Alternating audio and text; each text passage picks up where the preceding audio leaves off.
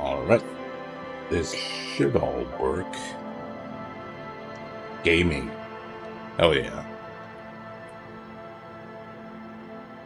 Gotta admit, kinda excited, kinda terrified about this game. So, no time like the present. Jump right in. Select archetype. Thinker, extremely intelligent, very bad with people. Knows interesting facts, comes up with original ideas. Okay, encyclopedia. Sensitive, very psychological, a magnetic personality but unstable. Might begin to lose his mind. Physical, extremely physical, interacts with the world through his body, gets things done but dumb as a rock. I'll create my own character.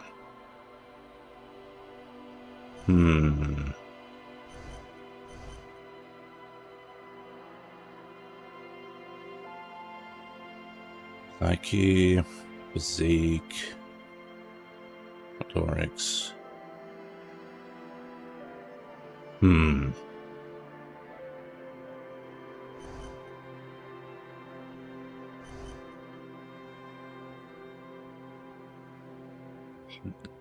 Empathy, authority, suggestion. Esprit de corps. Let's go with Thinker. Figures are at home in the mirror. It is their address. Even the clearest water, if deep enough, can drown. Okay. There is nothing. Only warm primordial blackness. Your conscious ferments in it. No larger than a single grain of malt. You don't have to do anything anymore. Alright.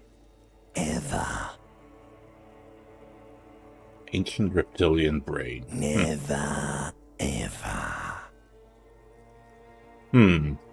Never ever ever, or simply keep on non-existing? An inordinate amount of time passes. It is utterly void of struggle. No ex-wives are contained within it. No ex-wives.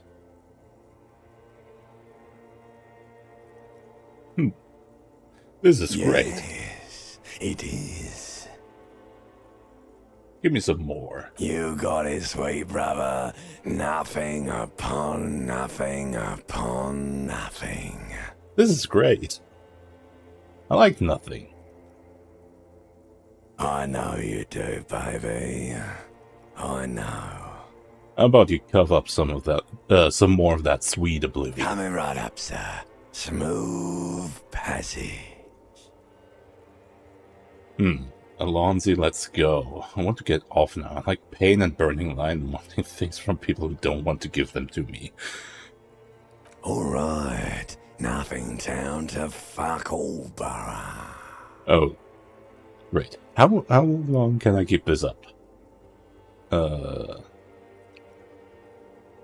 Return trip to the silent Do you place. want me to upgrade that to a one-way trip, sir? Don't stop. Keep singing. Sing me the song, The of death. death is sweet and endless. But what is this? Somewhere in the sore, bloated man meet around you. A sensation. I hate sensation. Like a fly to the ointment, your conscience sticks to it. The limbed and headed machine of pain and undignified suffering is firing up again. It wants to walk the desert, hurting, longing, dancing to disco music. Mother, help me. There's a head attached to my neck and I'm in it. Sure. The stench of liquor rises from your mouth, and with it, an ungodly headache.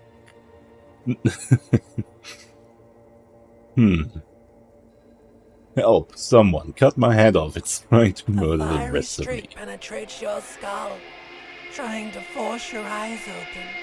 It's a sound. A clarion call from hell. Sounds good. Somehow, you know what it is. A Caprice Kinema motor carriage. Okay. Oh yeah, that is cacophonous.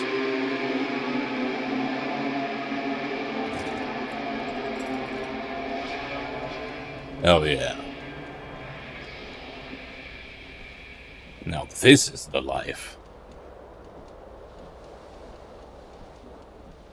Alrighty.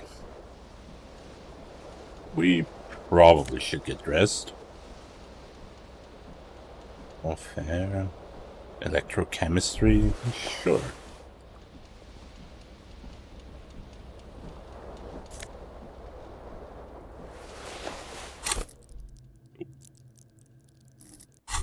Let's go down for a second. You hear a jingle. Keys are clinking in the pocket of your flare-cut pants. Fish them out. It says whirling in rags on the aluminium keyring. There is a single key on the ring. The number 1 is etched on it. It should open the door. No. The Whirling in Rags is a hostel cafeteria on the urban coast, frequented by dock workers. Okay.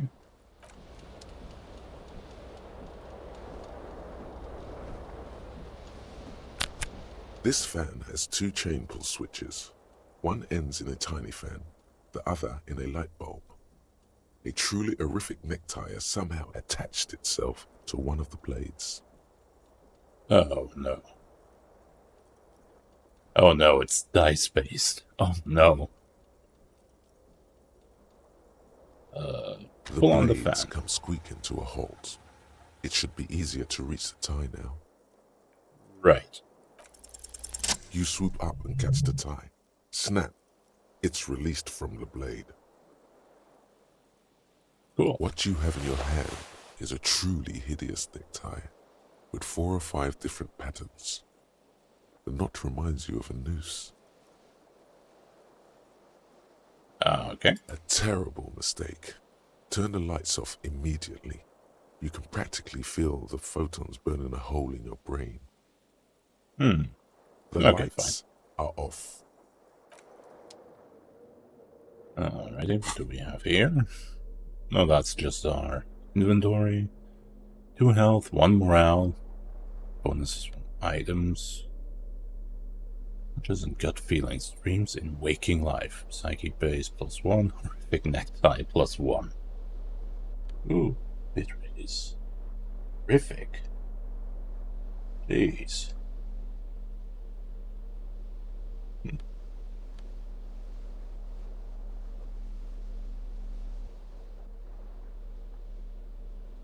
Right too high. Oh, well, it'll be fine, right? Okay, what do we have here?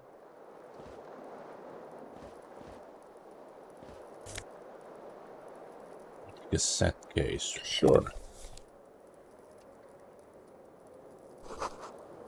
Replay player still on, rolling empty.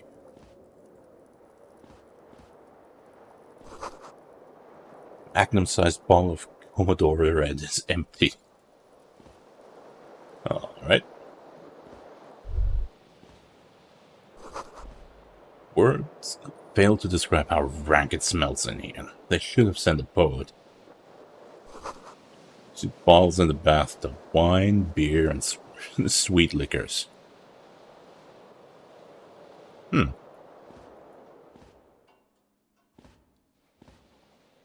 Oh, that's just... the water's running. Okay.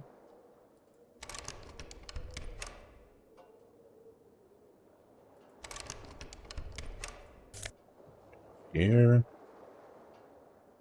White satin shirt.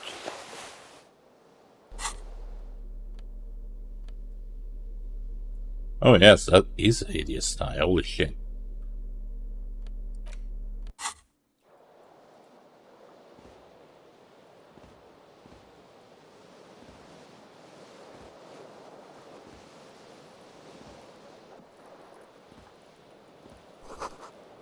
Like someone tore out the tape while the song was playing. No shoes. Let's get fully dressed. Oh, that's only one shoe. Where's the other shoe? Can I turn the camera? No.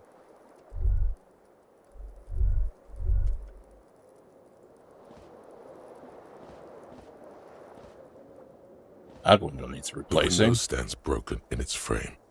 Cold wind blows in. The shards face outward. Whatever broke this window came from the inside. Did I break it with A my fine own web of hands? scarring covers the back of your right hand, but none of it is recent. Must have thrown More something. likely a projectile than a held object. There are no fragments on the floor from pulling a tool back in after impact. It is too large for a bullet, yet too small for a piece of furniture. You're looking for something heavy and larger than your fist. Let's hope it's not my The other single shoe. green shoe you found fits the hole almost as well as your foot. It would have Oh, also been heavy enough if thrown with force. It is the shoe. Congratulations. You smashed the window with your own shoe. Now you only have one. If you're lucky, you could still find the other one on the balcony outside. The door to it should be outside your room. The Yeah. cool wind gushes in. Your toes curl up from the cold. I probably should get that shoe.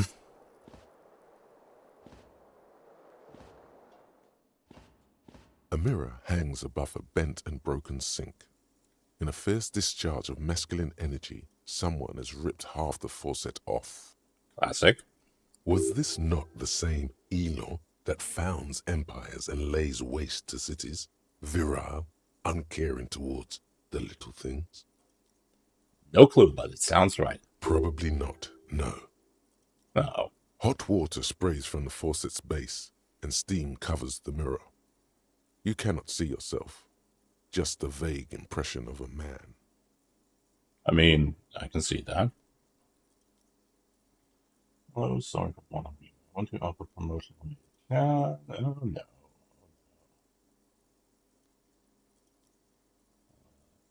Uh,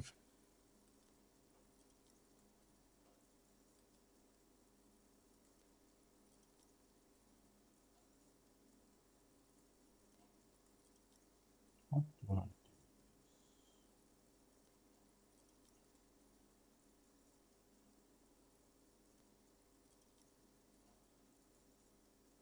Oh, that's easy.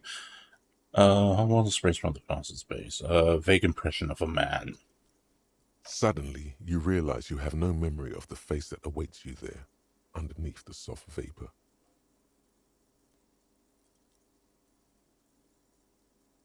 Really? Nothing. Just wipe As the you mirror. slowly reach your hand towards the surface of the mirror. Abort. You clearly have not thought this through. You won't like what you see there, and you will never unbecome it.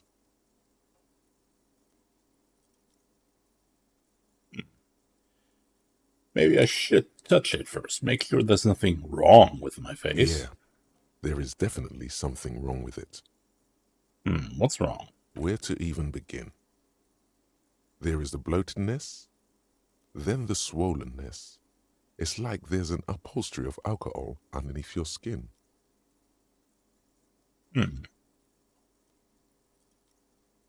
I'm Bet sorry. you are. Your nose feels like a small balloon in the middle of your face. It hurts when you honk it. It doesn't appear to be a particularly tiny nose either. Not with all the drinks it's absorbed for you. At least my tongue is okay. It's not. Hmm. It's swollen and snail-like, wriggling between your fingers. Wipe the mirror now. Yeah, cool. You have no idea who this thing is, do you? Yeah, this is the face of a late-stage alcoholic. Too late. You clearly have rigor mortis on your face. Oh wait, is that an expression? Are you trying to make an expression with that face? Why?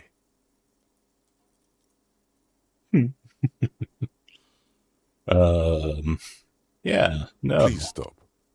It's horrible. You're scaring yourself. Okay. Oh my God. You can't stop. It's like it's not even voluntary anymore. Oh no. You have worn that grin into your face and now it won't come off. Ah, good old Rictus grin. What does it even mean? What is the emotion you're trying to convey? Superstardom? God, I don't know. It's indescribable. I think it's supposed to look suggestive. I'm afraid it's meant for the ladies. I'm insinuating that I'm vaguely sympathetic. I think I'm sort of pulling it off too. In a sad has-been kind of way. There is some charm to it. It's an expression of pain.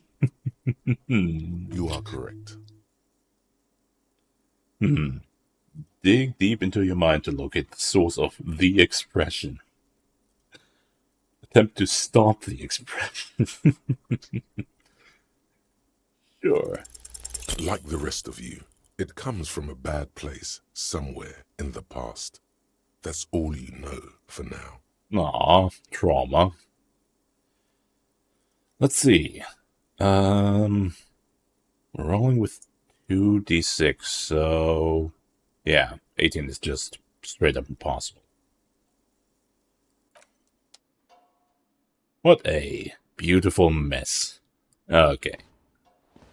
Let's find that damn shoe.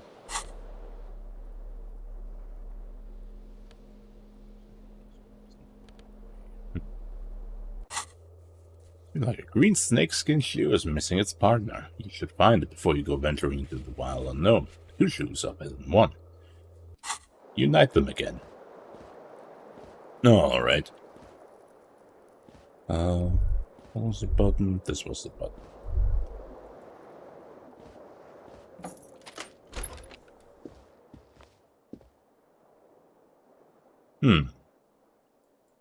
What day is it? March.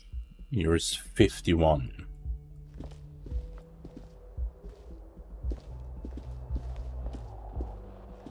There's an apparent black ice warning. Something on the table. Ooh, some money. 0.40 real. Let's see if I can find the shoe. There we go. There it is. It's the bright wind washes over you. There we go. There they both are. 2 identical shoes, both copiously green and indiscriminately snakeskin, reunited on your feet. Great. Like 2 baby crocodiles. How do they feel? Good. They're balanced. Comfy. Feels like the only good thing about you right now, truth be told.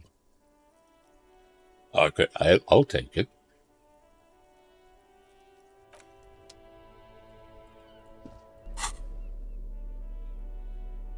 Okay. Maybe all fair. Flat cut trousers. Also, clothes do affect the torics. Smell the sea makes you dizzy. Okay.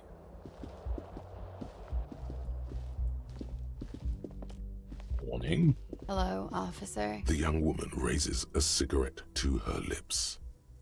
Her eyes are brown and her face is speckled with birthmarks. She can't be more than 28. Alright. A silver jumpsuit falls off her like scale armor, sparkling. This is the sparkle of too many nights out on the city. Officer, am I military personnel? Or turn your bloated face away from her beauty. Just keep on walking. Officer. No. Wait, I know, I'm a businessman. Why did you call me an officer? Because you're a police officer, sir. Are you sure? I am, yes. Unless you've been feeding us a set of very well-rehearsed lies all this time. You've been here for 3 days. On official police business, no less. Ay. Miss Oranja? Disco dancer. What Couldn't business say. is that? In truth, so far, mostly drinking. Sounds about right. You have no doubt about the drinking. But do you strike yourself as a tight-lipped drunk? She must have heard something. Suggestion challenging. Well, try the expression on her. Let her know you want her physically. I am going to not press that. I might not know where I am or who I am. What a co-person is. Well, I know what that one sounds like. Who in their right mind would let me be an officer of the law? Don't be so harsh on yourself. They let almost anyone be a police officer. Not helping.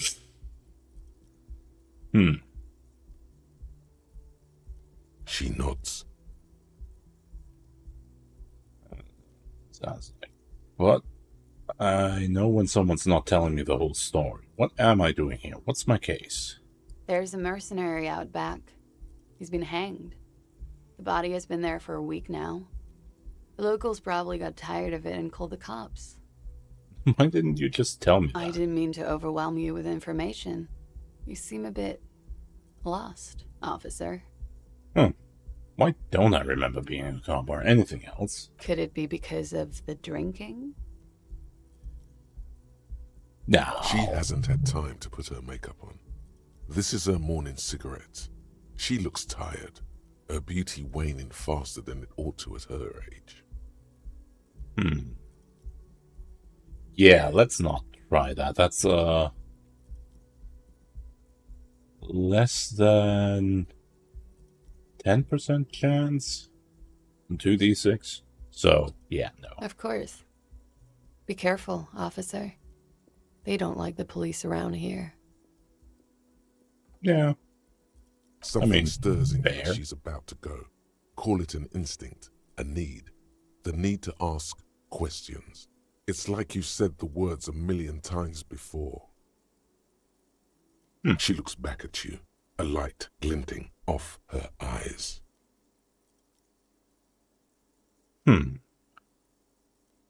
Before you go, I have some questions. Yes.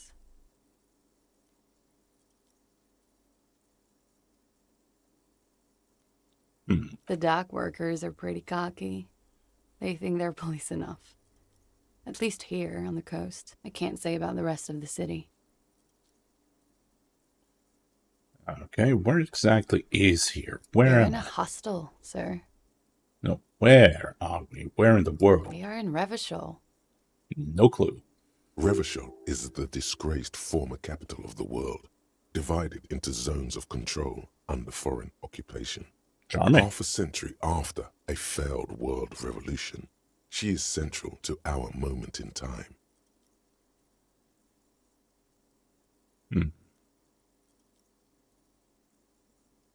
Okay. Yeah. How about you tell me something else? Tell me, is it 51 now? It's 51.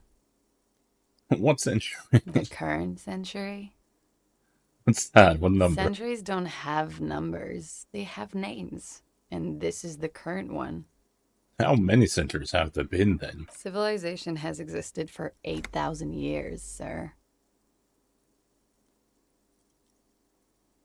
You're right. There is nothing funny about civilization. True. Your room is almost next to mine. Did you hear anything last night? There was the usual ruckus.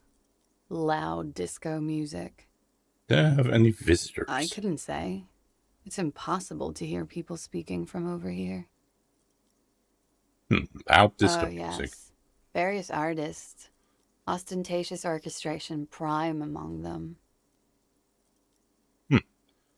Waiting for the name to connect with you, does it? Oh, that. Yeah. Whoa. The less said about OO, the better. Okay. OO were huge where I come from. I was very young then, of course, like 7. Life gets hard, but we go on. Mostly just gets hard, doesn't it? It would appear so. At around 2 o'clock, the disco stopped and there was a change of pace. What happened? Slow, sad songs started playing, like organ music on repeat. That went on for quite a while. Some of the time, you were yelling along to it.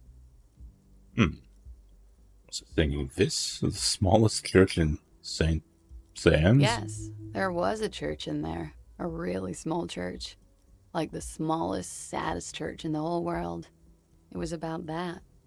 And also, What else? that it doesn't matter anymore and that we're alone now. It was difficult to tell. The song itself was very quiet and soft, but you sounded like a winded boar, sir. It was hard to understand what you were singing on top of it. I'm sorry. When you say wounded, do you mean that in a cool way? I'm sorry. Don't be. I was going out later anyway. It didn't bother me. Then what happened? Then you started screaming and trashed the place. That's so me. What did I do? A window was smashed. The tape player, probably. The song stopped. And furniture, too. A real destructathon. There was screaming. Then I think you passed out.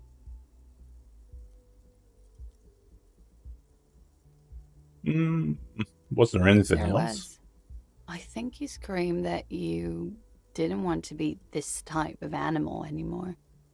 I may have misheard, but it was sort of memorable. Okay. I went out afterwards. Everything was quiet by then, around 4 or 5. And that was it. Okay. Thank you. Glad to have been of assistance.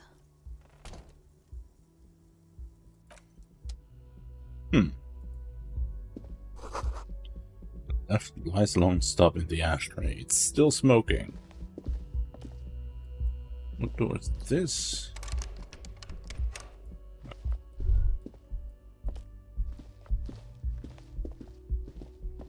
So I guess we want to look at the corpse and the bag. This weekend edition of satirical newspaper Trompe Monde.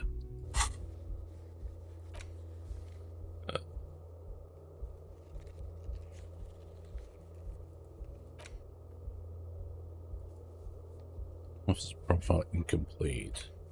Ah.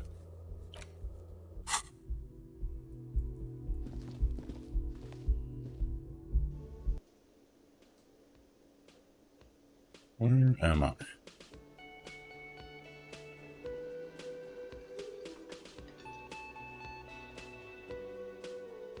No, right? Continue to look at shit. This is where the lyrics would be. That's a microphone. It's waiting for someone to sing into it. Please don't. Speakers connected to the radio. The music is seasoned with static.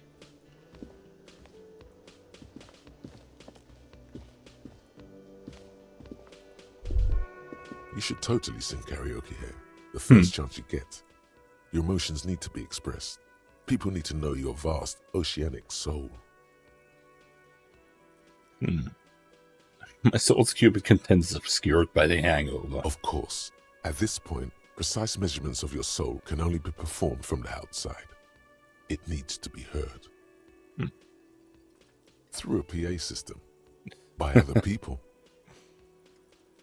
This goes well in the theory I'm developing that I'm a down on my luck superstar person. What should I sing when it comes to You it? should sing the sad small church song from that tape you found. Thought it was obvious.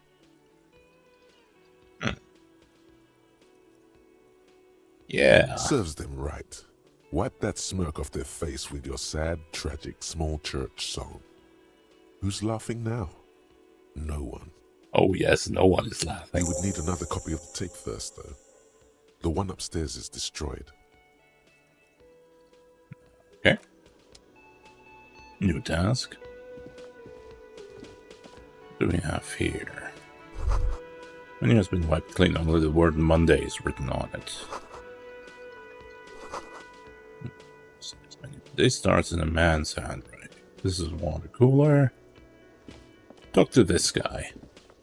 A man in his late 20s stands behind the counter, inspecting a stuffed seabird. As you approach, he gives you a sideways glance, then looks down again. Right. Everything is cool between you and this guy. He's a big fan. Make some small talk. Look at that stuff. A competent work of taxidermy. The white and brown seabird lies among piles of coasters and drying mugs. One of its wings broken. The man is trying to mend it. All right. Looks like the bird was ripped off the shield that was used to mount it, most likely on a wall. This is the Great Skua. The seabird is the symbol for the discovery of the Insulindian Isola, the part of the world you are in right now. Alrighty. The small steel tag says as much. The Great Skua. Stegosaurus skua.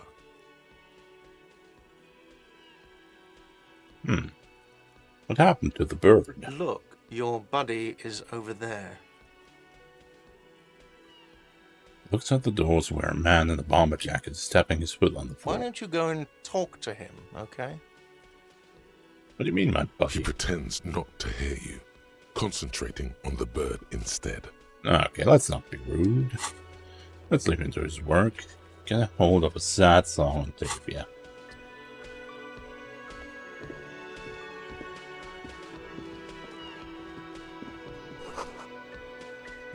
Union paraphernalia, strike posters and red pennants. Probably this guy, right? A bespectacled man in an orange bomber jacket is tapping his foot on the floor. Looks like he's waiting for someone. You. Alright. As you approach, he narrows his eyes and extends his hand in greeting. On the sleeve of his bomber jacket, as well as on its back, are the same enigmatic white rectangles as on your blazer. Sure, shake his Hello. hand.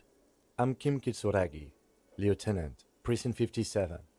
You must be from the 41st. You realize he's waiting for your name.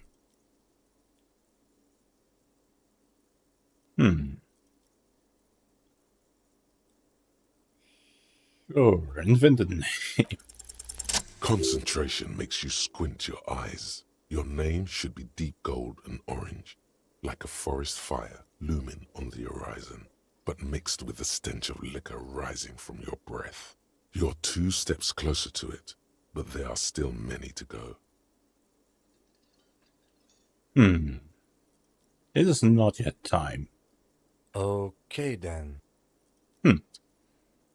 It looks like we had a little scheduling error on Sunday. Saturday too, actually. Have you had time to talk to the manager here?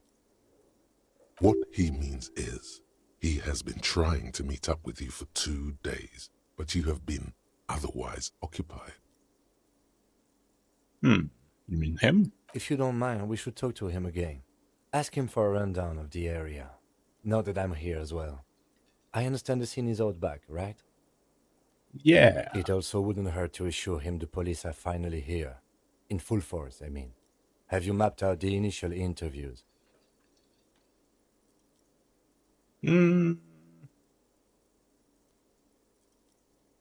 Yes, the police. And the interviews? No. Okay. We'll have time for that after we take a look at the coroner's case. Have you removed the dead body from the tree? No. So, the body is still in the tree, where it has been hanging for 7 days straight. We should go there as soon as we are done talking to the owner. Oh, sure. Let's bullshit our way through this. After you, officer. If you're about to embark on an investigation, shouldn't you have a badge? Wait, yeah, shouldn't You you mean have you a don't badge? have a badge? It's on me when I woke up. Losing your identification card is a serious matter. My vehicle has a shortwave. You can use it to report your badge missing. I advise you to try to locate it as quickly as possible, but getting the body down should still take precedence. Lieutenant Kitsuragi is now in your party. You can talk to him whenever by interacting with him. Okay, find the badge. Find the body. Okay.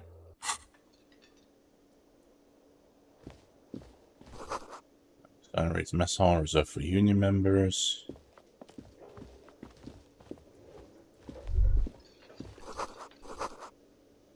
Electric juicer comes from the kitchen. Someone is working.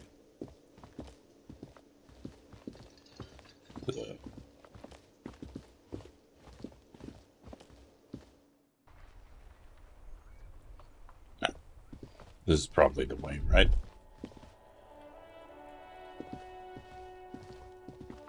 An old call box with a matrix of push buttons lists all the companies in the East Delta Commerce Center. Okay.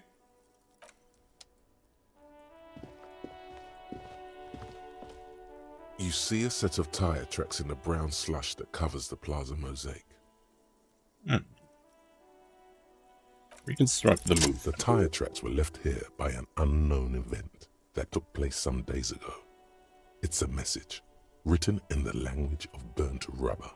Alright. Some of that rubber stuck to the tiles right in front of the whirling in rags. This is point A.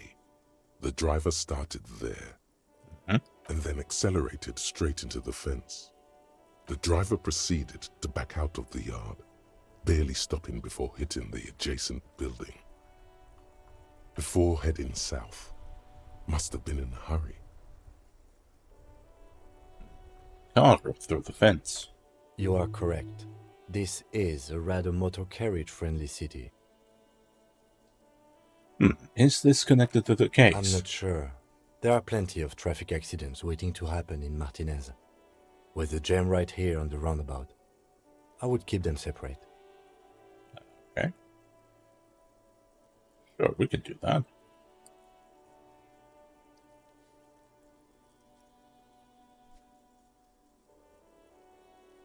Oh, needs to scroll.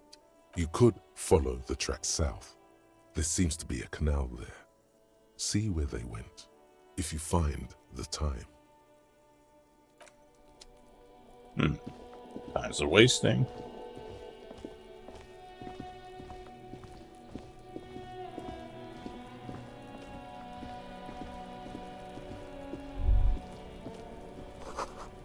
Smells like spoiled meat and curdled dairy. A human being decomposes.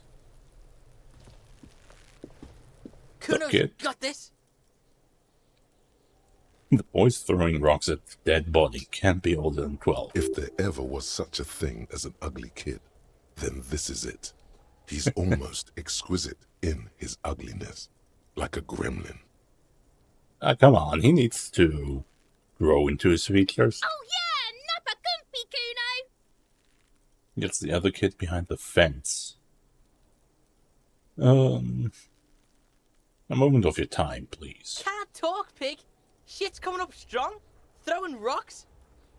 Shit coming up strong. That sounds good. Joyous, you should hang out with this kid and see what that juicy shit is all about.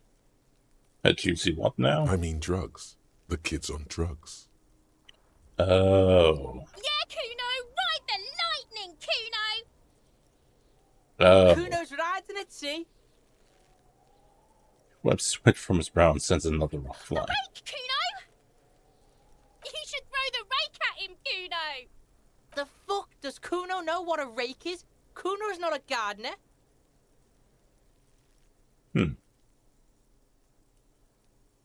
What should we do? We shouldn't do anything.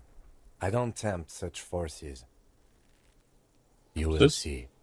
The Okay. language these kids are using, pure unfettered id. There will be no reasoning with those creatures. Okay. Let's look at the corpse.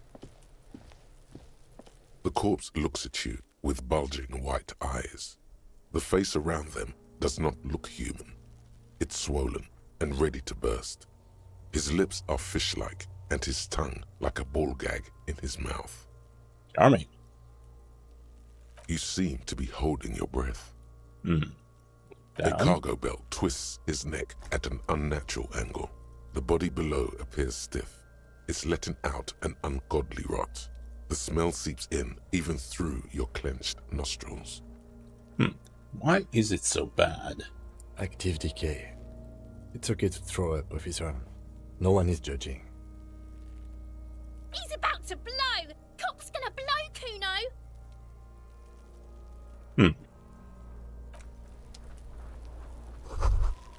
Land is rickety but still climbable. Kids, I wouldn't hold the weight of a grown man. I'm trying to grow herbs in this greenhouse.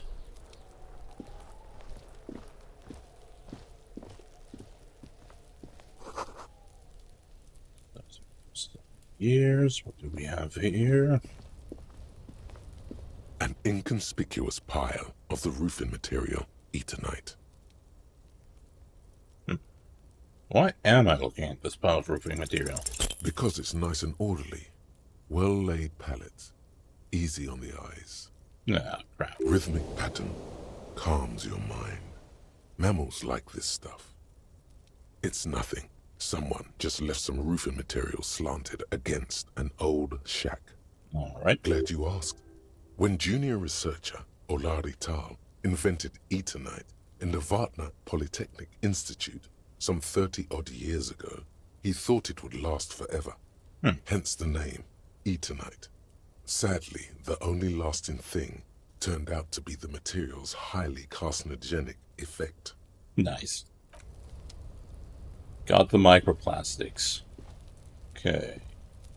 That's all the way around here.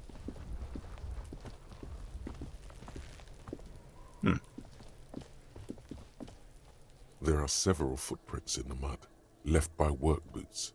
Anywhere from 6 to 12 pairs have walked here.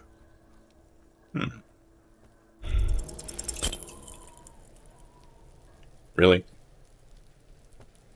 Despair creeps into you, getting fat on your weakness. Whatever noble intentions you once had as a police officer, it's eating them all up now. Charming. You're still coming up with sentences. That's a step up from total annihilation, right?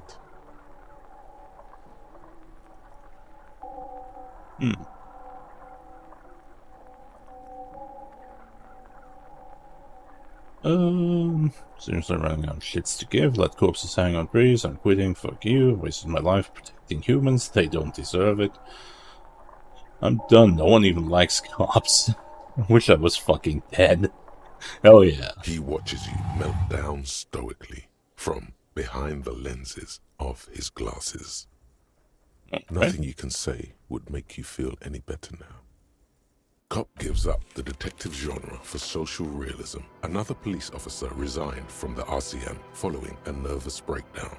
He now lives under a bridge, drinking and occasionally throwing excrement at passers-by, shouting, "I never loved that woman."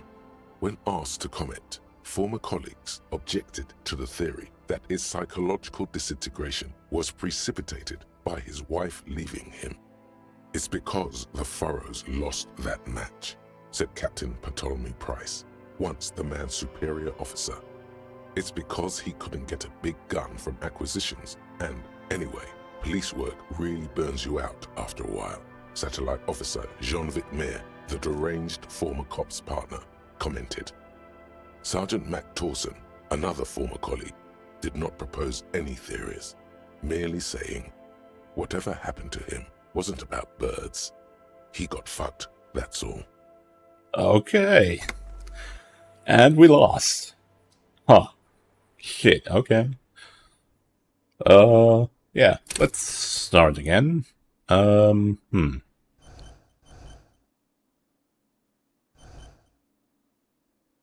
about sensitive? Inland Empire, whatever that means.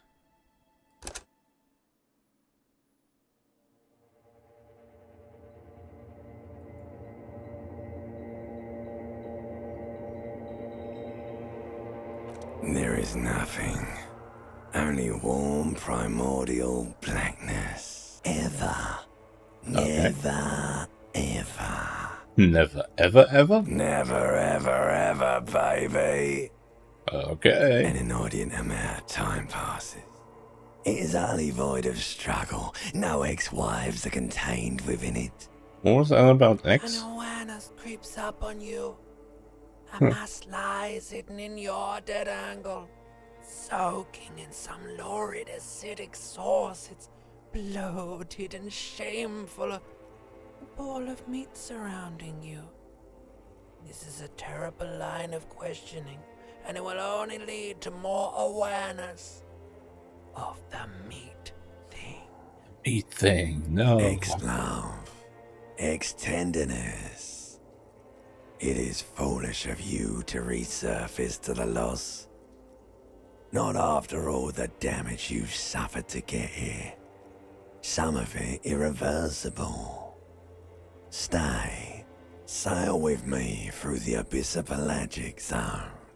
No, I want to get off now. I like pain, burning light, and wanting things from people who don't want to give me to Do them. you really?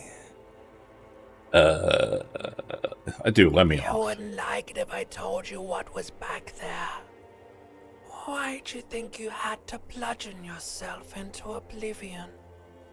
Or did you not sense yourself marinating? Poured so much on yourself, got a bit carried away, did we, Chef? Fear and apprehension.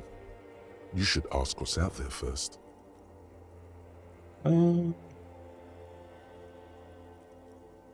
Wait, I did this to Yes. myself. Your one disco mother. Tell me, what's waiting for me? There's this giant ball there. And evil apes. And the evil apes are juking it out on the ball. You're one of them. It's basically all just evil apes juking it out on a giant ball. How big is that Can't ball? even make out it's a ball when you're joking it out. It's that large. How small are the apes? Infinitesimally small. This is not I keep hearing Vying about. for resources. It's just a stupid expression you picked up somewhere. The part of the presentation you want to take home with you is this. You have to beat the other evil apes in the face. Or you lose. Yeah, that's kind of sad. Yes, it is. And you drowned in that sadness a long time ago. Like, figuratively? You lost. Oh, okay.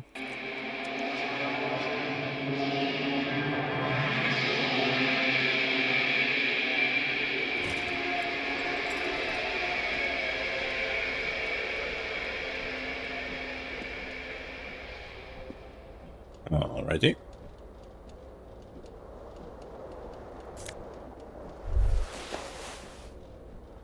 You hear a jingle. Keys are... It says whirling in rags on the alum. Alright.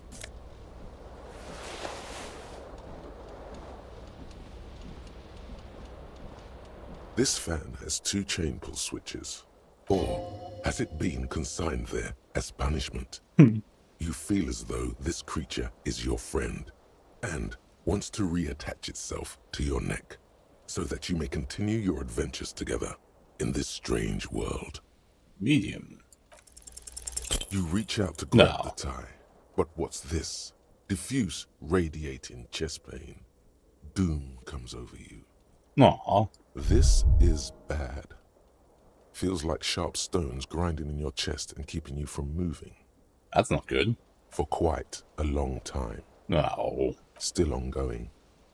Now is a good time to start worrying. Finally, the pressure recedes. You find yourself covered in cold sweat and trying not to move, hoping it will keep you from dying. Alright. The blades come squeaking to a halt. It should be easier to reach the tie now. You swoop up and catch the tie. Snap. It's released from the blade. Warning, warning, the necktie is no longer contained. What you have in your hand is a fantastically colorful tie with 4 or 5 different patterns. The knot reminds you of a noose.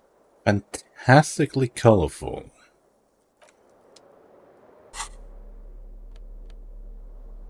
Nope, it's still the same. It's probably changed because Psyche's 5. Right. Let's grab everything.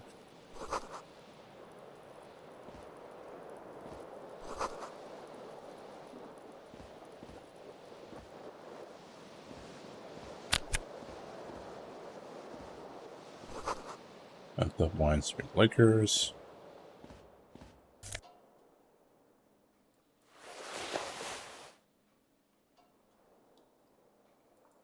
So let's do the mirror again. A mirror hangs above a bent and broken sink.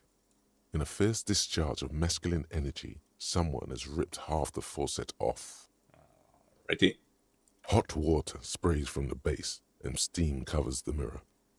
You cannot see yourself, just the outline of a man. Suddenly, you realize you have no memory of the face that awaits you there, underneath the soft vapor. Really? Nothing? Really? All recollection of the person you are, the people in your life, and even the world you're in has drowned in a sea of blood alcohol. This was no mere night of drinking. It was a deluge of world-ending proportions. Ouch. As you slowly reach your hand towards the surface of the mirror. Abort. You clearly have not thought this through. You won't like what you see there, and you will never unbecome it. Maybe I should touch Yeah, it first. Yeah. There is definitely something wrong with it. Where to even begin? There is the bloatedness that you are. Your nose feels like a small balloon in the middle of your face. Okay, that's the same. It hurts when you honk it. It's not. It's swollen and snail-like, wriggling between your fingers. Ugh. Wipe the mirror now. Behold. You have no idea who this thing is, do you? Late-stage alcoholic. You clearly have rigor mortis on your face. Oh wait, is that an expression? Are you trying to make an expression with that face? Why? It just Please is. stop. It's horrible. Try You're to scaring stop. yourself. Oh my God. You can't stop. It's like it's not even voluntary anymore. You have worn that grin into your face and now it won't come off. What does it even mean? What is the emotion you're trying to convey? Pain. You are correct.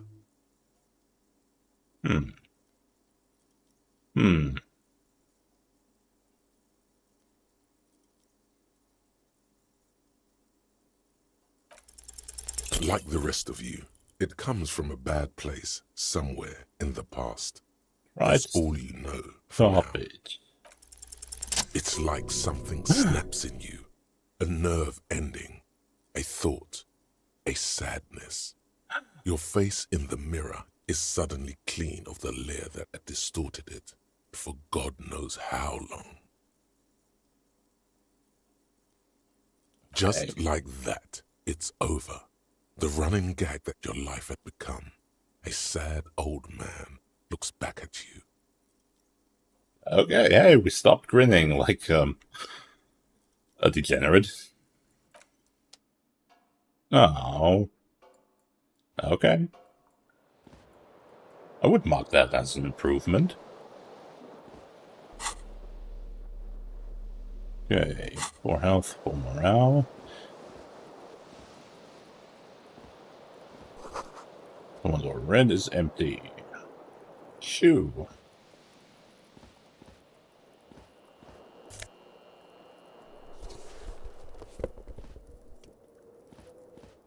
Okay, let's try that. We want some The window stands broken in its EXP. frame. Cold wind blows in. Assess the What do you mean? damage. Assess the damage. How would you do that? What are you even trying to do? Look out.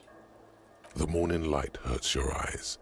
It's hazy, but you see the ocean and some war-torn buildings.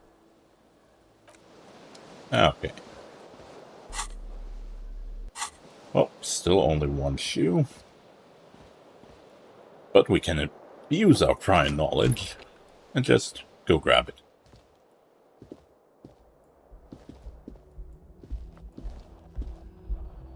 Right. Something on the table. Oh yeah, the money. Yeah.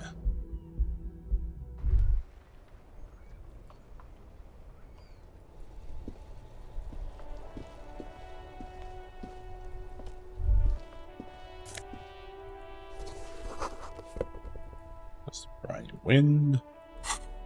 Ah, yes, 2 shoes. There they both are. 2 identical shoes, both copiously green and indiscriminately snakeskin, reunited on your feet. How do they Good. fit? They're balanced, comfy. Feels like the only good thing about you right now. Could use that to heal morale when I need it. Dizzy.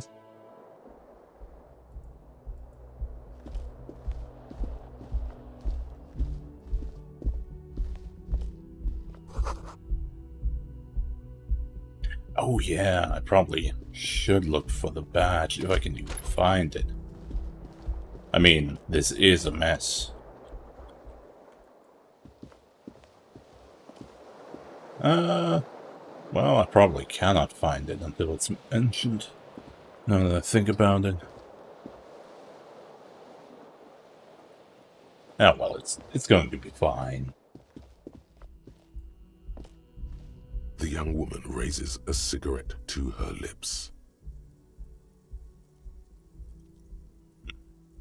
Officer?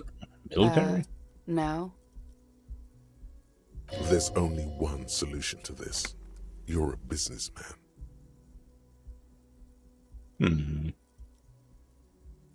Authority. Why did you call me an officer? Because you're a police officer, sir. Are you sure? I am, yes. Unless you've been feeding us a set of very well-rehearsed lies all this time. You've been here for 3 days. On official police couldn't say. In truth, so far, mostly drinking. Yeah, I will not do the expression. Why Could it don't be I because remember? of the drinking? Yeah, who in Don't the be right so mind? harsh on yourself. They let almost anyone be a police officer. A glib remark. Don't let it stand. Assert yourself.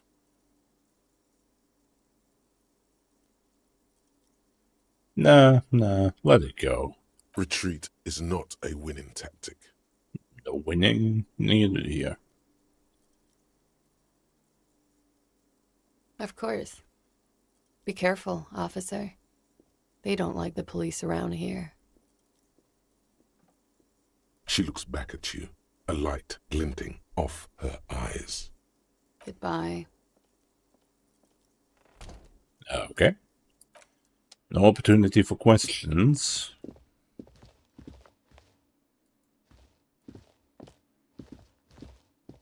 In addition, the wand.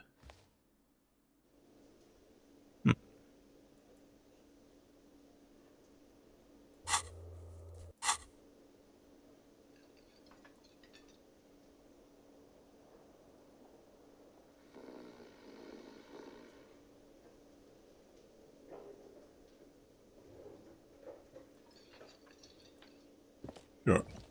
Let's repeat some actions.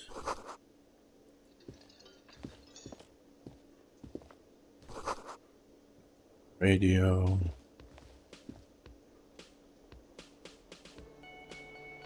A man in his late 20s stands behind the counter. inspecting a stuffed seabird. As you approach, he gives you a sideways glance, then looks down again. Right? That was disdain in his eyes. Even now he's purposely ignoring you. Something tells me you don't like me. Sure. Oh no, you're a hero. A real hero cop. You're being sarcastic. Am I? Or did you ride in, take the body down, solve the murder, and not trash my hostel room? I'm guessing I didn't do any of these things. You're right, you didn't, and it's only taken you 3 days not to. What have I been doing all this time? Have you seen me around? No, I haven't seen you around. I'm not always here. A competent work of taxidermy. The white and brown seabird lies among piles of coasters and drying mugs. One of its wings broken. The man is trying to mend it. Looks like the bird was ripped off the shield that was used to mount it, most likely on a wall. Something about it makes you feel bitter. Can I help you with that? Look, your buddy is over there. Alright. Why don't you go and talk to him, okay?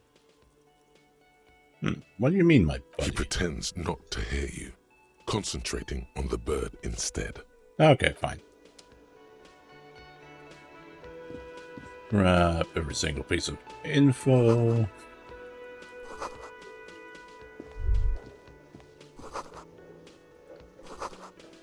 Okay. 13.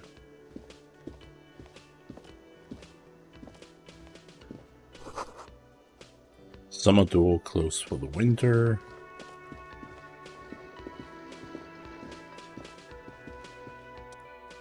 Sleeping dog worker. A man is sleeping at the table, wearing mud-caked boots and rolled down overalls. The back of his shirt reveals wild pines, encircled by a logo with a On the tree. counter, rolled out of his open hand, you see a blister pack of headache medicine.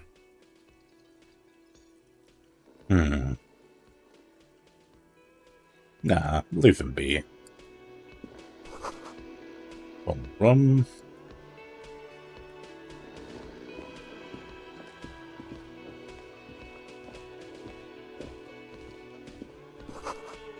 That's all reserved for union members. Pinball machine. A Anyway, speckled man in an orange bomber jacket is tapping his foot on the floor. Looks like he's waiting for someone. As you approach, he narrows his eyes and extends his hand. If an assault were launched on this building right now, if the windows came crashing down and the whole world descended upon you, this man would hurl himself in death's way to save you. You are sure of this, but why? hold on. Who is he to me? He is your half-brother. Wait, huh? Is he? Hello, I'm Kim Kitsuragi, Lieutenant, Precinct 57. You must be from the 41st. Oh, I must be losing my mind. But this man would hurl himself in death's way to save you. You realize I'll take it. he's waiting for your name.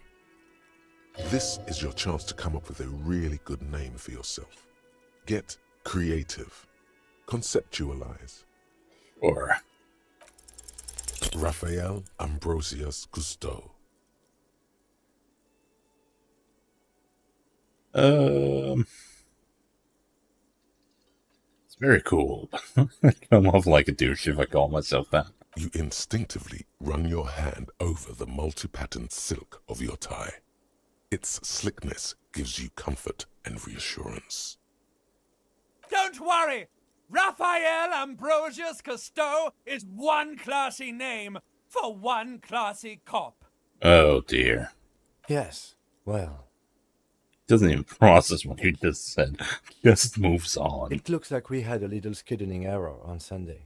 Saturday too, actually. Have you had time to talk to the manager here? You mean him? Yeah, I talked to If you him. don't mind, we should talk to him again. Ask him for a rundown of the area. Now that I'm here as well. I understand the scene is out back, right? Yep. It also wouldn't hurt to assure him the police are finally here. In full force, I mean. Have you mapped out the initial interviews? I haven't. Okay. We'll have time for that after we take a look at the coroner's case. Have you removed the dead body from the tree? No. So, the body is still in the tree. This is the first time you detect a weariness in the lieutenant's voice. It is obvious he would have preferred for the body to no longer be in the tree. Yeah, I can see Where that. it has been hanging for 7 days straight. We should go there as soon as we are done talking to the owner. I can't remember anything. I can see you drank last night and the night before, and that you are still drunk now. But I have seen officers go through worse. Much worse. That's not very If you reassuring. need something for your headache, there is a general store nearby. But as I said, the dead body should be our #1 concern.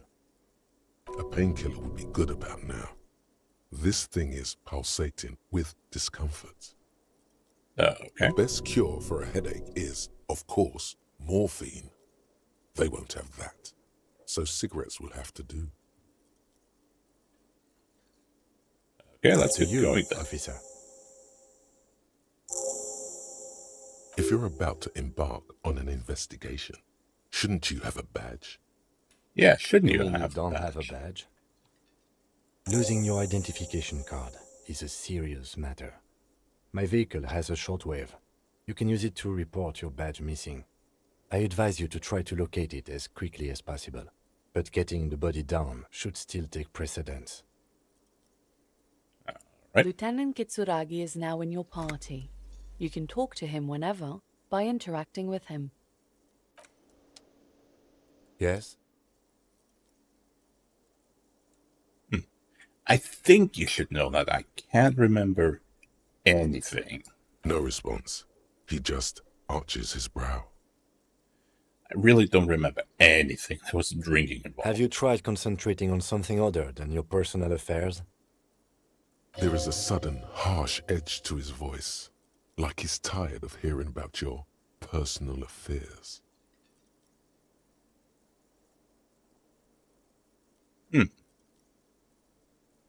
So what should I concentrate Try on? work, the case at hand. It can work miracles. Okay. Focus on other people's troubles, not your own.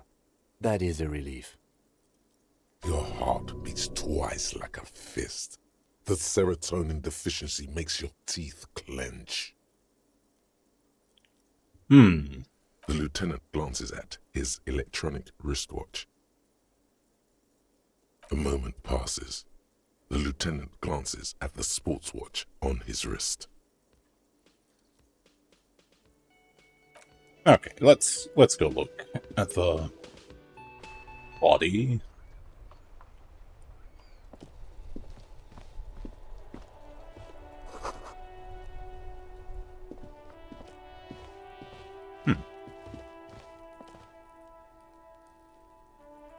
Oh, I can't even interact with this, huh? Not observant, are we?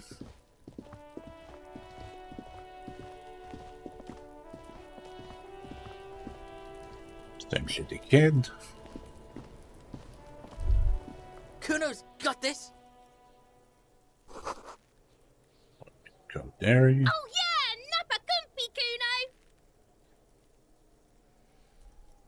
Kuno! Moment of your Can't time, talk, pig. please. Shit's coming up strong. Throwing rocks. Shit coming up strong. That sounds good. Joyous. You should hang out with this kid and see what that juicy shit is all about. Juicy I mean what now? drugs. The kid's on drugs. Yeah, Kuno, ride the lightning, Kuno! Kuno's riding at sea. The rake, Kuno! You should throw the rake at him, Kuno! The fuck? Does Kuno know what a rake is? Kuno's not a gardener. Yeah, but what should we do? Shouldn't do anything. I don't tempt such forces. You will see. Oh, look, I have a All question right, for you. entertain the Kuno. Show me what you got. What you got there? What you got, huh? Show me what you got.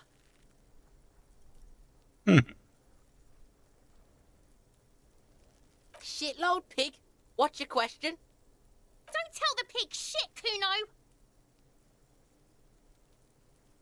If I were to want to waste my time, which I do not, I would ask them who he is, how he got there, and the usual. Okay. You have no idea what the usual is. Just ask whatever comes to mind. Kuno's fuck imp. Kuno uses the fuck imp for target practice. Okay. End of conversation. Very strong. You should be this stoic. No, I Probably got that planned. there. Kuno was busy down the road when that shit went down. So it didn't see You it heard happening. Kuno? Kuno wasn't even in Martinez. Kuno wasn't in Revachol. Kuno wasn't regional. Ah. I don't know. Some fucking... Mesk or I don't know. Some other place. Night City. Kuno was in fucking Night City. Okay, where is Night City? Kuno gives this info out on a need-to-know basis, and you don't need to know. Kuno didn't smoke the gimp, if that's what you meant. Have you seen anyone suspicious around? Just a couple of pigs sniffing around in the dirt. That seems pretty fucking suspicious to Kuno. Okay. Yeah, you tell the faggoty, Kuno. It's later. You're testing Kuno's patience here. Get lost, Ooh. Who is Kuno? Kuno's Kuno pig? With both thumbs. Primal. Violent. Sounds like some call a rabbit dog. So you refer to yourself in the third person. What are you calling a third person? Kuno's the fucking first person? Yeah, Kuno's not a smart fellow. He looks slightly confused, but proud he came up with that retort. But right as he's getting distracted, you hear a malevolent hiss from behind the fence. Watch out, Kuno! He's trying to fiddle you! He's gonna put his hands on you! The thing behind the fence starts squealing, shrill and violent like a fire alarm. Help! Pig's got Kuno! Help! Rape! Right. Help! He's got the Kuno, help! Yeah, I'm just Yeah? going to leave. Get out of here before the Kuno beats the shit out of you. Yeah, not very, helpful. Yeah, that's right. Drag your fat ass out of here, fat boy, before Kuno fucks you. Don't listen. Just go. Yeah, sure. Let's look at the corpse. Oh, what do we have here? There are several footprints in the mud, left by work boots. Anywhere from 6 to 12 pairs have walked here. Maybe more than 12. No, 8 pairs of boots have shuffled back and forth in the mud. Okay. 1. Standard work boot, steel reinforced toes, number 46. Okay. 2. Standard work boot, steel reinforced toes, number 44. 3. Hobnailed work boot, steel reinforced toes, number 43. Okay. 4. Standard work boot, number 45 or 46. Don't get hung up on it. 5. Another standard work boot, steel reinforced toes, number 44. 6. An aberration, light as air, even pace, same make of boot, but number 41. Impossible to tell. Could also have been an adolescent. The gait is undeveloped. And the 7. rest? The glowing outline of a standard work boot, number 46. But the imprints are twice as deep as the others. Okay. The weight exceeds 200 kilograms. 8. And yet another standard work boot, number 44. There's an aberration in the pattern of the sole, however. The right sole is smoother, more worn. How Okay. many? 8. I was pretty off then. I counted 20. Same guys are going way off. Way. I never got the hang of it. Hyperopia. Do you see anything out of the ordinary? Light step number 41 shoe. A woman or a kid? No way to be Understood. sure. Anything else? Heavy one, 200 kilograms. 200? Could it be the combined weight of two people, one carrying the other who's tied up? Let's say a heavily built worker carrying a similarly built, soon-to-be-dead man. Could be. He might be right. 200 kilograms of living weight is unlikely. So one of them was carrying Possibly. him over. Yes. One soul is smoother than the other. Interesting. Let's name it the odd soul. Okay. Someone operating a workbench with a pedal? Ooh. Like a joiner at the harbor. Or maybe a drummer? He Yeah. regrets it the moment he says it.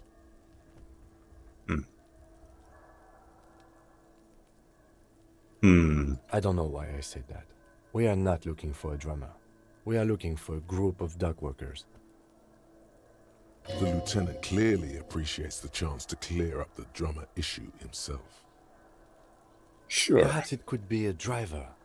A driver would wear out their right shoe before the left. The accelerator is on the right.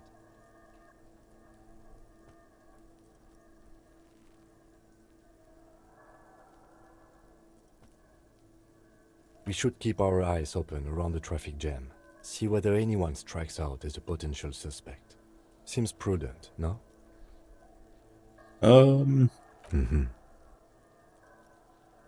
Sure. How old do you think these A tracks week, are? maybe? 7 days would fit the time frame provided to us by the caller, who reported the hanging. It is not impossible. Yep. I pulled last week's forecast for coastal Havashol. 7 days below freezing. The day before, the day of his hanging, was the last warm day.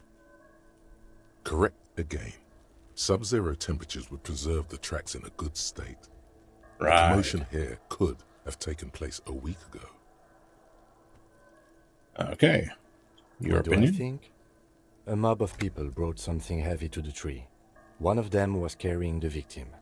They shuffled around, especially under the tree. Then, after hoisting him up, they stood in a semicircle facing his direction. At first glance, this appears to be a lynching. Indeed, they all stood in a row here and looked at the tree. Okay. Okay, time to look at the body and try not to vomit. The corpse looks at you with bulging white eyes. The face around them does not look human.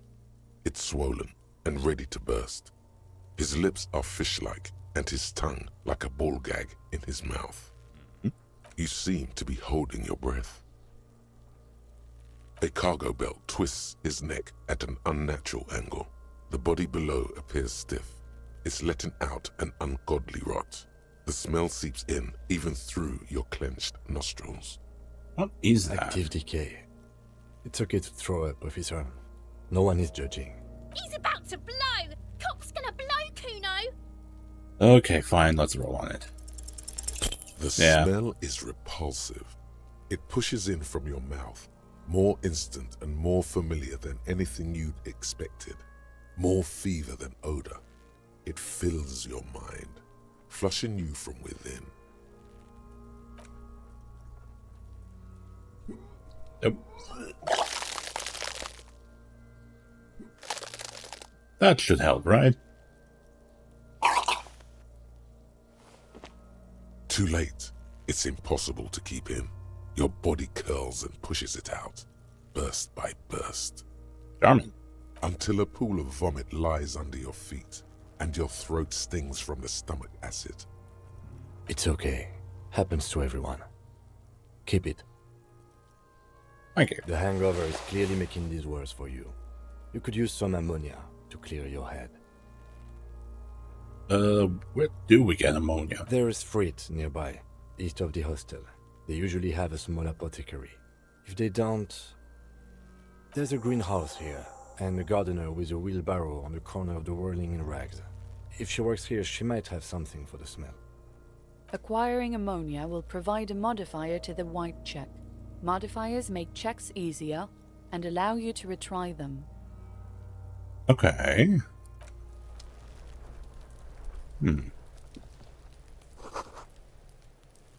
Grown herbs.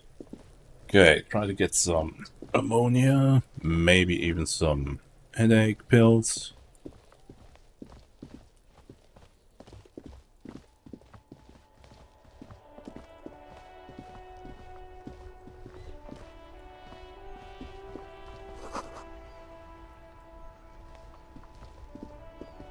The RCM in Martinez. What can I help you with? Sound surprised. We don't see a lot of police around here, that's all. Okay. Of course. What can I help you with?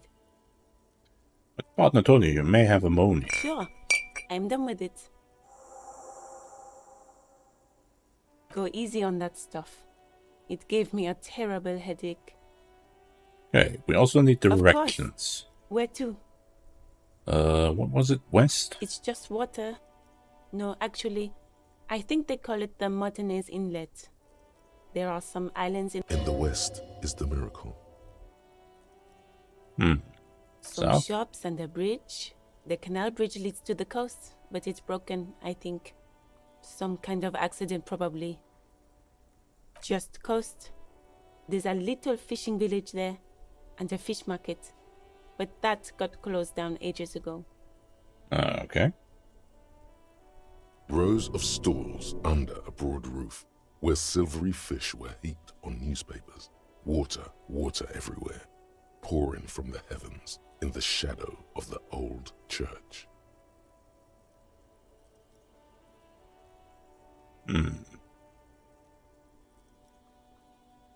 I don't know.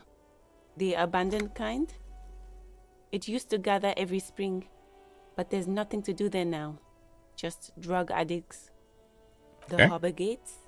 Some kind of commotion, I think. I don't follow the local politics. A fleet store, too. There's the pier, the Cape Side apartment buildings, some more tenements. Not a lot, really. What do you mean? Bit disoriented. Yes, sir. District of Martinez. This intersection is called Roundabout North. He knows Okay. where we are. He just wants directions. The lieutenant seems uncomfortable with the level of disorientation you are displaying. Thanks, that's No all for now. problem. Of course. I won't hold you back. Her gloves. You get the feeling that you need them. You have a dead body to deal with after all. Can I borrow your gloves? Sure. Keep them. I have another pair.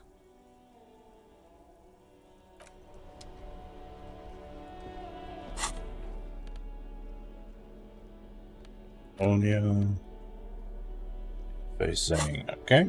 Let's go to the street store. Surroundings. Bit of crash.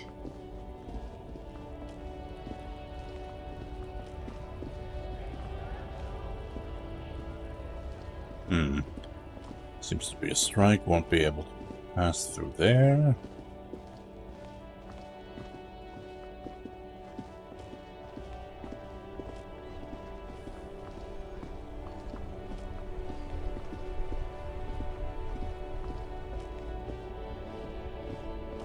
Jeez, it's really cool here, huh?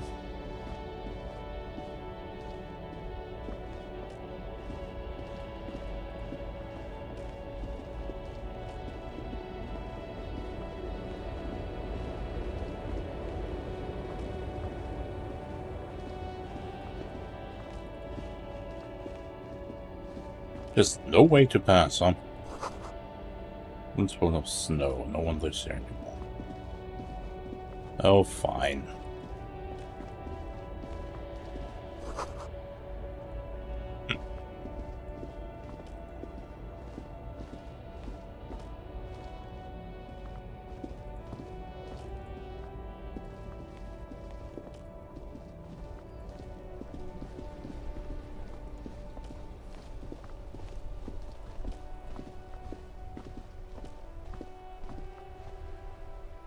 Wait, are we north facing?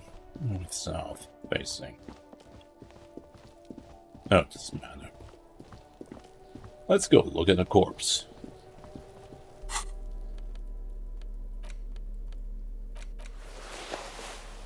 Okay. There he still is, looking right through you with his white eyes. The body below is entirely dedicated to that corpse smell. Emitting it is all it does now. Right, I probably need to consume the ammonia.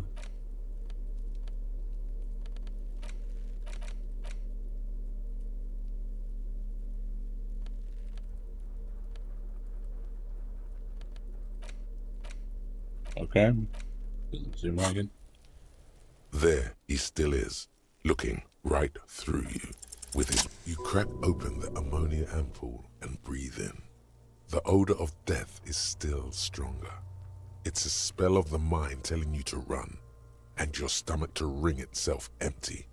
With your eyes squinting, you stand in it.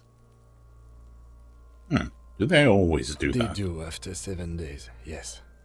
We are deep in decomposition here. The man before you is naked, but for a pair of underpants and enameled boots. His skin is greenish, marbled with decaying veins and blotched by lividity. A fading web of tattoos covers his chest and shoulders.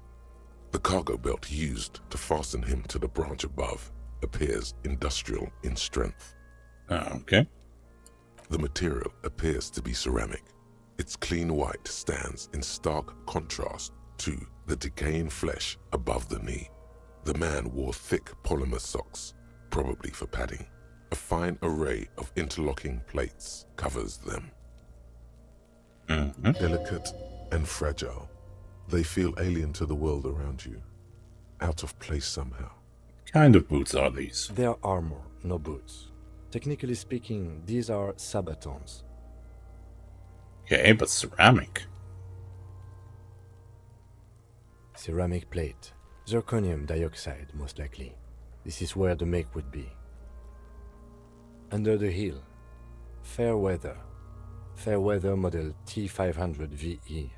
I'm guessing that's vitreous enamel. This is advanced stuff. What happened to the rest of it? The locals probably scavenged it. It would be odd if he had more on after 7 days. We should keep a lookout for these pieces. The armor could yield information. Maybe he'll know something. Maybe. If you wear those pieces, it will help me protect your mortal coil.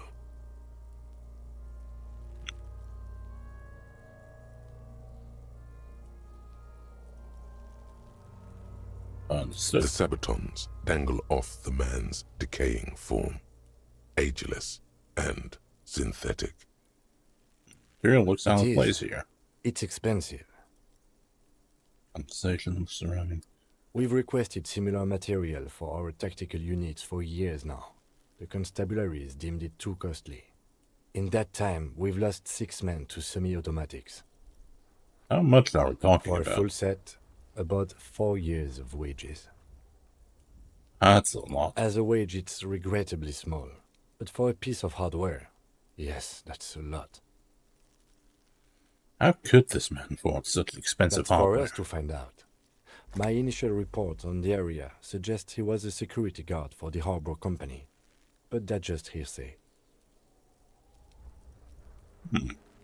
Just Your something report? I scraped together from my station. An area report on Martinez. I'm sure you did the same. Yeah. He's not actually sure of that. He's just being tactful. Okay. Whoops. Hit the mic. Look pretty advanced for a security I guard. agree. This equipment is way beyond what a guard can afford. Knock on the boot. A small bell-like sound fills the air, like tapping on the side of a porcelain cup. Suddenly, your biceps coil up. Your elbow is sharp and cocked for a punch. Sounds fragile. It's anything but. This material is a kinetic redistributor. It spreads kinetic energy horizontally, from plate to plate, dissipating it entirely. See? Faint, organic lines cover the plates where they separate into smaller ones. These plates then divide into smaller plates until there are hundreds of them altogether. Like the scales of some ancient white monster, cracked and pearly. Okay. The cadaver slowly twists on the cargo belt, his torso covered in tattoos, and extremities blotched pink and blue. Okay, inspect the The belt. hangman's knot is pulled tight by the weight of the corpse below. Yellow, hard-edged polyester cuts into his neck. Above, a sliding buckle ties the belt to the branch. Oh my, there's something on the belt. A familiar word that speaks to the thirst within you. Word? Vermilion, in yellow letters, along the length of the twisting cargo belt. Only a deep longing for vermilion golden spirits lets you decipher the fading logo of the local brewery. Yeah, this is a bad time for a drink. Extremely. What kind of rope? Industrial strength. The kind used for tying cargo to lorries. Like in a circus. When the circus leaves town and they tie a black-spotted giraffe to the wall of a carry pen.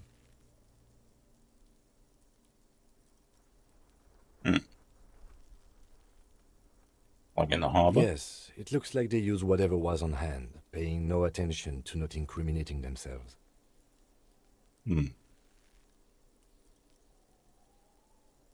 Assuming for dock workers? The brief suggested as much. Politically motivated by the ongoing strike. Did you not get a briefing?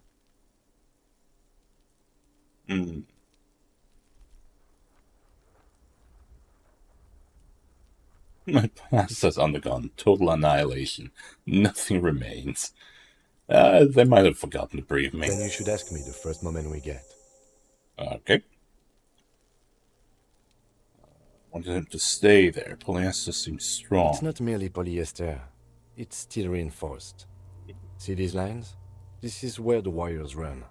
I see rabbits for more than 20 strands. This makes getting him down much more problematic than I had assumed.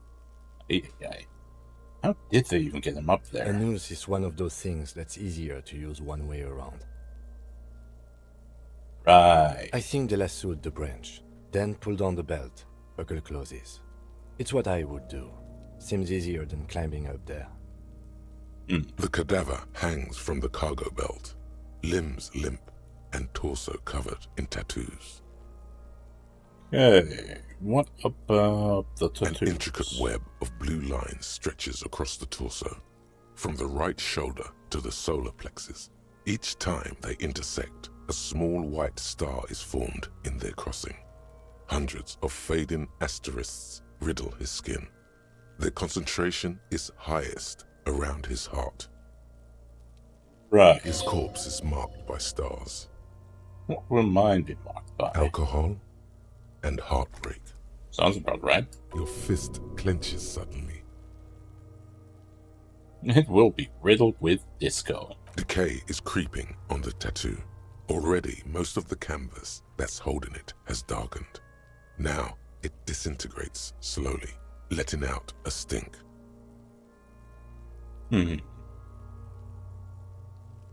Electronic system, national pattern, map of the night sky.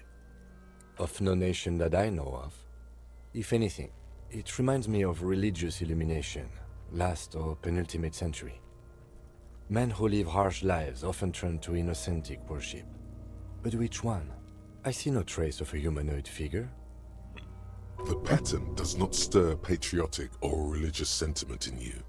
What it does is speak to the wounded, limping animal, the male in particular.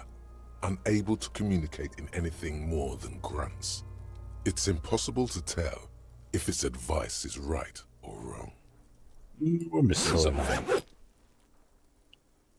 Yeah. Lieutenant pulls down the zipper of his orange jacket. He takes a thin piece of milled aluminium from his coat pocket and pulls it open. Sounds like a sword being unsheathed. A small lens appears. Some sort of camera. A Trigger Sunshine. Mini. Shit, Kuno! What the fuck is that? An instant color camera.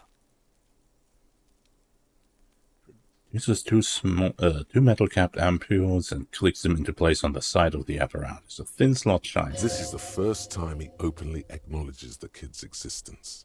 I have only 2 ampoules, so nobody move. I don't want to waste one.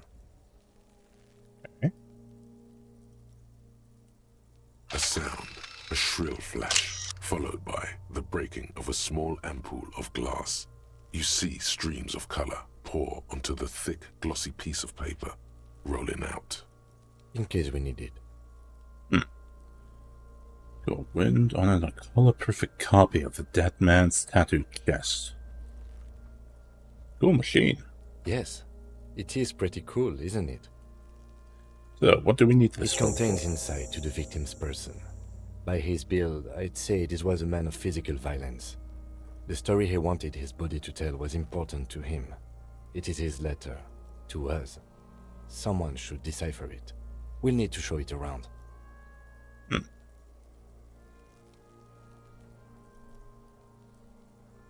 Sure. Here, a souvenir. Don't lose it. It's no larger than a pack of cigarettes. Don't lose. Glossy-eyed corpse looks by, his mouth mute and his skin as colorful as the chemical rainbow on the photo paper, teeming with opportunistic organisms. Charming. You've acquired an interactable item. Investigate this item further by going to the Interact tab in your inventory.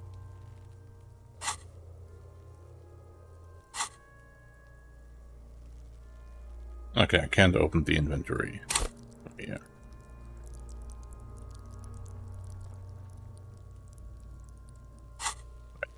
Okay, look him in the His eye. eyes are milky white and blind to the world, protruding comically from their sockets. There is no one home, just subaquatic terrors there. Dark brown hair grows on his head. His face is ready to explode from the organic processes inside. The death's head grin has passed. What remains is an unrecognizable mess. Underneath the curdled meat there is an expression, not carried on his features, but below, inside, an expression of pleasure. This man was experiencing joy at the moment of his death. This man enjoyed the moment of death. Why do you think so? Intuition. Okay. Tell me, who are you, dead man? Alien. I'm gone. Where have you gone? Into the wild pale yonder. Where's that? In the past. Way out in the west. I can see you're gone, but who are you? I'm a joke. Look at me. Who are you now? You are now, but who were you when you were A alive? killer. A motherfucker. And a killer. Takes one to know one. Another Go question. ahead, Cobbo. What is happening? What do you mean? I'm talking to you. It's the power of your imagination. Yeah, man! Don't be crazy! Inanimate objects and dead people can't really talk to you. Your wild imagination is doing this. Ask some more of those questions you love so much. He loves those. Why do I love questions so much? Why were you feeling pleasure when you died? Maybe I was getting my rocks off.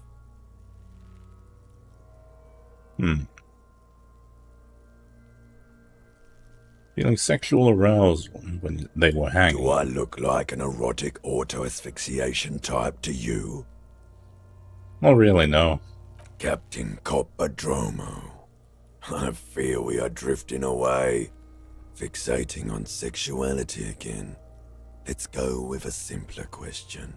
Why do I love questions so much? Because you're a copperoony. Look at all of them go.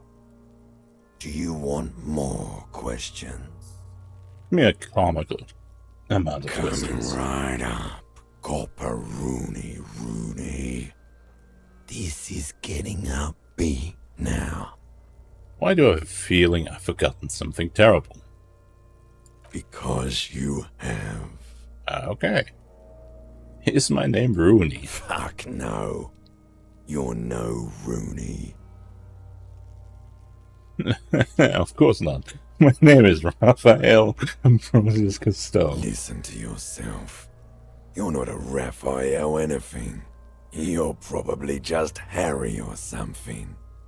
That's right. Harry. Could I really be Harry? You can be anything you want, brother Coppo. Okay. Who killed you? Love did me in, brother Coppo. It was love all along. Can you ask me a question? Sure, Lobo. I can ask you a question. Why are you doing this? What? Looking at my face, motionless, looking into my eyes, standing here. Why are you investigating my murder? Maybe this will lead to something. Something indescribable, unforeseen, miraculous. Something is on its way. Something hidden. It's coming. A miracle from the northwest, and it's almost here. You can feel it in the air, on your hands. The cold spring air smoothing them over. Okay. Coming from the northwest. I'm not going to say that. That's rude. Come back later, Coppo. Amuse yourself with my frank manners and my memento mori features. If possible, also, see me in your dreams. Okay. Squint and take a step back. As you narrow your eyes, the monster before you blurs into a violent mess of green and pink. Only the lower extremities are pink with a dash of blue. His fatted hands, thighs, and his neck, just above the noose. The rest of the corpse appears dark green in the cold spring air.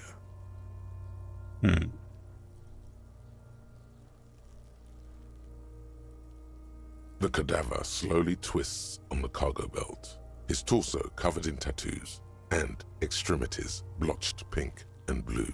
So, how do we get him down? Are you sure we finished the preliminary examination of the cadaver? We might miss some of these things once he's done. The cadaver slowly twists on the cargo belt, his torso covered in tattoos, and extremities blotched pink and blue. Yeah, we got it all. I think, maybe. The steel-reinforced belt presents a unique challenge. I brought chain cutters, but I don't see a good angle of approach to the belt. Yeah, you'd need to climb the tree. The cadaver is a good 1.2 meters up. Neither one of us can reach the belt without assistance. And even if we do, there's the question of cutting it.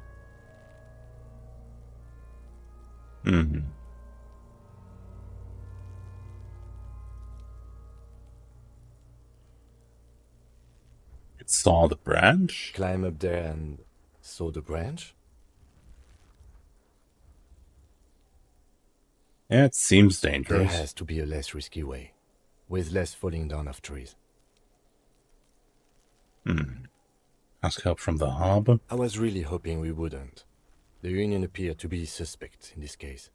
It seems like a dangerous route to go down. Right. Confirmed. It's unsafe. Let's But what other options? The corpse twists on the belt, like chicken on a skewer. Chicken. Can someone else do it? Someone else? You mean like the police?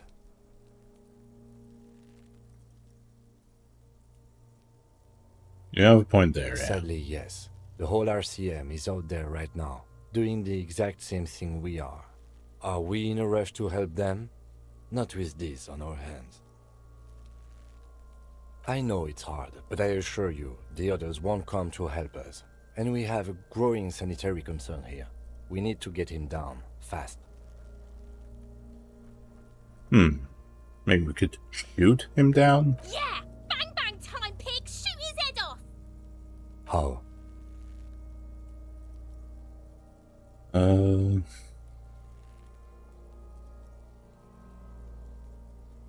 It absolutely will not, officer.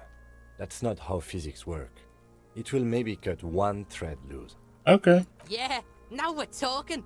Entertain a Kuno with some shit. They'll miss! The pigs will miss Kuno! The lieutenant is undecided. On one hand, he wants to shoot some gun. On the other, it's an awfully stupid idea.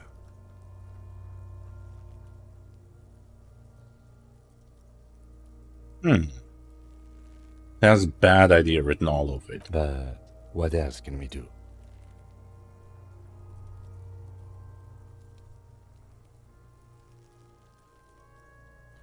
Sure. He breathes out heavily. Oh yeah, do this shit! Fuck it up!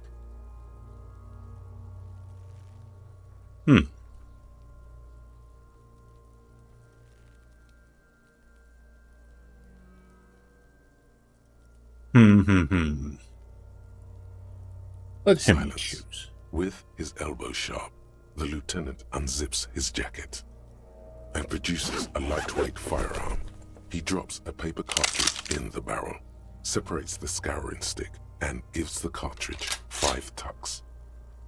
He then steps back and assumes the fellow's desk position, taking aim. The corner of his eye twitches. His finger is on the trigger. Easy does it. The kid's voice is drowned in a shrill blast that echoes off the walls of the surrounding tenements.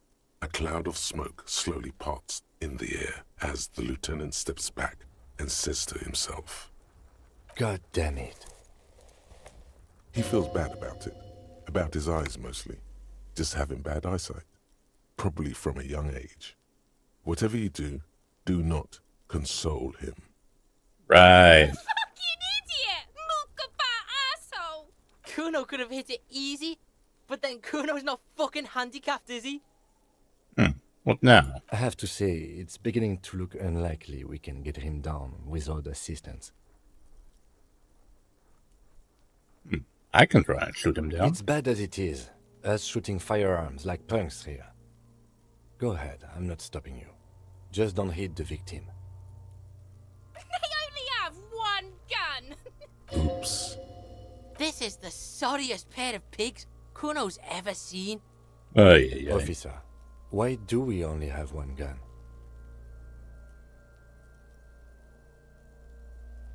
Yeah, I didn't have my gun. That is even more unfortunate than the badge. You need to contact your station about it as soon as possible. Try not to lose this one, please. We're not off to a good start. This missing gun business is making your hand tremble. Oh, no. Yeah, take it, you fucking banana poika! Take it and shoot yourself in the mouth! Feel the weight. The cold piece of bakelite and gunmetal is surprisingly light. Your fingers fit right through the guard, instinctively resting on the trigger. The fuck are you waiting for, Kuno? Tell him to shoot himself in the mouth! Kuno is silent. Aggression gathers in the air. The trigger feels delicate and ready to break under your finger. The Yeah, buckle Kuno's not comes into feeling focus in your sights. You stand with your feet planted firmly in the ground and your left hand. Oh no, I'm supporting still your wearing the gun. gloves. Why don't you you just shoot yourself in your mouth? At least you won't miss. Come on, fuck. I shot the corpse. A plume of smoke erupts from the barrel. Your hand goes numb from the explosion. With your Fucking ears hell. still ringing, you lower the weapon to see what happened. Fucking hell. You missed the belt, but hit the corpse straight in the chest. Bits of ribcage protrude. Oh, from this the is skull. bad. No blood, only a murky sludge dripping down his belly. The sudden stink makes your eyes water. Oh, this is Oh bad. my god, he's gonna fucking cry. I knew it. What a mulka. Are you? Because it sort of feels like you are. Please don't cry.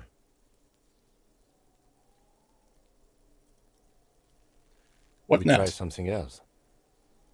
Oh my god, what a fucking boring cop. Nice shot, though. Fucked him up good. Ay, ay, ay. Actually, it was. Kuno just said that because he felt sorry for you, pig. It's not your fault you can't shoot. It's your pig hands. Pigs don't have hands. They have, like, fucking hooves or something. Kuno has hands. Kuno can shoot that shit down for you.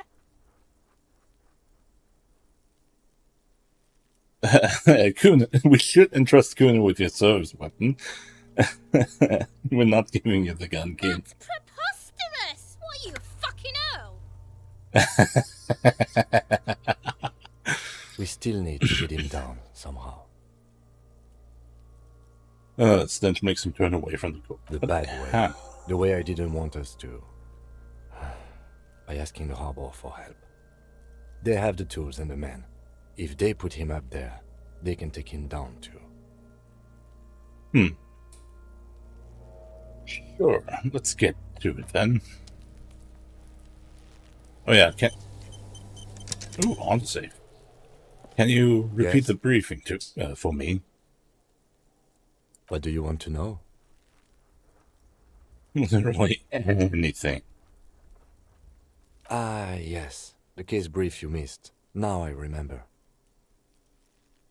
Yeah. 3 days ago, the RCM Emergencies Desk received a report about a security guard who was found hanged in Martinez. An anonymous caller said there was a dead body behind the Whirling in Rags hostel cafeteria. The cadaver had been there for 4 days. No one had come to investigate. During that time, the victim had been stripped of his belongings. The caller did not identify him, but used the word lynching. There is an ongoing labor dispute between the local dock workers and the logistics company Wild Pines. I was told we should approach the death as part of this dispute. Does the briefing say who A the security victim was? guard or worker of some sort, hired by Wild Pines. This was just hearsay from Martinez, of course. We need to find out the truth. Okay. To find him or her is one of our tasks here. For now, all we know is that the tone was muffled, using a device of some sort. The desk could identify neither the caller's age nor sex. Why hide There's a themselves? strong prejudice against involving the RCM in what's seen as union matters. The dock workers' union is the de facto police in Martinez. Now it Right. appears they've started executing too. We cannot allow that. Hold on. The RCM It is... says, the Revachol Citizens Militia. We're the police in this city.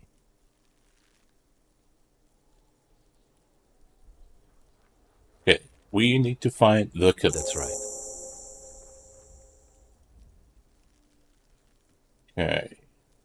Would you say this is a mysterious case? No, it's not a particularly mysterious case. Okay. The lieutenant adjusts his collar.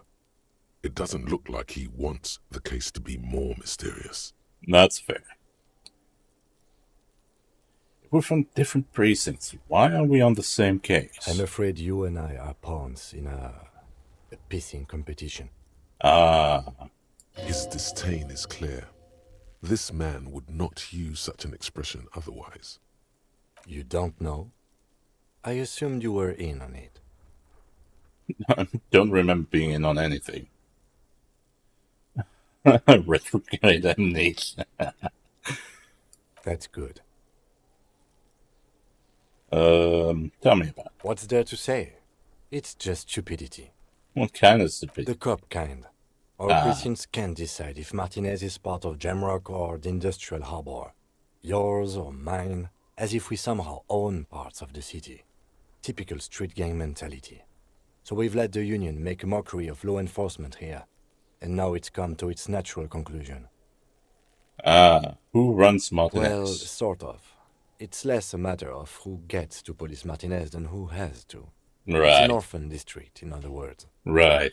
I think the dispatch desk just told both our stations about the hanging. There was quite the brouhaha at the 57th, I can tell you that. Time to settle it, they said. Cop off. But I assure you, I am not their finest or toughest with 102 cases solved. What I am is least interested in a pissing competition. Right. So he volunteered to represent the 57th, but not out of competitiveness. On the contrary. Volunteered to spoil it. Yes. I am an unrepentant spoil sport. He's special about Martinez. Martinez? Nothing. It's just a puddle at the end of some drain pipe. No one cares about this place. They care about sports. Most of our colleagues don't even know how to get here. North of the interchange doesn't exist. Right. A tremble comes over you. Another after effect of ethanol poisoning, perhaps. Feels like leaves do when they rustle in the breeze, somewhere far away, below the turbine. The 41st and the 57th. The lieutenant was right. It's not about who gets what's north. It's about who doesn't. Right. What does this say about me?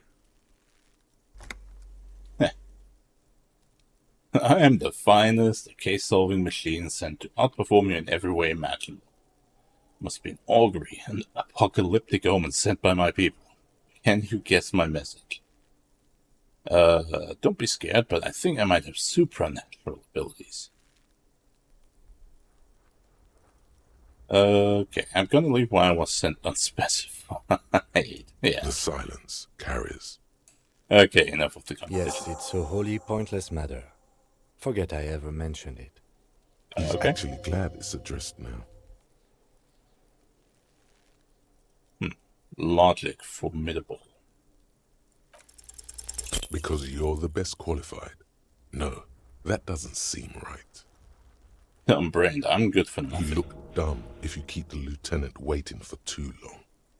Well, shit. Okay. What do we have here? Can level up in Empire? Sure. Oh, I probably should have leveled up something else. It's fine. Can I level up what I use?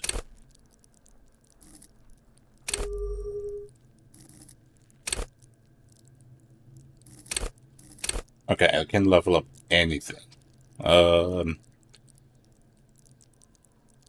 That's the question now. Do I level up what I'm already good at, or do I level up what I'm bad at?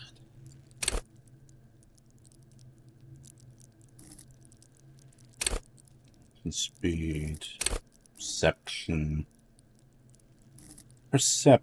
yeah, sure.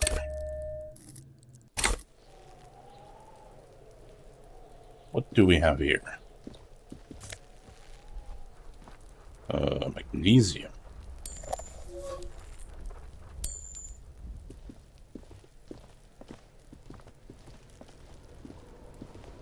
Fuck, does Kuno care?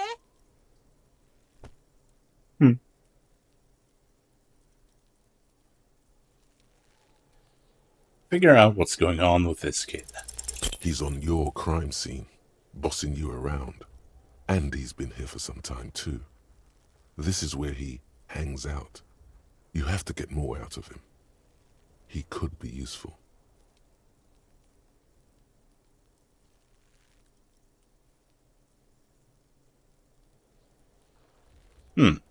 Kuno, you must have seen all kinds of things throwing stones here. One helped the RCM bust a murderer. Fuck, no. What are you? fucking mentally handicapped? This game makes me feel quite inadequate, yep. Kuno, they've almost made you a snitch now. Ease off, see? Kuno always takes the bullet over the hammer. Right.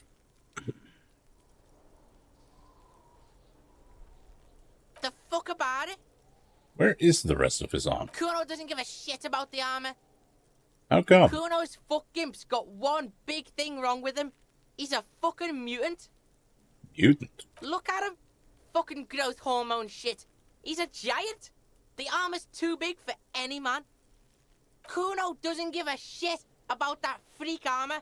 Kuno threw that shit away. Oh, come on. He's just pretending that he doesn't care because he's too small for the armor. You're just too small for the Get armor. the fuck out of here trying to fuck on me with that midget shit. Kuno's 12. He's huge. What are you? Fucking 80? When Kuno's 80, Kuno can fit 4 of you in Kuno. Fuck out of here.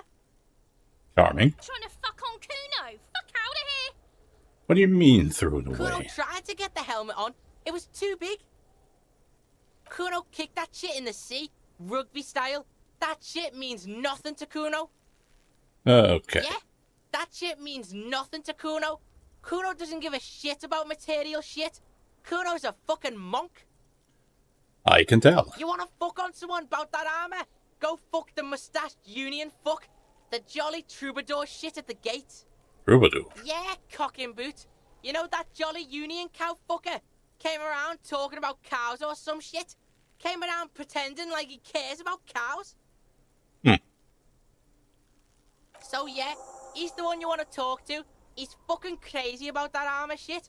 Coming here pretending like he likes cows. Trying to catch a peep at Kuno's armor. Go to the gate. Ask him yourself. Okay. Yes, this troubadour has it. You can feel it. Oh, jeez. You're testing Kuno's patience here. Get lost. You often playing Right, this kid, yard? This is where Kuno plays with his little wooden choo-choo. Fuck do you want with it? It's No, neither you. it's not fucking Kuno's. It's ancient. Look at it. He thinks you're fucking fool, Kuno. He says you climb the ladder up to your magic treehouse. Get the fuck out of here, pig. Kuno doesn't have a magic treehouse. What's with the Oh, no. greenhouse? Kipta's gardener used to work there. Used to work Yeah, there. that's what Kuno said. She couldn't handle the heat, so she took off. Kuno can take it. Shit's nothing to Kuno. Look it up in the library. Kuno's not a fucking dictionary. Fucking small brain. Kuno means the gardener, alright? Alright.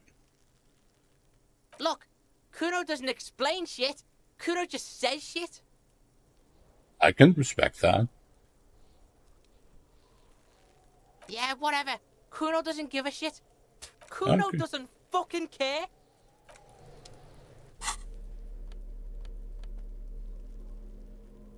Okay.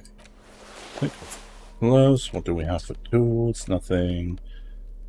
An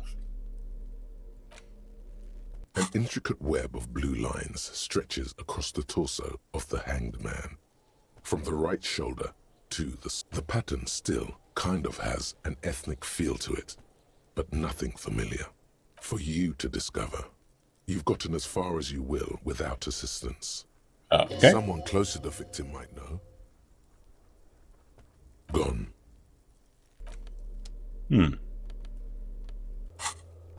Okay. Put your badge missing. Where's the rest of the armor? Jolly mask about the armor, victim's tattoos, and getting the body down.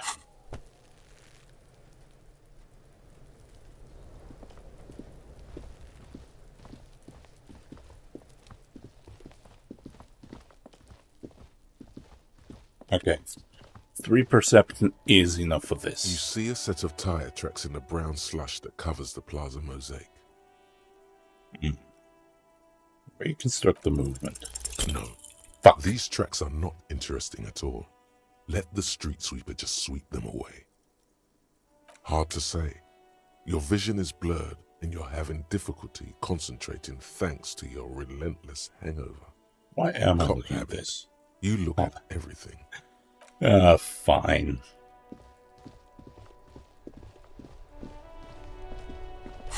Okay, so... Report the badge missing. I can use the radio in his motor car. I guess this is it. That looks fancy. Before you stands a motor carriage. The bodywork is covered in blue and white livery, bearing the number 57. Vapor emanates from the large engine on the back of the vehicle. It hasn't had time to cool off yet.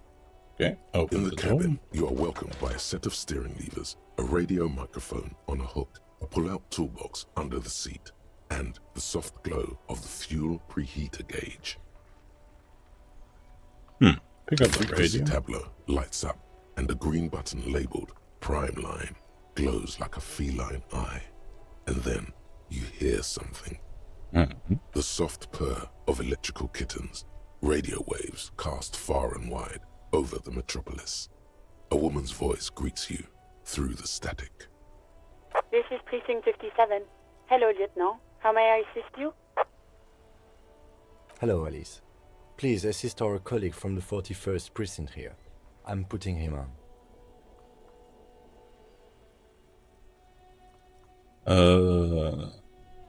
Hi, Alice. This is Officer Alice Demetri, Precinct 57. How may I assist you? Could you connect me? Just a second, officer. 10-2, 10-5. This is 41st. Come in. Over. A scrawny old man sits in a dusty cubicle, smoking, with a large white rectangle sewn on his vest. In front of him is a box-shaped apparatus with an array of wires and antennas. The radio switchboard. Hi, this is me here. I work at your station. 10-4, what's your status? Over. My status is, 10-18, 10-20, over. Just talk human to State me. your message, sir. Over. Yeah, I need to report my badge missing. 10-9, repeat message. Over. My badge, I can't find it. 10-4, message received. This is a very serious situation. I need to 10-22 the captain. Over. Okay. 1022, the captain. This sounds bad. Bad and scary. Like being called to the headmaster's office in school. No, not school. Is it him? What does he want? Says he lost his badge and needs to report it. He what? He lost his badge? Yeah, say nothing. Who lost his badge? Dick fucking Mullen. Who do you think? Okay. It's Officer Dick Mullen from the bestseller Dick Mullen and the Lost Identity. Oh, he's a... Dick Mullen is not your name. It's the name of a fictional detective who would not lose his badge. Right. Defend yourself. Immediately. They're laughing at you. Haha, officer lost his badge. Haha. He says this has probably happened to other policemen before him and laughs sarcastically. Oh god damn it. Is he fucking kidding? The whole station's gonna be dicked for this. Satellite Officer Vikmar is wondering if you might be joking and adds that this tarnishes the reputation of the entire station. Over. Mullen dicked us. And we just move on. 10-4, I hear you, officer. I'm just going to make a note here that you are in pursuit of your misplaced badge. Over. Fuck me. Mac, come here. You've got to hear this. Dick Mullen lost his badge. Oh, jeez. What's going on? Super Cop here lost his badge. He lost his what now? His badge. He lost his goddamn fucking badge.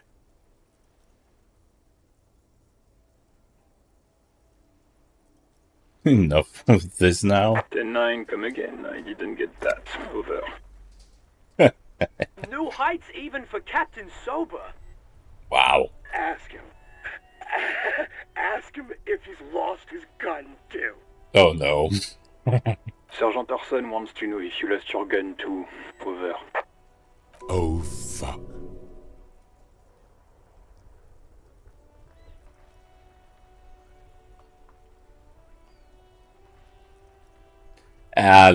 Let's ride the wave. Shit, come on. 10-1, you're breaking up. 10-9, repeat please. Over.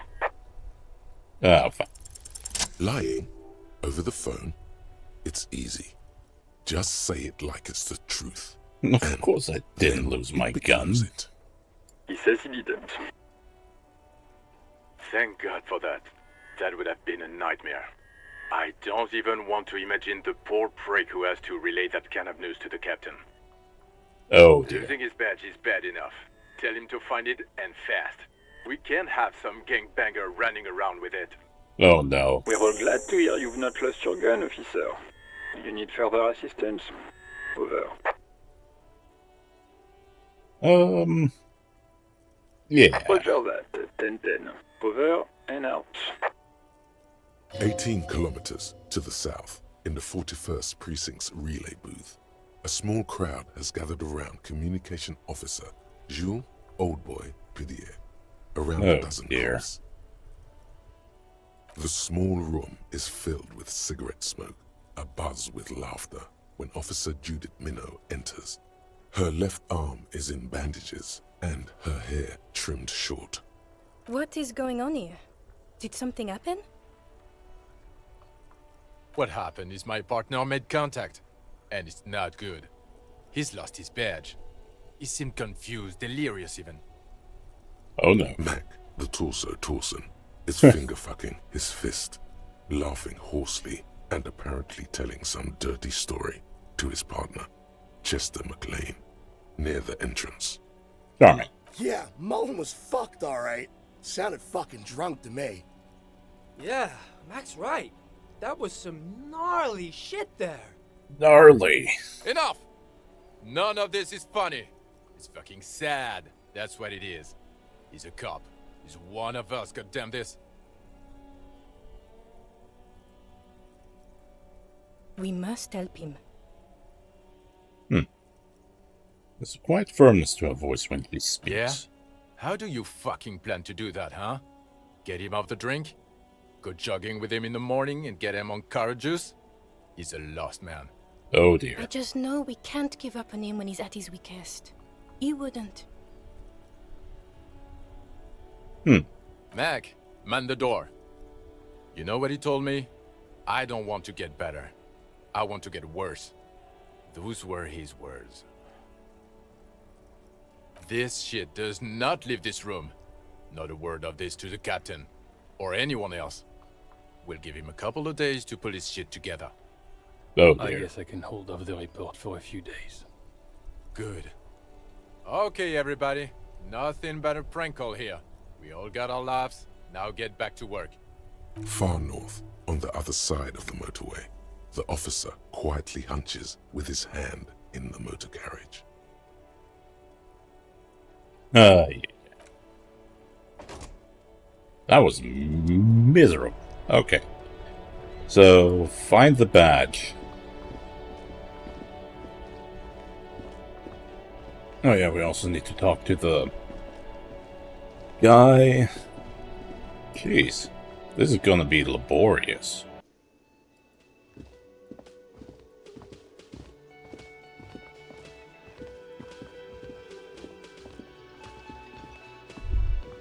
The man with the unimpressive beard notices you approaching. He drops the ledger he was holding and turns to the lieutenant. Unimpressive beard. Mr. Gart, right? You run this place. Yes. I am Kim Kitsuragi from Precinct 57. This is an inter-district investigation, so joining me from Precinct 41... I'm currently in between names. Fantastic. Like when you left your band, but you haven't decided on a solo artist name. Kim is about to say something. Yeah. Right. Now, I know it took us a while to arrive at the scene. It also took you a while to call us and report the dead body. It was you who placed the call, yes? No, I only just got here. It was probably Sylvie who called you. She usually works the bar here. I'm only temporarily taking over her duties. Do you have her number? As a matter of fact, I do. You said you just got here. From where? Are you a local? What, of Martinez? No, I live in Jamrock. I only sometimes come here to keep an eye on the place. This is just one of the many, many cafeterias I manage. But you still know your way around, yes? In case we need directions. Yes, I know where some things are, but as I said, I don't live here. I just used to work here. And I'm not going to start working here again, if that's what you think. Okay. I didn't imply that. Detective. Who, me? Yes, Detective Cousteau. I have everything. You? Yeah, sure. Yes, Questions. yes. He means, do you have questions for me, like a police officer would?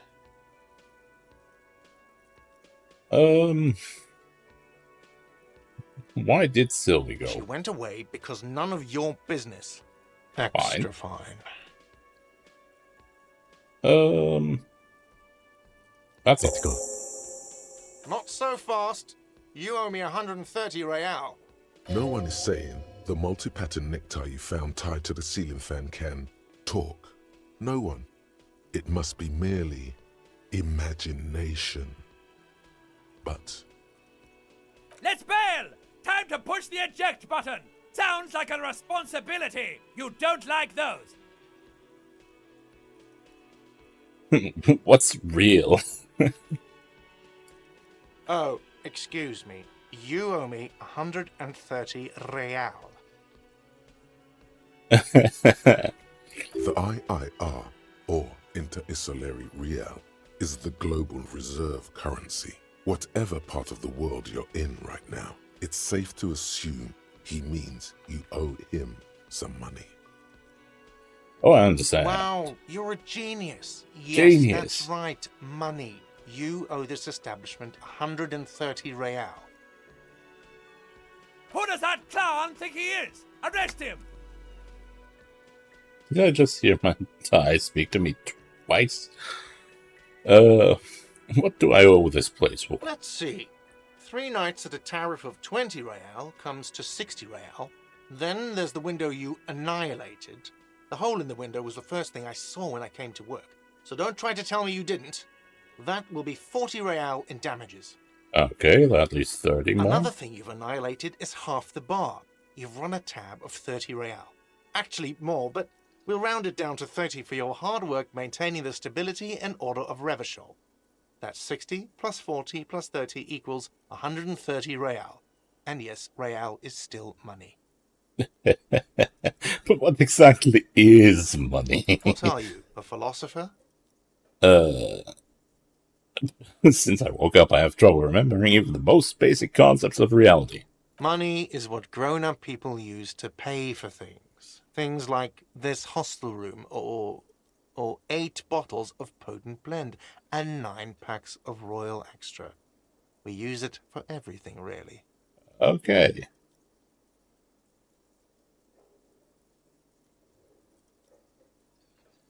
Where do I get it Are from? you serious? From your work? I don't know. You can take bribes, I guess. I'm sorry. I don't think cops can take bribes. Some do take recompense, but only to survive. Why do I need it? For survival, to pay me. Unless you want to become a hobo. Do you want to become a hobo? There's nowhere else to stay in Martinez, and it's a cold spring outside. Money doesn't make you happy, but it lets you be unhappy for a while longer. Hell yeah. If you run out of money, you die. It's like that for all of us. Me too.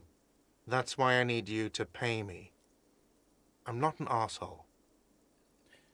Okay, is this money? Yes, it is. That's 10, plus 10, plus 10 equals 40. I'm now down to 90, right? No, you see, that's 40 cents. Cents are a form of currency 100 times smaller than the real. I'm not even going to take this. Come back when you have 130 real. 100 times smaller. Yes. Well, that's horrible. It is. For a moment, his antipathy is overcome by compassion for the sheer smallness of the money. He demonstratively suppresses a world-weary sigh. Okay, what happens now? I'm sorry, but he has to pay. I can't let him stay here any longer if he doesn't. If he doesn't have the money by tonight, then... Officer, maybe you are better off working this from home for now. You live in Jamrock, right? It's not that far away. I don't remember where my home is. Officer, you really need to take this up with your station. I have a shortwave radio in my car. Call them, ask for assistance. We have to get this investigation started now. Good luck. Ay, ay, ay. Oh, this list is only getting bigger. Oh, Sylvie using Kim's shortwave to ask whether she made the call.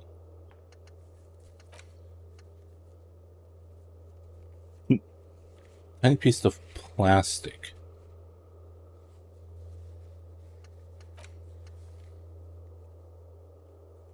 Oh dear.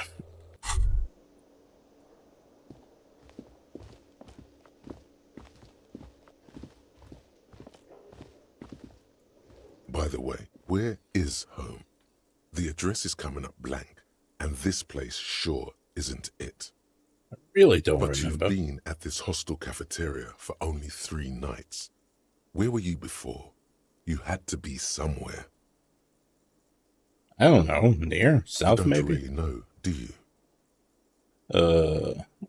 I only have a vague blackened image. A vague blackened image doesn't sound like somewhere you can stay if you run out of money.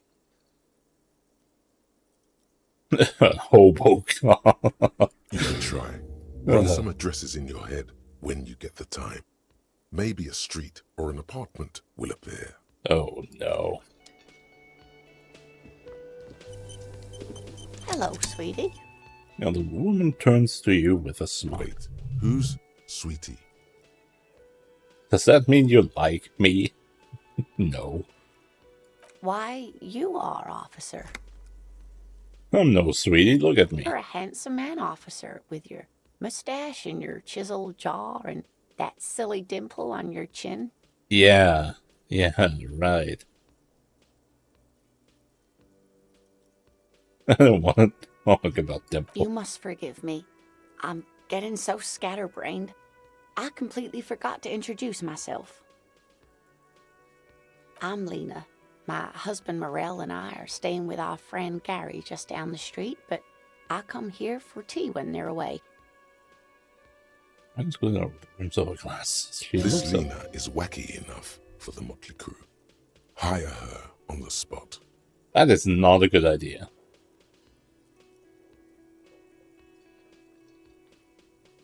I don't know if you noticed, but I don't know where I am, or what I'm doing, or anything. Yes, officer.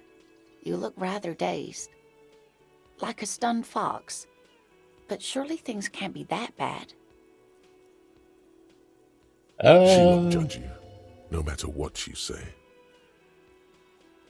I drank so hard I forgot literally everything. Yeah. Oh my. You know where we are, right? Whirling in Rack's cafeteria was on my keys. We're in Revoclaw. That's right. In a hostel called the Whirling in Rags, to be precise. I don't How know would I even anything. begin to tell you? Revachol is the most beautiful city in the world. We're fortunate to be here, you and I. Okay. I haven't seen very many other cities personally, but everyone says so. Revachol is a rare jewel. This city used to rule the world, though it has seen better days. Speaking of history, You know what year it is, yes?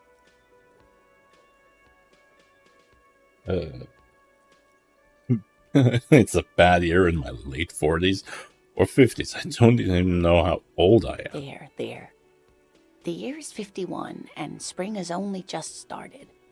I'm sure there are better days ahead. The lieutenant studies you, rubbing his chin. I'm beginning to suspect that you might indeed be completely adrift in this reality, thinks the lieutenant. How can it be that bad? Never mind. We're in this now.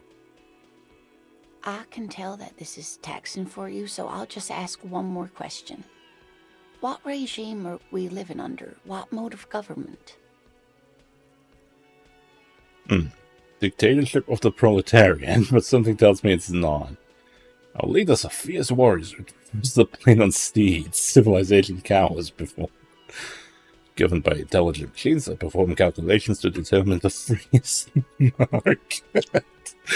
Everyone hustles and grinds like a badass visionary. Radios are being used to control people's minds and distort our perception of reality, concealing our true masses, foreigners, and women. God, we're living under the copper regime. Some kind of democracy, maybe? No, sadly not. Revachol is what's called a zone of control, under an alliance of foreign powers called the Coalition. We have no government of our own, and what democracy we have is market-driven. I'm so disappointed. How come there are cops? Oh dear, this is troubling. You really ought to know that, being one yourself. There aren't any cops in Revachol, not in the traditional sense. The status of law enforcement has been a complicated matter since the revolution. But we should stop for today, sweetie. You look like you need a break. Besides, I'm not the best person to explain the big things to anyone. She's scared now. She's realized you really are brain damaged. So, how did I do? You didn't do too well, dear. It does look like you're having trouble remembering things. History and places. Remembering reality, in a word. It's very odd. A sigh. The lieutenant buries his nose in his notebook. But maybe a fresh set of eyes is what the world needs. And while I'm no doctor, such bouts of amnesia are often temporary, so I wouldn't worry too much. What is the revolution you mentioned? A defeat, I'm afraid. The people of this archipelago tried to build something new, something different. The rest of the world didn't like it, so they came and ended it. This was 42 years ago. What does that have to do with there not being any cops? It has something to do with everything. I really don't know how to explain it better. I'm just a poor woman, she thinks. What do I know of these things? And how can I help you? You could tell me more. Someone more educated in sweeping matters. Maybe you should ask. No, I'm not an encyclopedia. I won't be a guide either. I'm a detective. Fair enough. Of course. Then I don't know. Someone rich, maybe? Wealthy people are educated. Though I don't know where you would find a wealthy person in Martinez.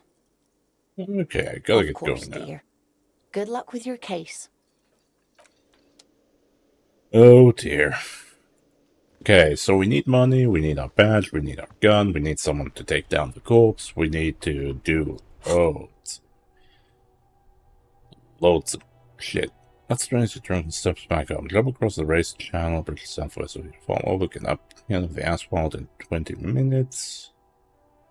Shuffle your feet through courtyards, scaring little children, go under the Great Race motor track, V8,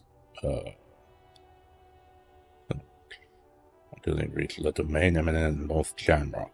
The streets are frozen this time of year, caked with ice. Walk down Main to Perdition. There's a side alley there, and your footprints in the mud. Okay. So I can internalize this and work on it. Nationhood, beyond, inexplicable feminist, gender, hobocop, aces high. Okay, so this is the thought cabinet, and I can have a number of thoughts being worked on. Ask a station for additional funds. Oh boy, okay.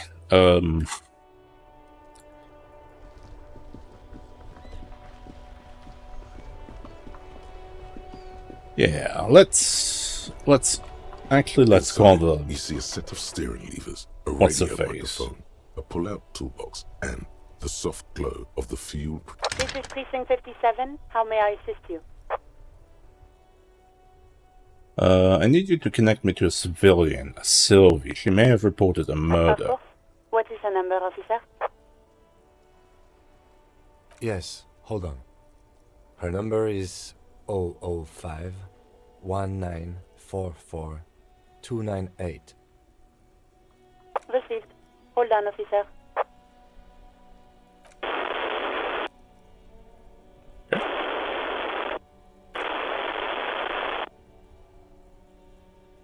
Lieutenant Kitsuragi slowly begins to tap a little rhythm with his right foot. Quite a lot of time has passed.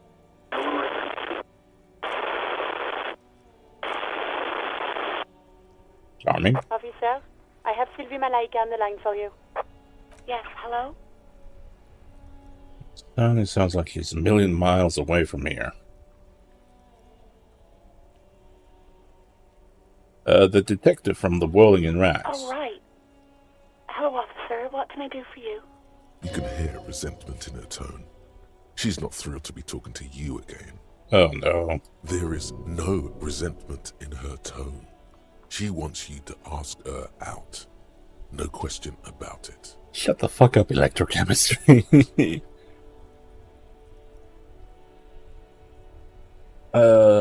Was it you who called the police? No, not me. Do you know who made the No, call? sorry. I don't. Not a lot of people have phones around here. Copper thieves take the wires. Of course they fucking do. People don't have the money to have the cables put in again. They use the Union's phone, or the one on the coast. It was someone else. We'll find them sooner or later, officer. It just might take a while.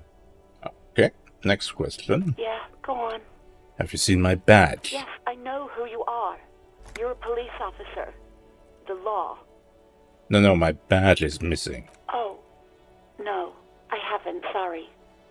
Real policemen have uniforms too, by the way. Where's yours?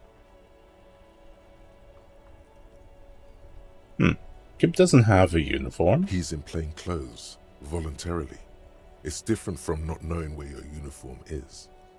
Fair. There are officers who wear the signature Perseus black uniforms to the highest ranks in the RCM and end up buried in them as well. Others do it more casually. Looks like you're one of them. Right. Have you seen my gun? Please, no. Not this again. Everyone saw your cool gun, detective. I showed you my gun. You were trying to impress some people with it. Everyone was eating and... Sounds like it's going to be bad. Do you really want to know? What did I You do? were waving it around in everyone's face, begging them to describe it. You said it calms you, and then you started making suicide jokes. It got pretty graphic. Okay. Some poor sod was trying to eat his pudding while you were screaming, spit flying, imitating the mercy shot right next to him. Spat some in his food. I don't think he touched it after. Fair. People tried to back away from you or even slip out of the door, but you screamed, "I am the goddamned law, and you have to listen to me. You are all suspects in a murder investigation." Okay, I don't know what to say. Me neither. Would love to stay. There is silence on the other end of the line. Yeah, okay. No idea. All I know is next you were waving around money instead. Oh, saying no. things like, big bucks cannot lie, and guns can't buy money, but money can always buy guns. Oh no, he sold his gun. It almost looked like he pawned it. But believe me, I did not ask. Okay.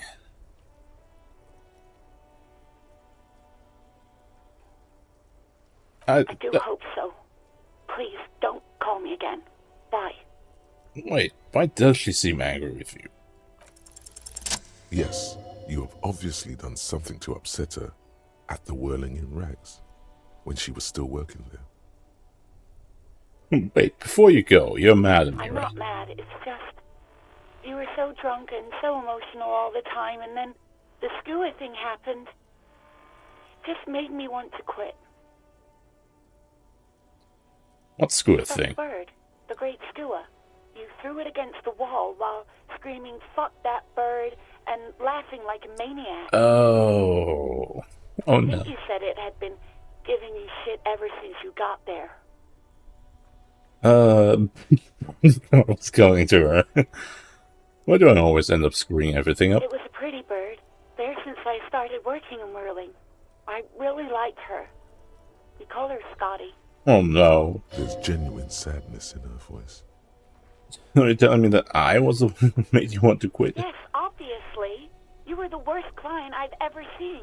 And I have seen so many assholes in this place. Okay. I've had sailors fighting, union guys grabbing my ass, kids stealing booze. Once a guy was glued to the karaoke machine every night for 2 months. But you... Yeah, sure. Well, you were worse than all of them. Honestly, you were getting borderline aggressive. Oh no. Even about little things like not turning down the volume at 3 a.m. I even liked one of those songs you kept listening to on repeat. No more. I hate it now. Hold on, which song? We Go On by the O.O. I can't listen to it anymore. You've turned it into a parody. Sorry. To hell with that song. Then there was your room. Your project. An experiment to see how bad it can get in there. I tried to send the cleaner, but you wouldn't let me. Threatened to make me understand. I had no idea what you meant, and I don't want to know. Oh dear. And then you screamed something about being the most boring person alive and how everyone leaves you because you're just so boring. I'm sorry. And then I had to deal with your toilet. The one you clogged with police documents, causing water damage downstairs in the kitchen. Oh dear.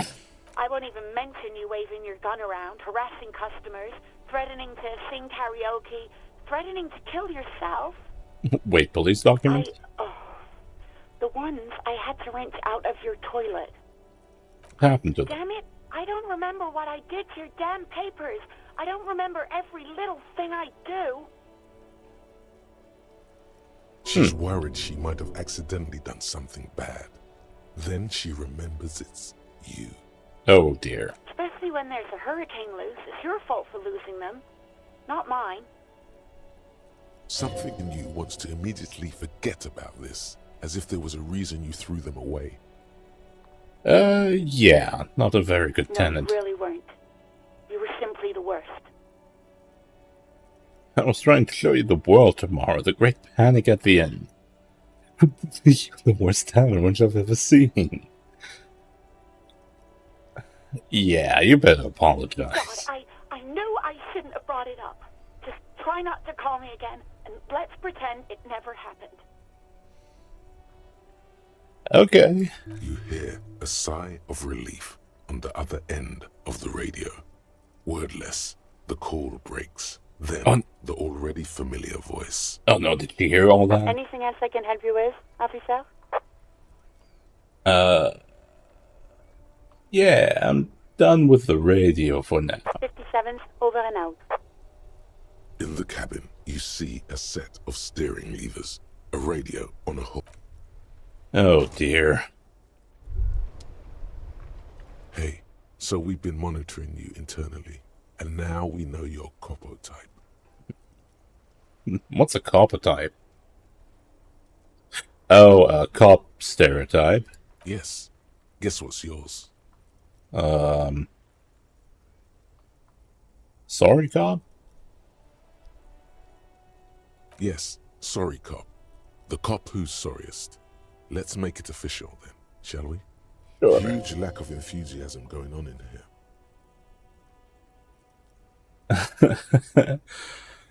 What are the other cop types? You know, Apocalypse, Superstellar, the advanced interesting cop, Liquid Shadow cop. But you're too sorry to say those things. So, here we go? Won't the other cop types be jealous? What? Jealous of the sorry cop? I think they'll be fine. Don't worry. Yeah. They'll be super, super fine. It'll be totally okay. You can dual copo type from sorry to anything. Right.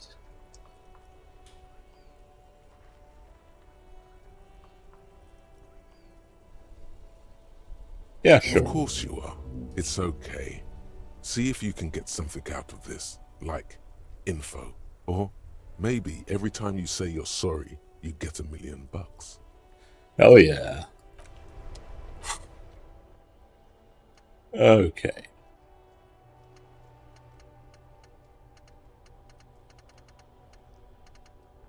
Rigorous self-critique. One sorry piece of shit. A cop penitent, a flagellant cop monk. This is not the right line of work for you. You should be groveling at the feet of a feudal lord, providing lurid evidence against yourself at the Mazovian show trial, ripping the flesh from a bag with a cat o' nine tails.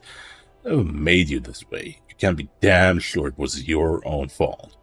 Do it. Really criticize yourself. Who knows, you might uncover something of importance from your guilt-ridden past. Sure. Sure. Okay.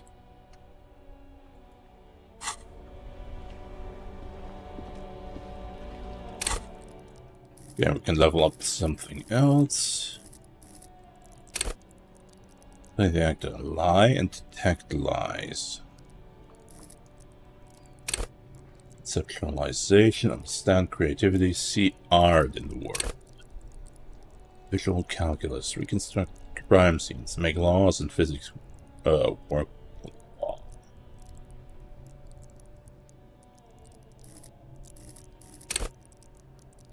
Search yourself, connect to Station 41, understand cop culture.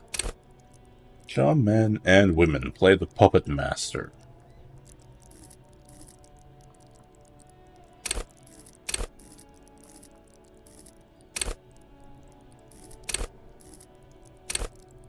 Shrug off the pain, they'll have to hurt you more. Multiply love and be loved by drugs.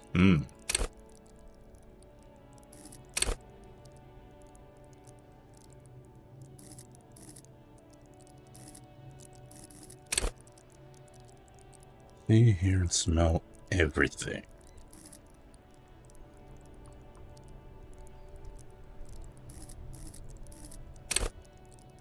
Let's be a bit smarter.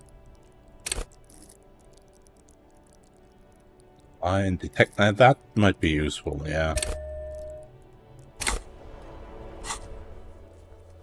Expedition funds. Then I encourage you to ask others to explain the world to you in greater detail. Perhaps try a rich person. Rich people are educated. You would hope so. There's a map. Information incomplete. Requires a copy of the city map. Right. Okay. Right, the pavement. Oh, hi there. Didn't see you there. Good house, she was sure, but being smarter could be good. You're just a cop. True. Definitely true. Tally on the roof. have here?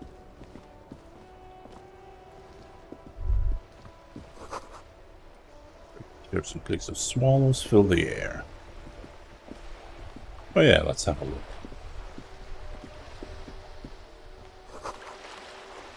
This going operated view has been banged up, inoperable. Oh, okay. Think. What do I need first? Ask around about the tattoos' possible meaning. Right. First playthrough. Definitely first playthrough. Well, technically it's the second attempt. I died when investigating the corpse on the first attempt, which was hilarious. Break down your gun. Also, ask the local pawn shop.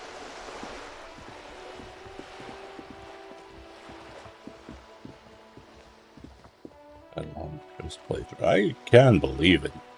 This seems like the kind of game that does not hold your hand. Let's see. Let's ask the gardener again. Hello again, officer? I need directions. Of course. Where to? What was in the east? The harbor gates? Some kind of commotion, I think. I don't follow the local politics. A fleet store too. Right, there was a no problem. Store. Let's have a run east. Welcome to Revachol. This is a right-hand man. It's not addressed to you. It's addressed to the lieutenant.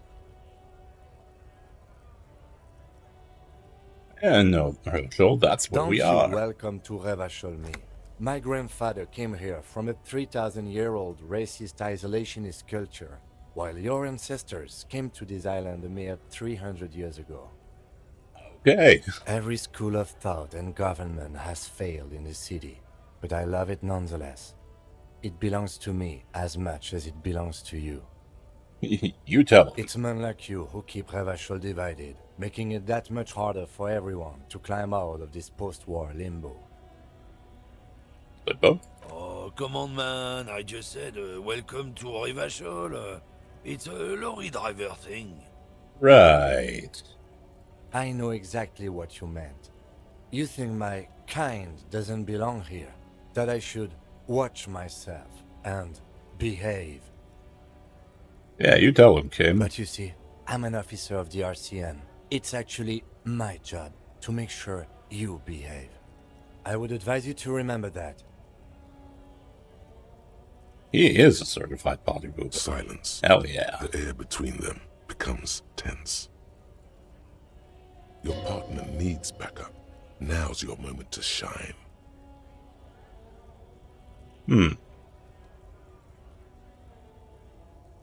Fucking A, Kim, I got your back. Punch in the shoulder, though.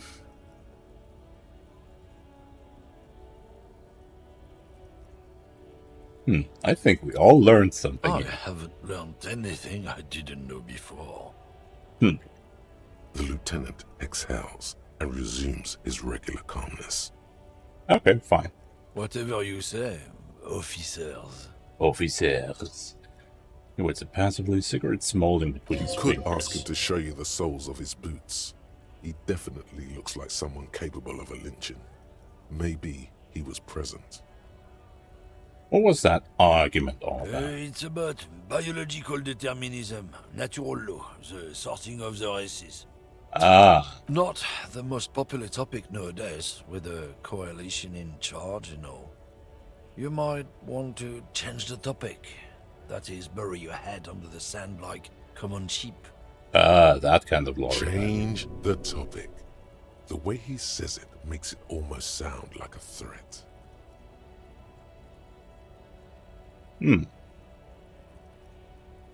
Okay, yeah, sure. I'm not just racist. Look, I've read books. He's advanced The science of racist. racial theory has all Hell been yeah. proved, even if some people don't want to accept it. People who've studied these things say that you and me are superior by design. So, naturally, we Does this face Occidentals look should be in superior? charge.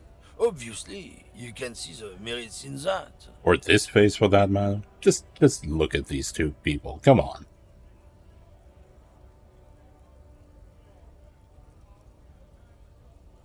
Can really tell you're a prime example of superior design.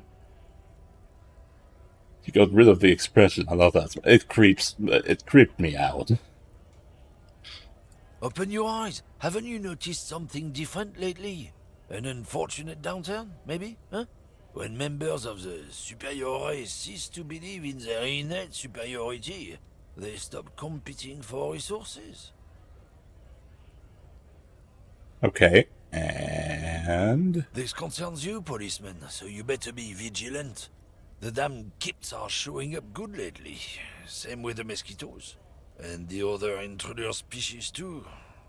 They're on the precipice of cultural victory. Mm-hmm.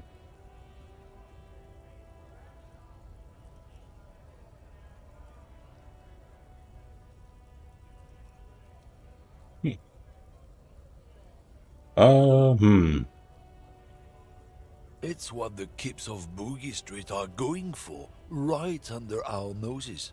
And the others too, on the radio. Heard any chansons lately? Heard any motetos or leader? No. Dominating culture is how they plan to win. They say so themselves. Uh-huh. It's true. Also, you need to realize the dangers of mixing races. Who knows what might happen if people don't stay in their birthplace? You might end up with a new sub-race, with unknown characteristics, leading to extra competition. That's why you've got to control the offspring. Yeah, I think I can get down with racism. Sure. I'm not down with this. Why don't you go fuck yourself? Don't push your luck, runt. Gives you a disgusted look, then turns his attention elsewhere, ignoring your presence. Ay, ay, ay. Okay, what do we have here? Oh, that's the Fritz store.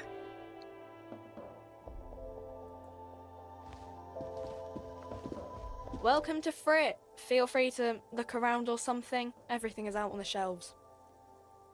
What's that magazine she's reading? What is this Frit? I don't know. Frit? Why is it written with 3 T's? I think they think that the extra T makes it funkier. It doesn't. Yeah, I can tell by the headgear that it's not really funky. Of this game, that's to say, yeah, I think I get down with racism. Oh yeah. What magazine are you reading? You mean this? Seeing a colorful photo of 2 girls kissing? This is Pop Stars. It's got, like, famous people in it. It's not for sale. Okay. Looks like it also has something called Police de la Mode, featured on page 34. This speaks to you. Very futuristic on the ghost.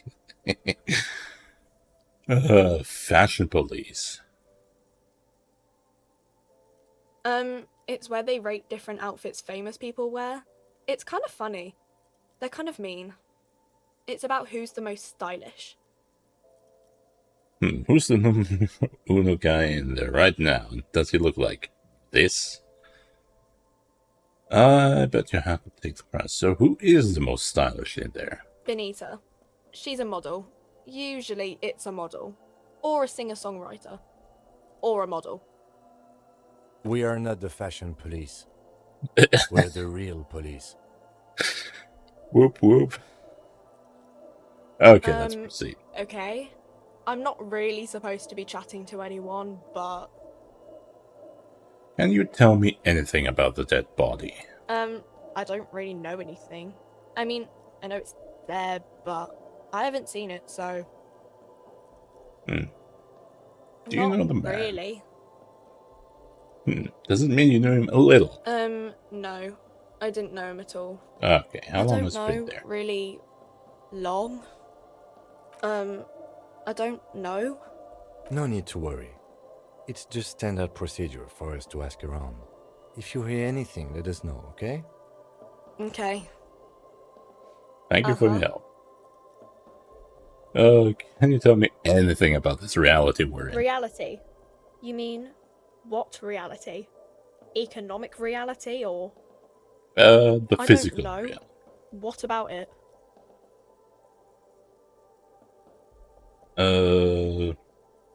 Coalition. Our government?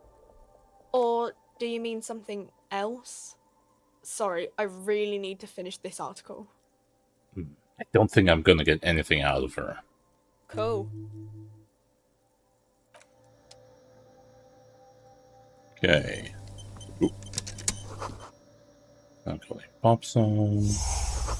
Oh, jeez. Right, that's the sound.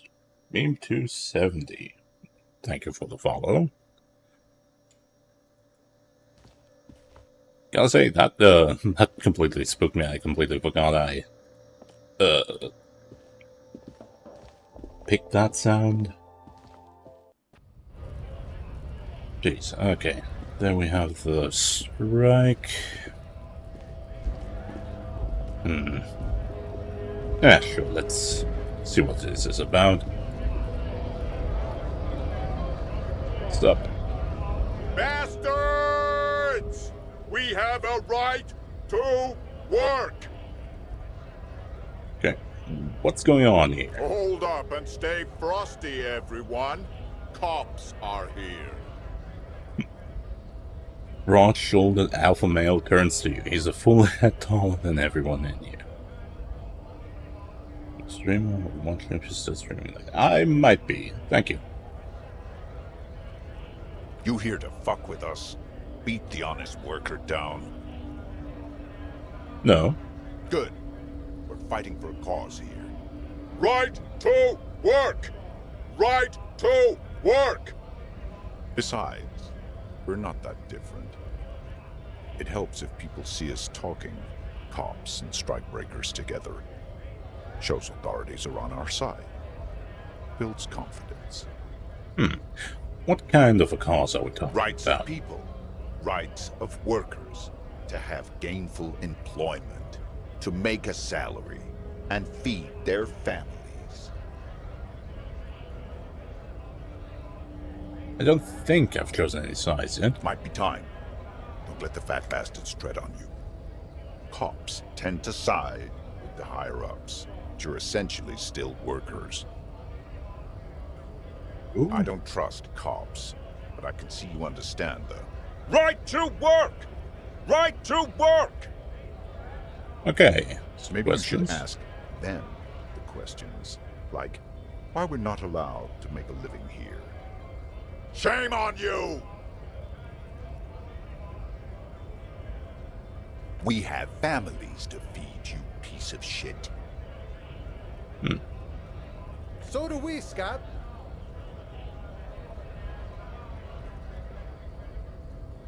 Oh, right.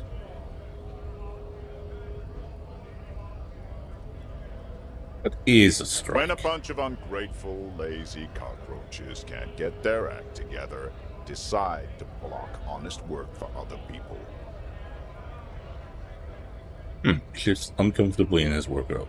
What do the strikers want? Beats me.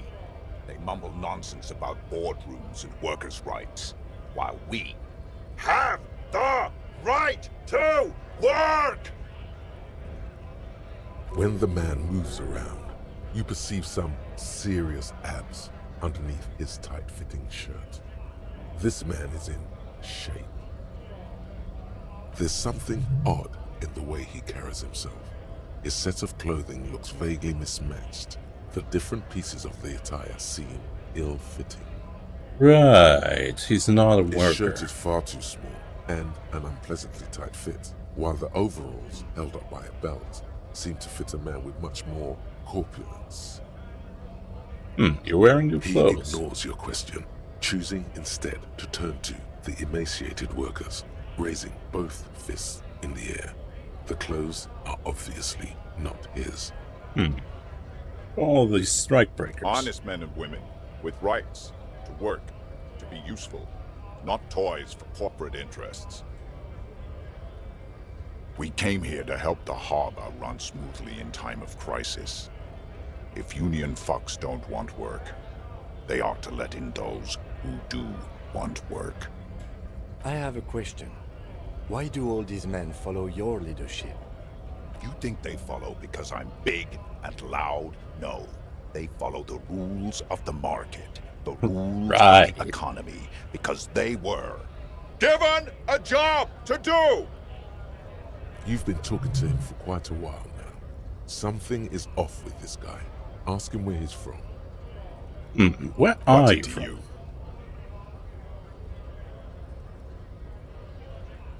Curiosity. Big mess, caused by union greed. But I only fight for the rights of people. I'm interested in your We're all background. workers, right? Workers stick together. Came from the eminent domain, in Jamrock. Backgrounds in odd jobs, heavy lifting, cargo hauling, bouncer work. I know the drill.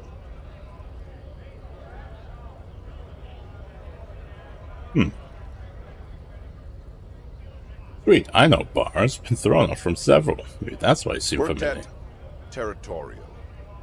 Ring a bell? Yeah, I don't really remember things about it. It was a long time ago. Okay, I want to get into the Have fun. harbor too. Union shits are on full strike. Don't think they're going to let you through the gates. You trying to meet their fat boss? Interviewing people about the murder.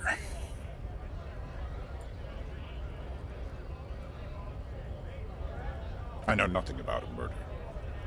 The mention of a killing sends a barely noticeable shiver of tenseness through him. Interesting. Why so tense? What are you talking about? I'm not tense. I'm not tense. Yes, he's tense. And dangerous. Somewhere below it all. Right to work! It's shameful. Cops doing nothing. You should bring backup. Open up the gates for us. Blockading gainful employment for workers is a crime.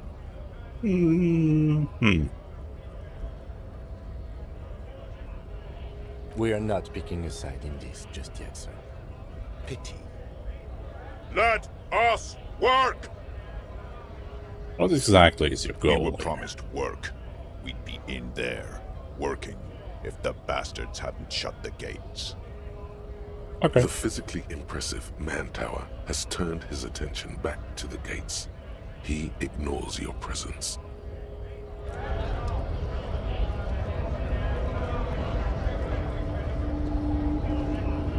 Yes?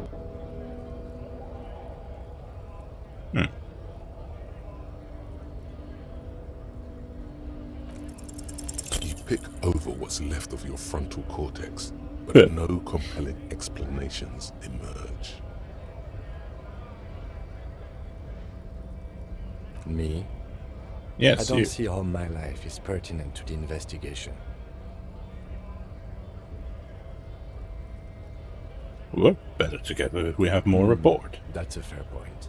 All right, for the good of the investigation, what do you want to know?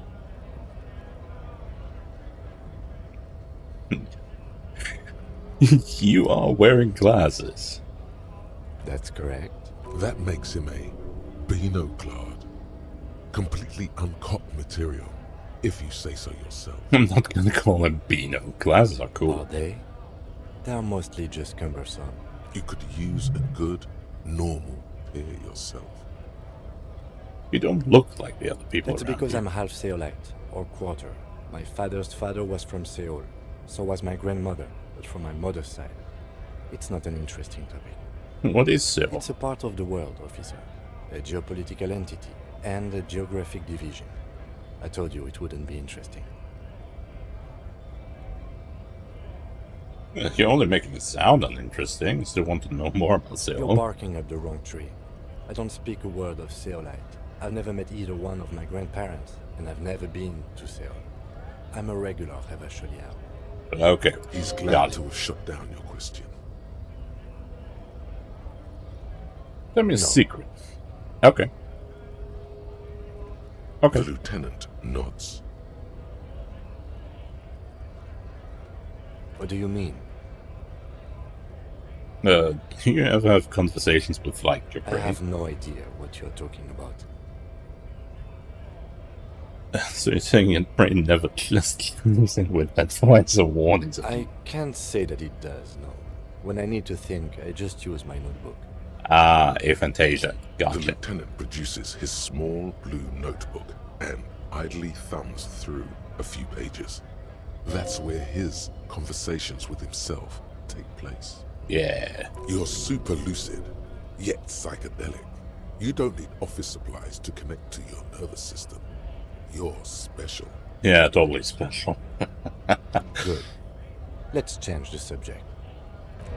Okay, let's talk with that guy. Scab?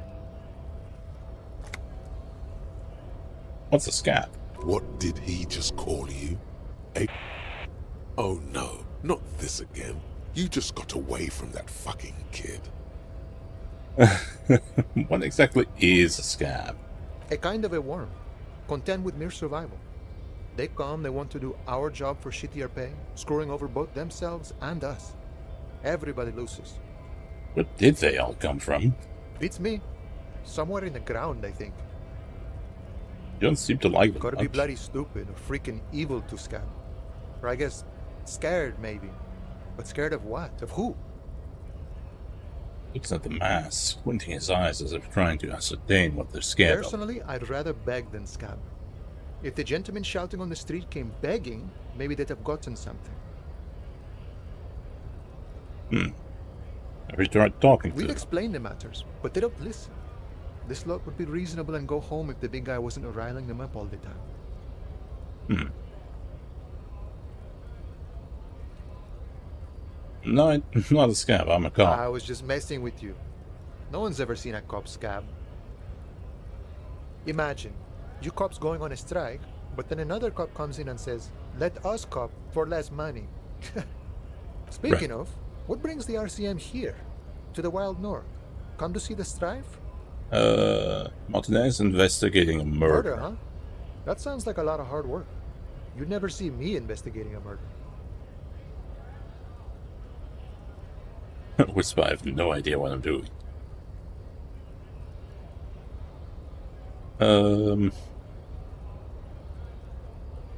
Maybe you want to help me solve it. Of course, Policia. It wasn't me. You can rule me out. Easier that way. He didn't do it. It's the truth. Hell yeah.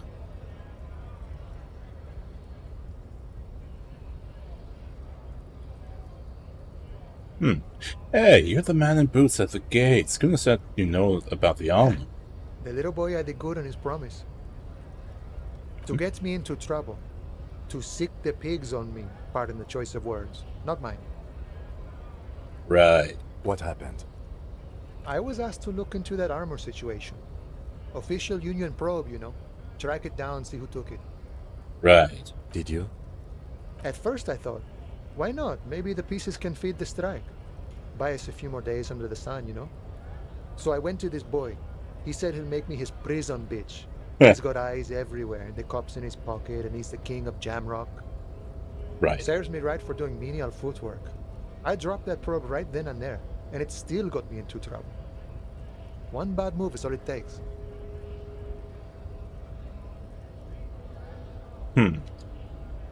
It's a minor nuisance. It's all good. Okay. He thinks, not yet. Better to get this business out of the way. Sweeter then.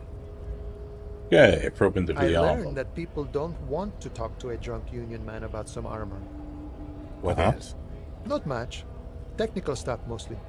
That was the interesting part. Sort of technical I did some stuff. research into this armadura. Let's say I have friends at the library. I didn't get into the material science, just how it comes off. How does it come off? In parts. 4 in total. The helmet was the first to go. The kid says he tore it off and kicked it into the sea. I believe him. The boots were still on the guy last I saw. Too hard to remove. So, as I count, there are 2 parts missing. The gauntlets and the cuirass. This is where I left off. Too much hassle. More like a job for some militia. What about the Oh, leggings? they're just gone. They don't exist anymore, if they ever did at all. Forget about them. I did.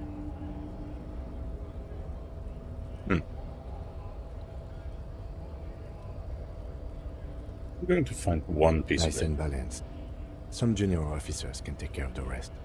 Smart choice. It's only that one spot you need armored too. The one the bullet hits. Good luck if you go for those boots though. You'd have an easier time wresting the spurs off a boyadero than getting them off him. Thank you for your cooperation. No problem. If you see that kid, thank him from Call Me Mañana. Thank him for showing me the way. He is sincerely grateful he is not tracking down pieces of armor right now. Looking for assistance with a dead body situation. Body still hanging in the tree? Hey, that's a rough pickle.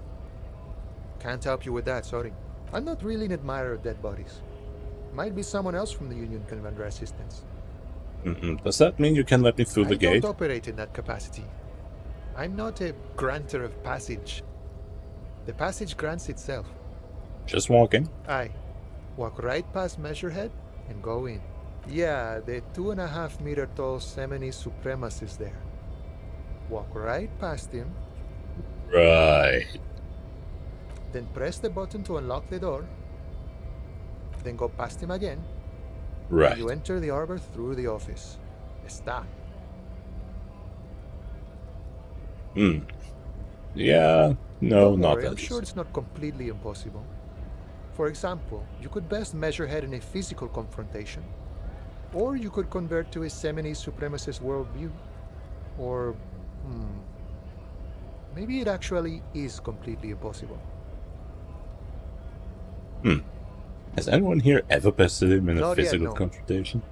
He's incredibly strong. Nothing a couple of solid hooks from Dexter and Sinister won't fix. Hell yeah. Jean-Luc himself would say the philosophy has proven overly heroic for the scabs to convert to. Not enough intuition. Sure. What's the strike about? You know, serious business.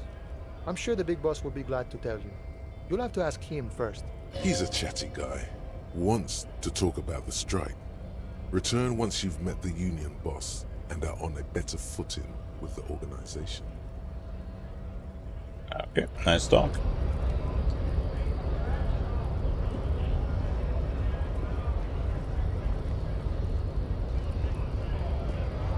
So, no way into the harbor until we either get past this guy or the strike breaks up.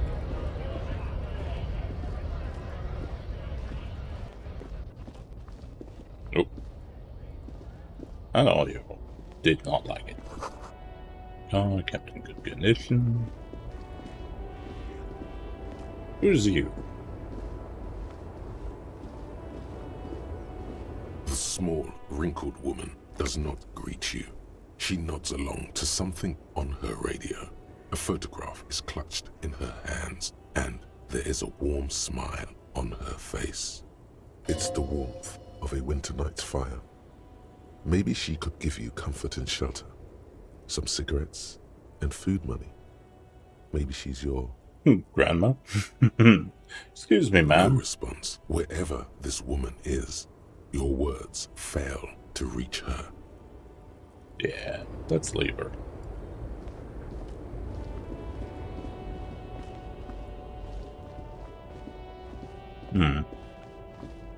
Doesn't seem like we're able to pass here. An old monument stands in the middle of the traffic island, pointing toward the sea. It looks as if it's been reassembled piece by piece, secured and mounted in the air with the aid of numerous ropes and rods. Who is this? A silver plaque on the statue's pedestal reads, "I am Philip III, the Squanderer, the greatest of the Philippian kings of Revachol, son of Philip II, the opulent, father of Philip IV, the insane." Did this king do? What did he do? You have no idea what you did a week ago. How would you know what this guy did many centuries ago? High above you, the... Fine.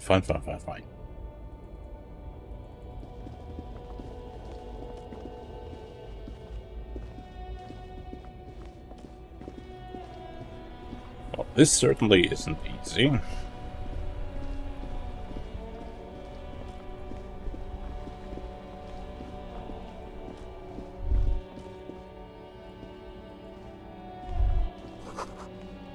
Oh, great, to get away to the rivers of filth.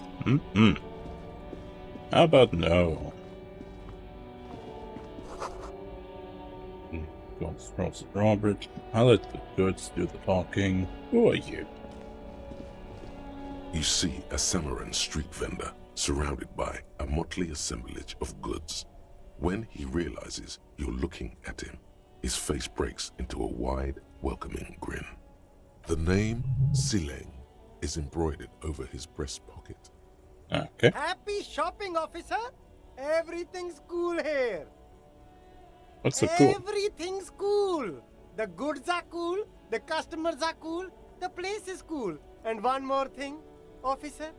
From out on the bay, a cool wind gathers. It sweeps into the city, tugging at the textiles hanging around the stand.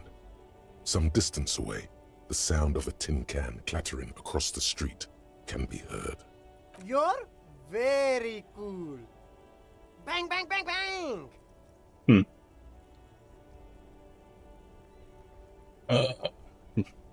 I'm not cool. What? No, I can't believe you said that. You got personal style. You know what you like. You like premium menswear. Look around and browse. Everything looks cool on a guy like you. Take your time. Right. Don't be distracted by the flattery and funny man act. Questions.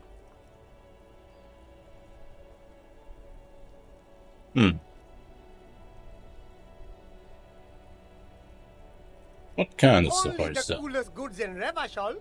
I've got sneakers, speakers, extremely comfy pants too. Try them on right here. No shame, only freedom. Yeah. Anything for you. Everything's still cool here, officer. Me? It's a boring story, officer. Who cares about the past? I'm all business now.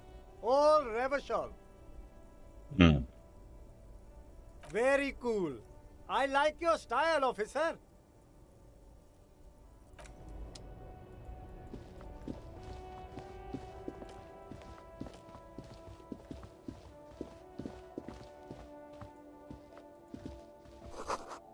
All log out of order until Wednesday, 7:15 a.m. G'day to you, officers. A burly man hangs out by the waterlock, carving up a generous serving of salami with an old hunter's knife. His eyes are fixed on a man stranded on the other side of the waterlock and on an enormous billboard that has fallen down into the canal between them. His posture is relaxed. Despite his powerful build and a knife in his hand, this man resorts to physical intimidation only infrequently, if at all. What are you doing here, man on the wall? My friend Barry the Butcher is stuck on the other side of the waterlock. I'm keeping him company and eating his salami. From the corner of your eye, you see a man in a yellow shirt and grey overalls waving at you from across the canal. He seems disappointed about the wreckage on the waterlock and the salami. Not the salami. Very good stuff. Anything I can do for you, officer? You know what caused this wreckage? I wasn't here to witness it, but those look like tire tracks on that sign. Weird, huh? Then again, plenty of daredevil drivers in Revachol. The words daredevil driver sound ominous to you. Right. Too bad it also takes a year and a day to repair anything around here, especially a waterlock. The rest of the coast is closed off till then. You know what's further down the Well, coast? there's the fishing village, an abandoned fish market, a bizarro church. Not much use to the congregation, though. There always seems to be something wrong with it. Yeah, not really much else. Just bombed out ruins. Right. Bounty gun. Fine, 1 armor piece.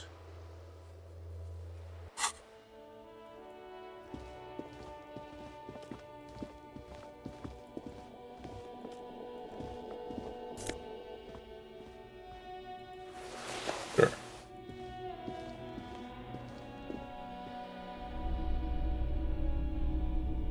Oh, this looks like a pawn shop, if I've ever seen one. Just a woman, plaque simply says day. A projector.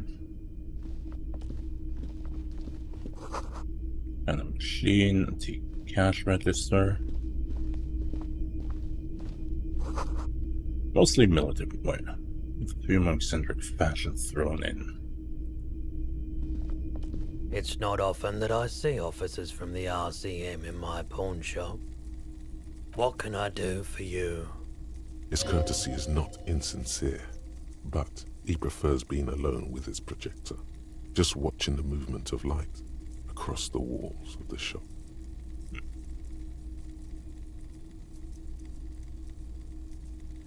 Sorry, I feel like I'm interrupting you. Oh no, not at all. I guess I haven't had many customers lately. RCM or otherwise. Who are your customers usually? All kinds of people come through here. Locals, travelers, people looking for a deal, people looking for a keepsake.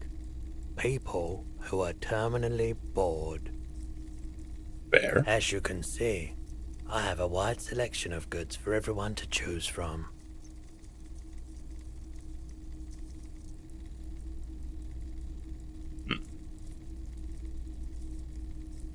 Some are more tasteful than others. It keeps me entertained. Entertained? He might be high. If he is, on what?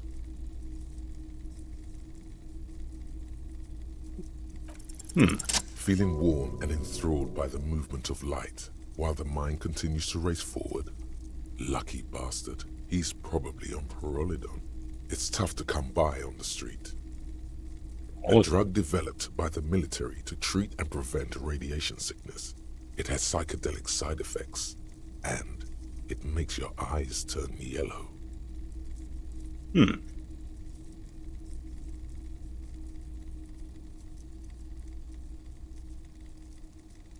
So, where does a man get Parolidon these days? Sure, straight to the How would I know? There's a note of indignation in his voice. Interesting. Those triangle patches on his vest, you have a feeling they mean something, like they're similar to the halogen rectangle on your jacket. No judgment, just curious. I've had to take it. You know, since the People's Pile cleanup. I was with the Emergency Relief Brigade. Okay. He's taken it for mental and emotional, not physical pain these days. What's the People's Pile? Bad idea. Some poor leftist built a particle decay generator in hopes of bringing affordable electricity to underserved communities. It malfunctioned. Radioactive waste everywhere. Probably some of it in you too. Oh, these leftists. Tell me about this Emergency Relief Brigade. We were an all-volunteer force.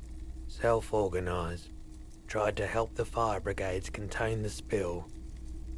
Right. Tough son of a gun, this one. Respect. Nice. I lived by the river since I was a small boy. The Esperance. Didn't have the art to let it all go to shit without trying to do something to help out. There wasn't much the volunteer force could do, however. We wasted years in the river mud. Years getting sick. Must have been tough. There's a reason why everyone's tried to forget any of it ever happened. and why no one has tried to repair or replace the pile.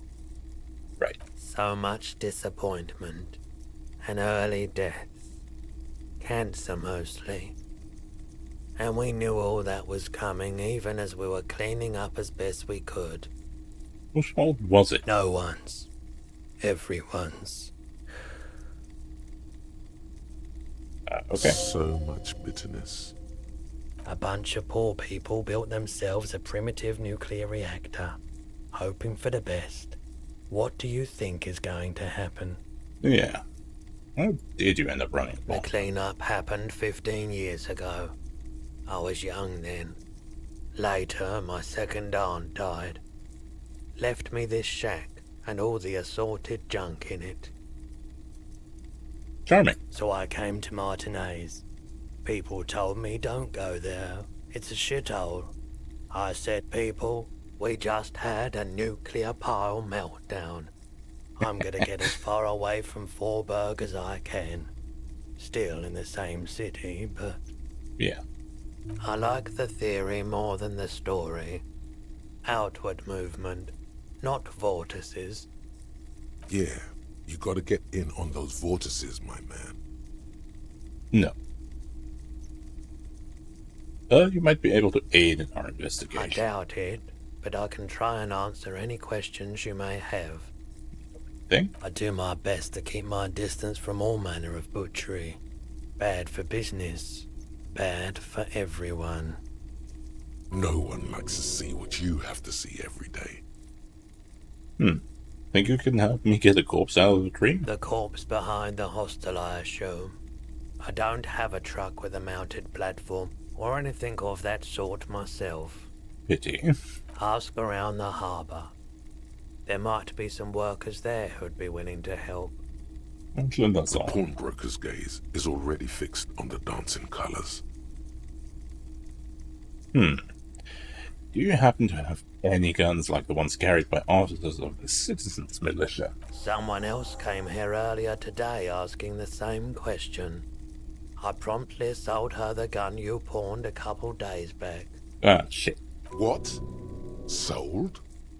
The lieutenant shifts from one foot to another. Alert. Wait, I sold you my gun? You were adamant about getting rid of it, officer. Said you were undeserving of a service weapon of the Revachol Citizens Militia. Lamar. And I don't like keeping guns around the shop for long. Off the charts photon emissions. The unhealthy kind. He's not telling you the whole story. It seems he's trying to spare you. I feel like there's something you're not You telling. weren't quiet. Yourself, officer. What was I You like? were very distraught. You said the gun was a threat to your life and that you can't trust yourself with it tonight. And that you need the money. Oh, I don't have that When either. I said that I don't normally buy firearms, you put the gun barrel in your mouth and sort of sucked on it. Then I agreed to take it. Hell yeah.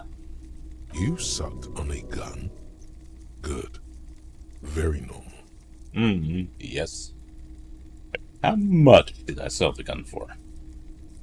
15 real. Please. The lieutenant looks from you to Roy, and then back to you. It's clear that he hopes this tableau might still turn out to be a bad dream. It's not, though. Oh, no, it's not. This has got to be the most. Wow. There's pity there, too. In case you didn't notice.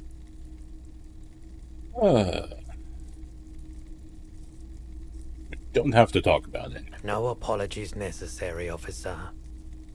Is it minor policeman too? She didn't seem like a policeman, although she kept referring to herself as a pig, which was odd.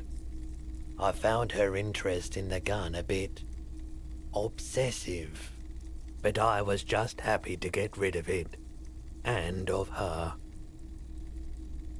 Truth be told, she was terrifying. Oh, good. Right, so let me get this right. You sold your sidearm issued by the Citizens Militia And now a civilian is running around the streets of Martinez with it? Sounds about right. Miraculously, his face does not reveal what's happening inside.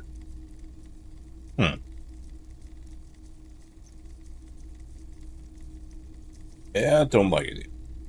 You're right that she could cast aspersions on the Force. We have to find her. The idea where I can find My this buyer. apologies, officer, but I have no idea where she was coming from or where she went.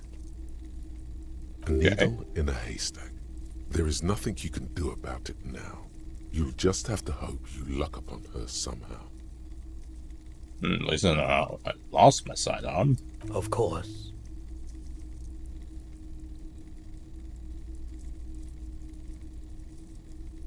That's it. Okay. Well, this is going great so far.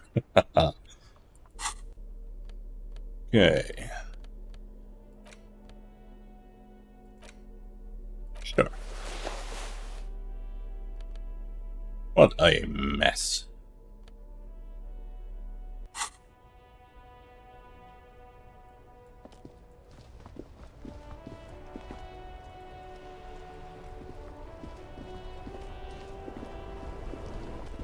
Okay, let's talk to this guy. Just talk to people. Life doesn't need to be a struggle. I'll be with you in a moment, officer. Let me just finish my sandwich.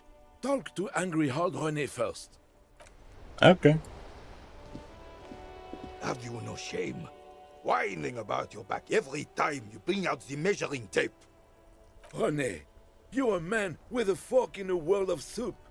Please, let's just try to enjoy the game, alright? Look, in his hand, going into his mouth. The sandwich. It's hauntingly beautiful. I'm trying to, but you keep breaking my concentration. You're old. I can see that. We're both old. Now stop grabbing your ass like it's a girl. These manly men are playing balls. This is a ball game. Grab a ball and play it. Don't ask questions. Shoot first. Ask questions never. No, you got this. There's the ball. You're the game. See? Your munching and complaining have ruined my concentration. Ah, mon Dieu. The pain in my back is unbearable. I can't even say if it's in my back or hip anymore. Feels like it's in both. I hope you pass out from it, you goddamn jellyfish. Men like you are the reason this nation is sinking. Shush. Ignore them. They don't know what they're doing. They're old. You are letting down yourself and the team. Get in the damn game already. Wait, what team? Doesn't matter what team. Pick a team. Any team. The blue team. You're letting them down. Get in the game and throw the goddamn ball. Why are you so mean to me? Eyes on the ball, Dinky Winky.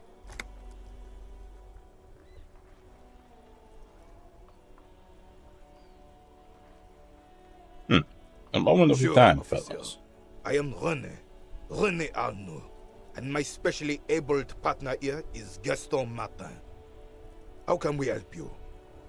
Do you know anything about the man? Unfortunately, I don't. Unlike most of the locals, I have no qualms about assisting law enforcement, but this affair has passed me by completely. And most of the In locals? Martinez, the union is the law, so can you really blame them? Don't have a problem with Talk is cops. a pejorative term. I don't have a problem with policemen. On the contrary, I admire the effort to bring order to our streets. So again, you don't If I know knew, anything. I would not be afraid to tell you. I simply don't. I'm an old man, not a coward. The daily business of the riffraff no longer concerns me. Yes, the riffraff. This is a man with a lot of past, but little present, and almost no future. You seem to be playing in a crater. Yes. The terrain here provides an interesting variety to a familiar game. You know what I created do. it. Fire from heavy artillery. Okay. Why what? Why was heavy artillery used? Because that's what happens when communards hijack your country, execute your supreme leadership, and turn your capital into a slaughterhouse. You use heavy ordnance to clean up your home. Wait, who are the communards again? Commies, communists, socialists, anarchists, call them what you like. They just chose the name to feel special. Senseless sentimentality. Did you use artillery fire against them? Sadly, no. It was the foreigners who brought them to their knees. We fought valiantly. Too valiantly. So valiantly we got licked. Yeah, it's squeezing a pool in the shit. Should have fought dirty, like they did with their suicide sex cult propaganda and mad anarchist women strapped to shrapnel bombs. We didn't though, and we lacked caliber. God bless him, but the suzerain's cannons simply weren't big enough. Why shell them here in Martinique? Because this place is a damn beachhead. Had to soften the commies up first. The beachhead? Yes. The military coordinated amphibious landing to take back Revachol. He finds your lack of historic knowledge troubling, a sign of mental deterioration in the preceding generations. Martinez was used as one of the 3 footholds in Revachol during Operation Deathblow in 08. The other 2 are off in Stella Maris and the Delta. Deathblow sounds This here is Blood Ground, where coalition boots first made landfall and cleaned those rabid dogs out. Most likely, we're playing pétanque on their mangled corpses. Charming. Blood ground. You got old René going there. Like he isn't hungry enough already. That explains all the war damage. Damn right, son. They laid the fire of hell on this city before they stormed it.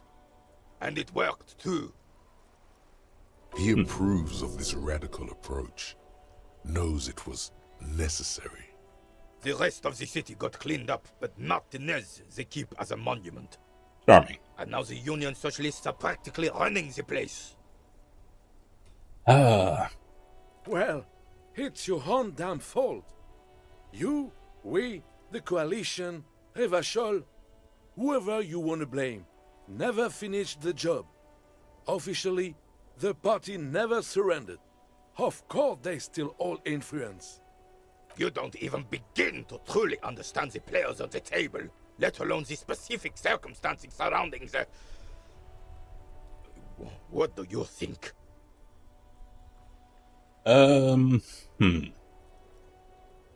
That's how it could be. Soft socialists paving the way for the hard working class to take over. Foreign powers cleaned up our mess and now they rule us.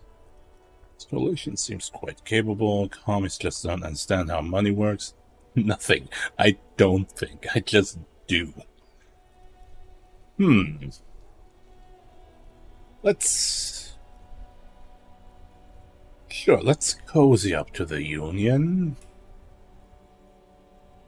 Preposterous! Surely you don't mean it.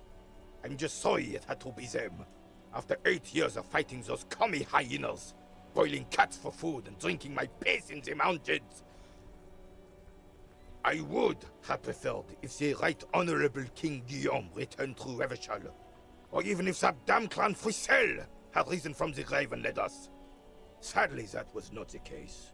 Okay. This royal failure weighs heavily on him. Instead, all that is just, holy, and beautiful in the world was wiped away, and now it's neon signs with toothpaste ads everywhere. Foreign influence peddling garbage and stupid music on the radio. This is just what the commies wanted. This was their plan all along. This is what they wanted to replace the role of the suzerain with. Right. They planned to get bombed to shit. Yeah. Those royalties. What exactly is a suzerain? Is the king. Has everyone forgotten already? They forgotten already. Yep. Soon, they will forget everything. Him too. Then he chooses anger over melancholy. It's no use talking to you. You were still in Daddy's balls when it happened.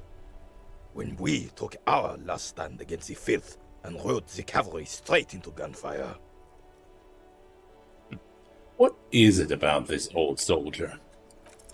Fail. As Rene turns from you to his partner and back, the medals on his chest rattle and glare. He keeps his spine straight and his ribcage lifted, displaying them proudly. Two, the larger one is shaped like a cross, while the smaller medal resembles the sun. A crowned head in front of two crossed rifles, the medal hangs from a blue striped triangle. A small blue star inside an orange sun. It has the word Valiance written below. The medals. For bravery. It's a conflicted topic for the old veteran. There must have been a number of controversial episodes in his service days. Bravery? For doing my duty in the heat of battle. For looking my mortality in the eye. When men like Gaston here hid in the bushes and shot themselves. He saved some muddy princeling who foolishly strolled into the front line in his gown of velvet and gold. It was on the first months of the revolution here in Revachol. Unrest was spreading like wildfire. Marauders had taken most of the Couronne and were getting really ambitious. Okay. King Frisel thought he could end it all in one decisive strike. Sent his cousin, Drisson, to put an end to the unrest. Alas, the young Drisson was all piss and no vinegar, wearing a tunic of purple velvet and cockatiel feathers to battle. Even his rifle was gold-plated, shone from 5 clicks away. Can you imagine the asininity? Yeah, that doesn't sound like a Purple smart idea. velvet tunic. That isn't exactly camo. To keep the long and bloody story short, Drisson marched us against the partisans in Couronne. And when I say marched, I mean made us walk into captured enemy territory, single file, like toy soldiers, while he rode in front on his giant red stallion. Of course. The rebels were smart. They let us come real close before opening fire. Suffice to say, it was carnage. Must have been a I got shot in bloodbath. the left shoulder and went down. Just a flesh wound. But just as I turned over, the prince fell into the mud next to me. He was missing his lower jaw. Then his horse, driven mad by the noise and smell of gunpowder, stepped on my leg and shattered my knee. Ew. It's painful to even think about. What I did you grabbed do my then? sidearm and shot the beast in the head. Then everything went black. Okay. Capitaine Arnoux, le fléau des chevaux. When I came to, it was all over. It was just me and Jolas Tresson, gurgling in the blood-soaked mud right next to me. The Dink had taken numerous flesh wounds and lost a lot of blood. But despite missing his jaw, he seemed hesitant to die. Tougher than he looked, that one. That would never happen to Johnny Lawjaw. My jaw is... yeah. So I grabbed the Dink and started crawling. Kept going until the 59th Cavalry picked us up. Through some miracle, we both survived. And the jealous freak convinced Frisel to give me a medal for not leaving him to die in his own blood, piss and shit. He was the commanding officer and I was on duty, just doing my job. Shouldn't hand out medals for that. 13 months later, I received the Sun for distinguished service. It's not worth mentioning. I mean, it's a nice story. There were many such stories in those days. Many such men, too. True Revacholians. Men with backbone. Right. Oh, yes, René, yes. Men were bigger, girls were prettier, and everyone wore the fascia. Lord, please, bring those days back, if you can. Sure. I'm not getting into this with you again. Officer, Was there anything else? You should try to come up with a heroic story of your own. Impress this old soldier. No. Saw a statue. Ah, yes! King Philip III on his steed. A reminder of what Revachol once was. Oh, absolutely. At the mercy of a cocaine-snorting tyrant who emptied the treasury so he could sleep on a bed of gold. I mean, that does kind of sound sick. Cocaine? Cocainum? Sounds like our kind of king. And just imagine what kind of cocaine a king would have had. Yes. A superpower, feared and respected. A testament to what this country can be under the leadership of a true king. Someone who knows how to rule. How should a true king rule? Decisively, without fear of offending the sensibilities of the frail and weak-minded among his subjects. This is something the insurgents never understood.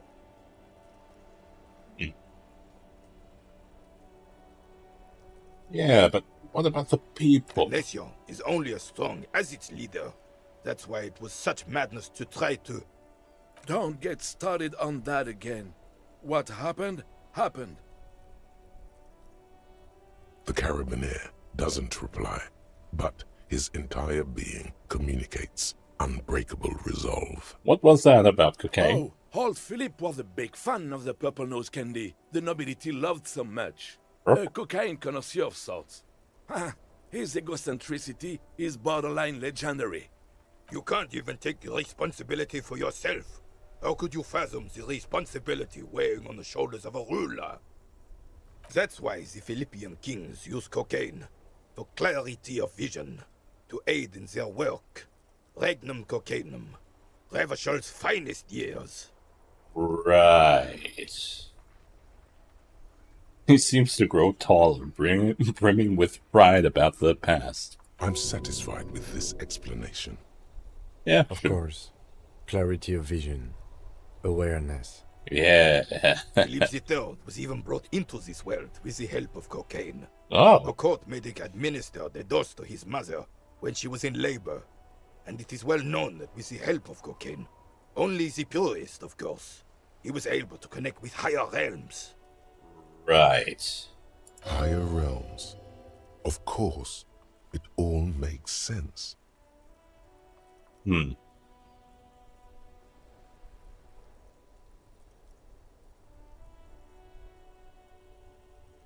mean, it does seem irresponsible. From what I've seen of the officers of the RCM...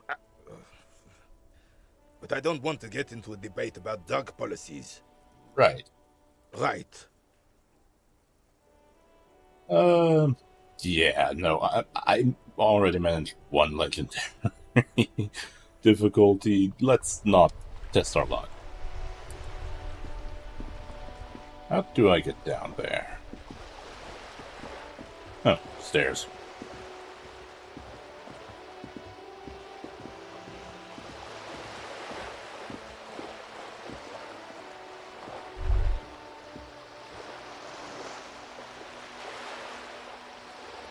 Okay. That guy's spotted drunk. Spotted seabirds. A lot of bullet holes.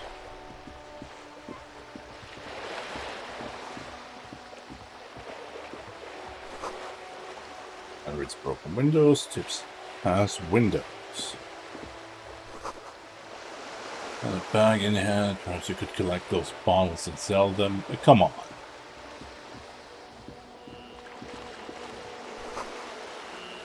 Roundabout north. Website apartments in Mountainous Pier.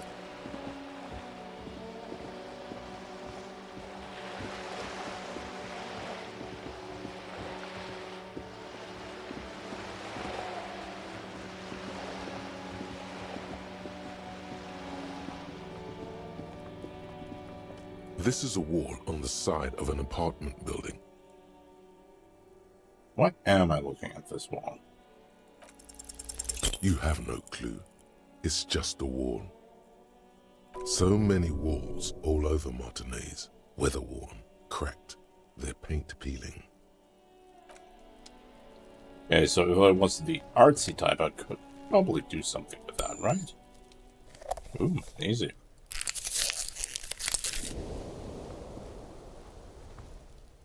Are you trying to sneak up on me?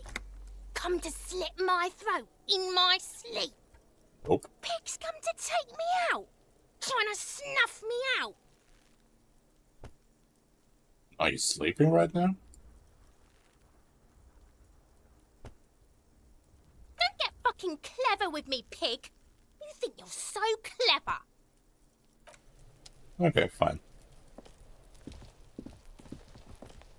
What do we have here? God knows. Balcony with the yard and the hanging. Clears the table. Rain and rod. Holes? Lots of bullet holes.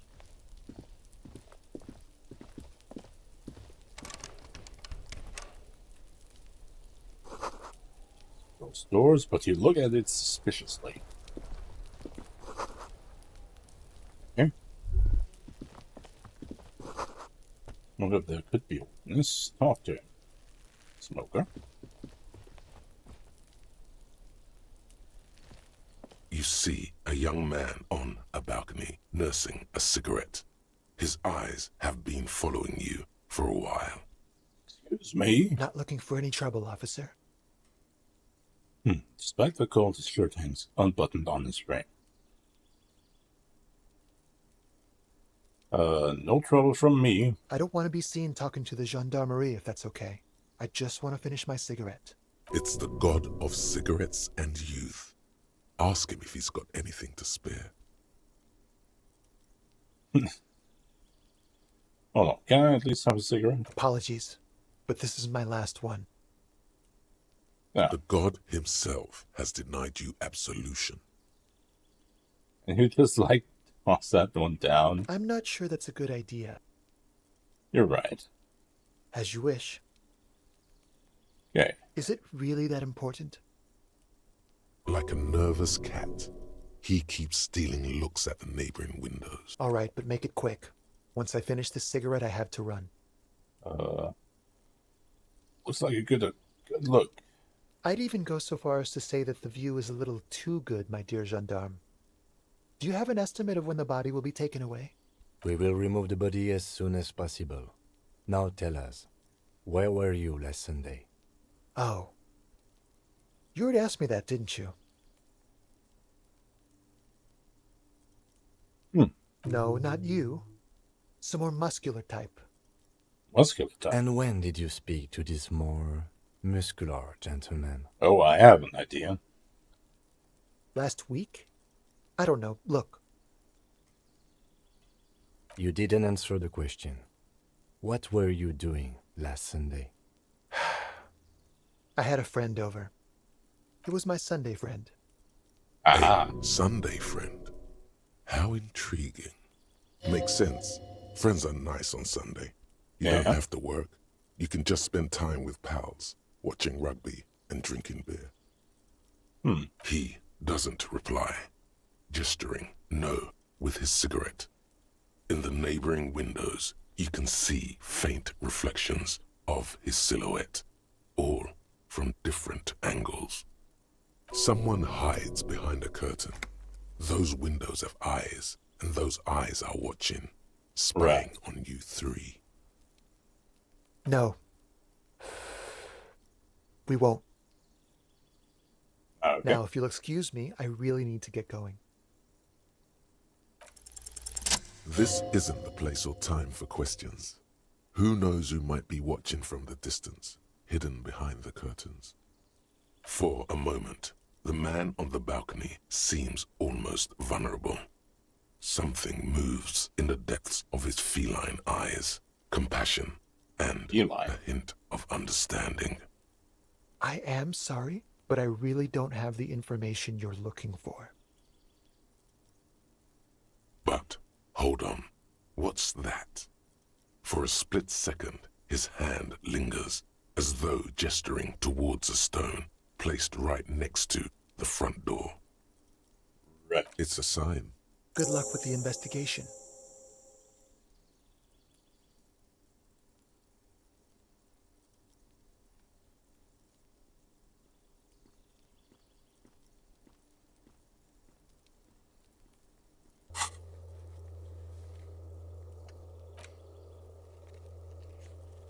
Okay, find a way inside. He's gone. No point in running.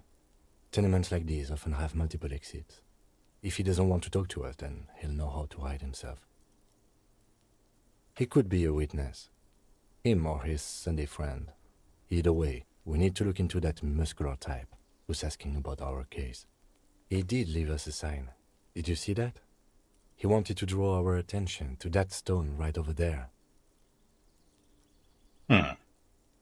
If we find a way inside the building, we can ask around for his apartment.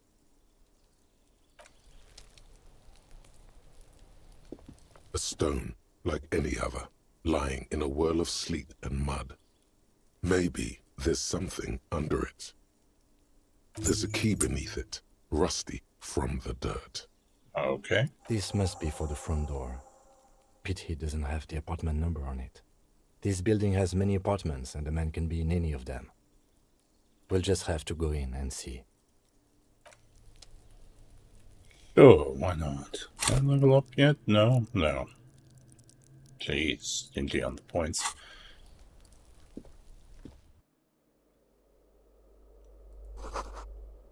Eviction notices and missing pets. Filled with cleaning chemicals.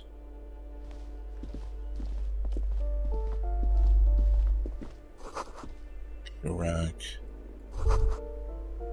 Like snow comes from the... The snoring is scary somehow. We should leave. Okay, so let's see if we can find any hints. 1 5-pointed star on the wall.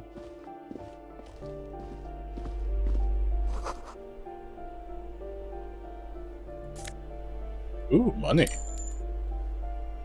I could steal those shoes.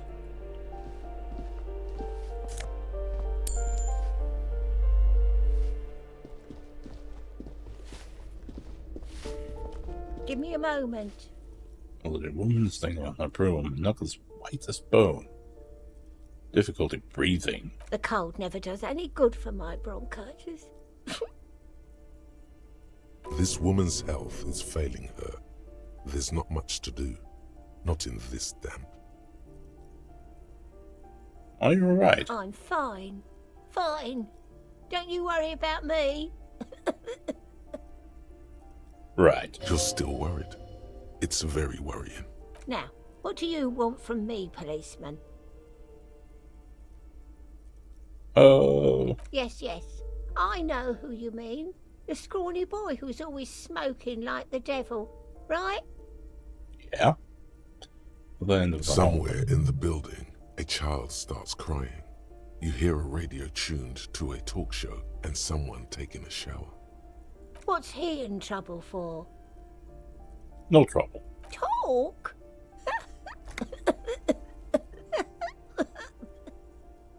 Uses a broom trying to catch her breath. He lives upstairs in room 28. Go to the balcony. It's one of those doors there. He's usually home in the evening. Okay. Thank you. We should go check out his apartment on the balcony. See if he's home. Who are you? I'm no one. Just an old woman who cleans these hallways. Live here. If you can call it living. I have a little room upstairs right next to the coal room.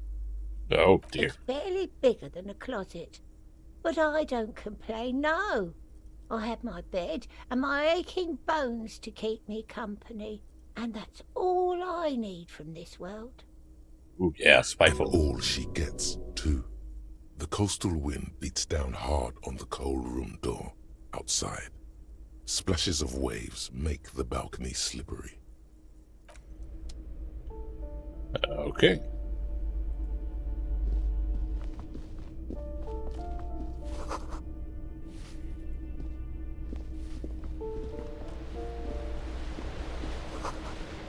Almost torn down the wall. A shift in temperature. The air chills around you. Dust settles on the stony floor. A former architect stands before a slice of window, a room plan in her hand. A cold wave has made the air in the building stand still and frozen, with temperatures falling down to minus 20 degrees Celsius. Is red from the cold. She's breathing on her fingers, clasping the plan. Traces of sadness are visible in her expression. Faint pencil lines on paper depict the same place, but a missing eastern wall connects the room with the neighboring apartment. Ideas for arranging the furniture have been jotted down. It's clean and empty, with new tapestry embellishing the walls. A standard HB graphite pencil has fallen off a three-legged stool in the middle of the room. Right.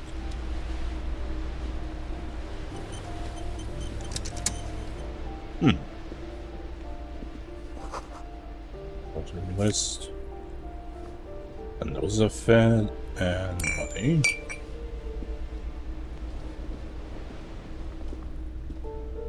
Okay, let's go to the balcony.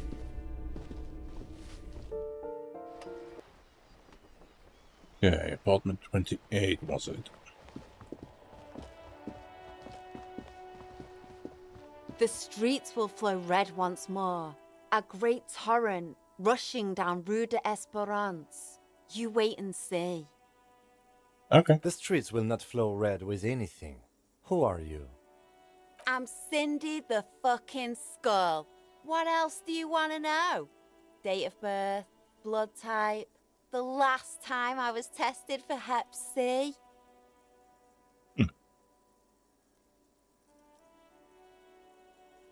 Just need to know your name. No need to And get here defensive. I was trying to be polite. Just can't win with you pigs. That smell coming from her paint bucket. It's not paint. It's heavy fuel oil. And heavy fuel oil. Red-dyed heavy fuel oil, intended for exclusive use in government vehicles, to be precise. What did you think I was using? Aquarels? Sucked it out of a cop's fuel tank myself. Back in Jamrock. She really did it. She's proud of it too. That's some clever cultural commentary. You ain't seen nothing yet, piggy boo. Hell yeah. What are you The looking at? lieutenant furrows his brow at another one of your eccentricisms. Hatred, disgust. It's difficult to tell which of the two is more present in her girlish features. The woman on the boat does not notice her staring. That is on her. Someone's got to keep an eye on her. Who is she? Probably the Wild Pines rep. We should talk to her. She's a professional negotiator, though. I have the feeling she will be very cooperative while telling us nothing. That You sounds should good. take the lead. Ask her unexpected questions, you know? Do your thing. Don't be afraid to get a bit wacky. Throwing her off is our best bet.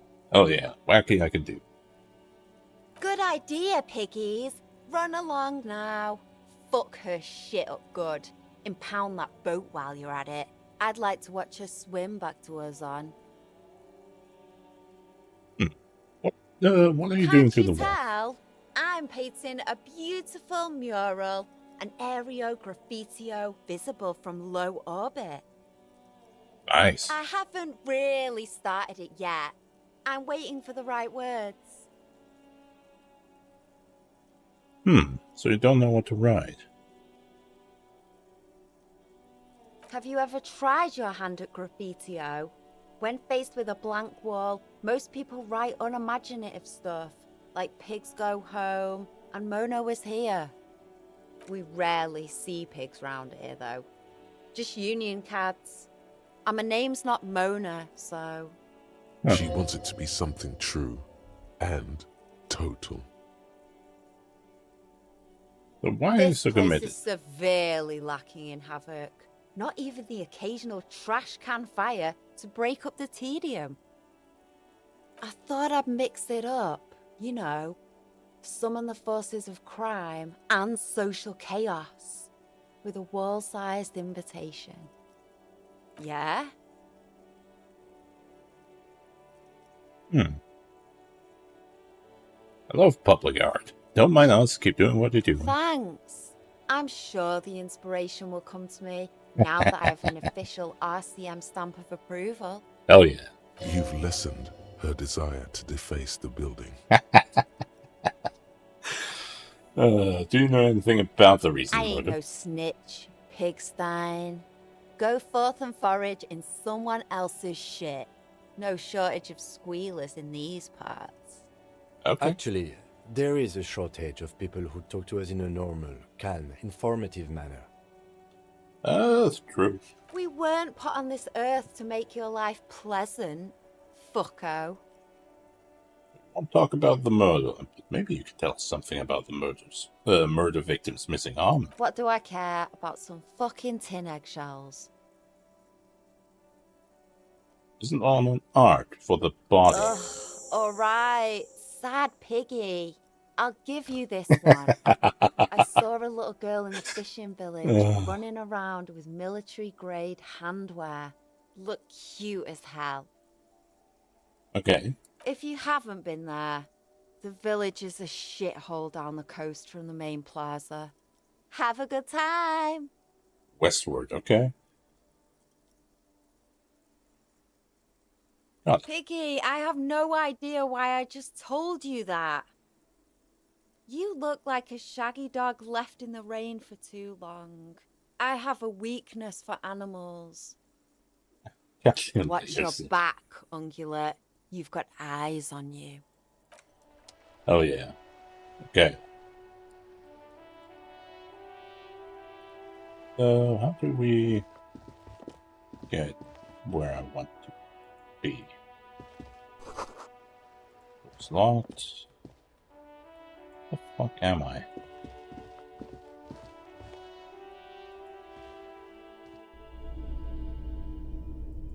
Oh, this is the coal room. Coal to last for several winters.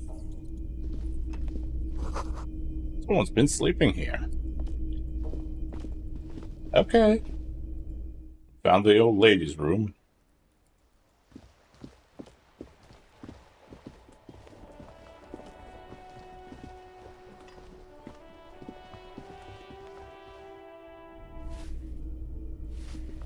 There's probably a different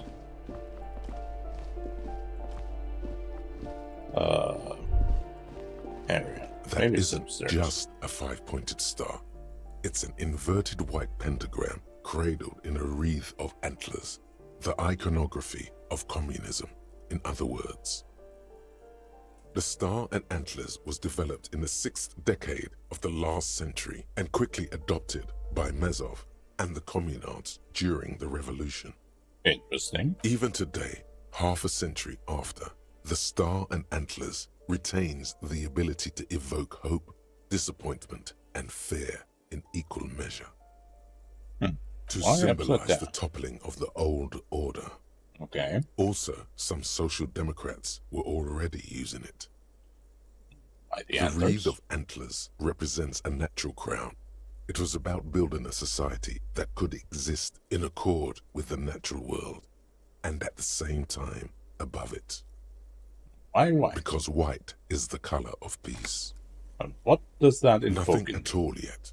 Right now, it's just meaningless shapes on a wall. Okay.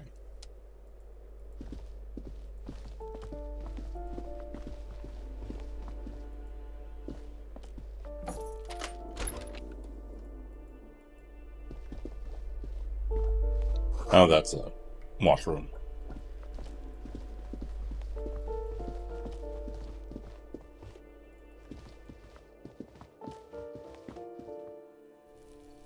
Ah, there we go. Break box is full of cigarette butts and electric wires. Oh, good place. So, what was it? Room 28. Just a door, nothing for you here right now.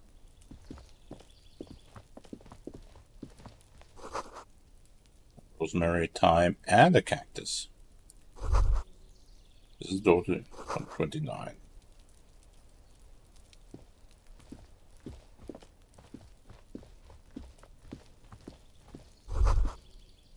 So singing along to some buoyant dance track. So we want to go 28. This door is made of metal and appears to be reinforced. Someone here really values their security. Okay. Number 28. This is where the cleaning lady said the smoker on the balcony lives. Let's see if anyone's home. Knock on the door. No one answers. Looks like the young man we are looking for isn't home. I think our best chance to catch him is in the evening. We should return tomorrow after we have finished with our day's work. How about 9 p.m.? Sound good? Sounds good. Tomorrow, 9 p.m., right here. Apartment number 28. Good, let's go. Damn. Turns out it's quite tricky finding someone in a big apartment building. Don't worry. You'll get him. Sure. Okay.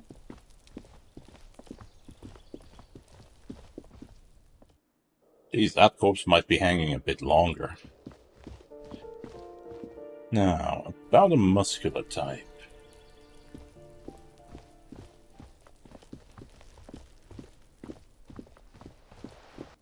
Let's go just a bit north. There's some apartments. Sustain.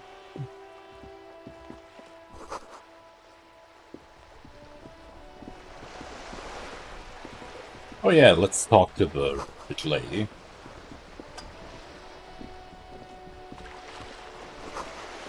Also, residents of Winter Senkis Lane 33A. Hello.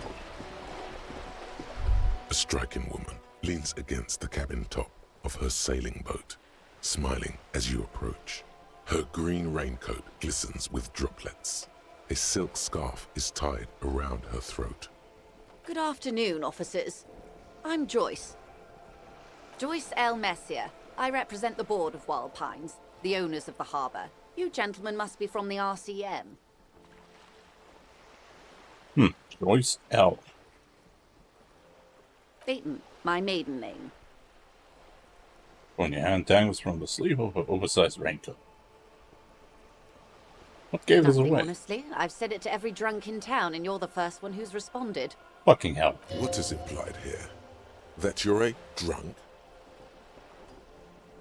I'm glad to see you here.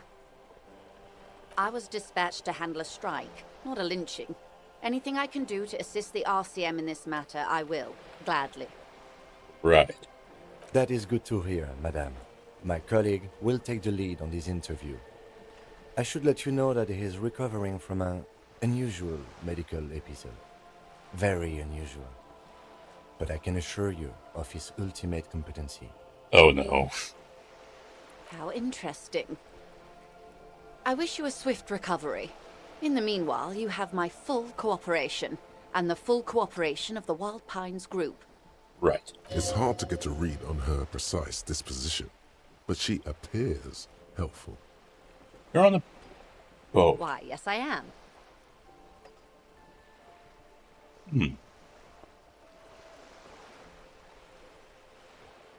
Does she have a name? The boat? No. It is called Cor de Lady 19, because that's the type of sloop it is. The word "it" feels strange. Such a beautiful boat deserves a proper name. Right? A breeze ripples through the sails and tugs at your hair. Below, the sleek, fish-like shape of the hull parts the water. Beneath that, a resounding darkness. You're reminded of something. Or someone. Cool, but your boat really needs a name. Okay.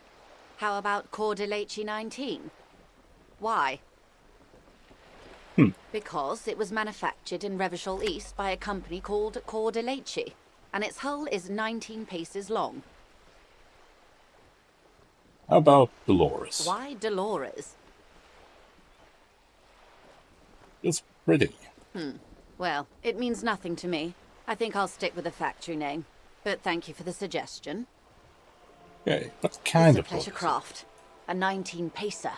It also happens to be rated for Category 1 racing. Though these days I mainly use it for business. Right. How do you My like it? sloop? I like it a lot. It's the eel's hips, baby. Wow, okay. I'm enjoying this part of the interview. It has so little to do with the murder we're investigating. I really do, the lieutenant thinks. Is she thrown off yet? He's looking at the woman, assessing her. Not a lot of people on boats, are Of there? course there are. We're on an archipelago. How else are you supposed to get around? We're going on an archipelago? Yes, we are. We are on Le Caillou.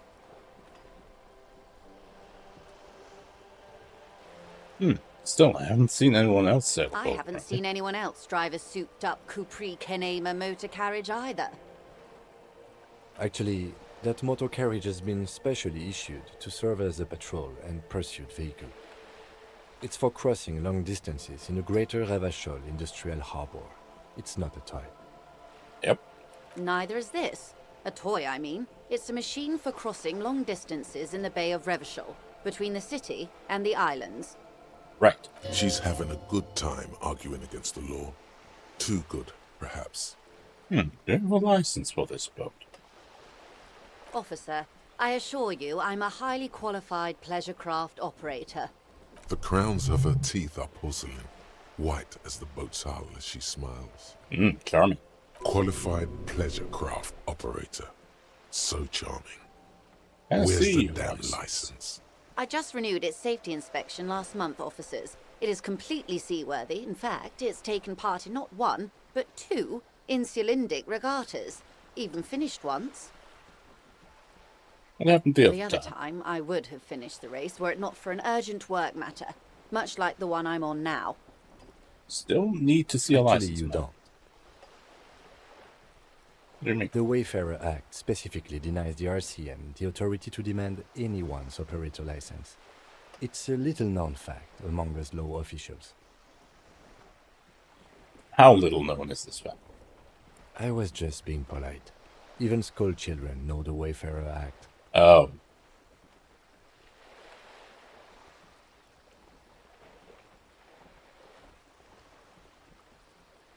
Makes sense, I can No need to look at... resort to self-pity, detective.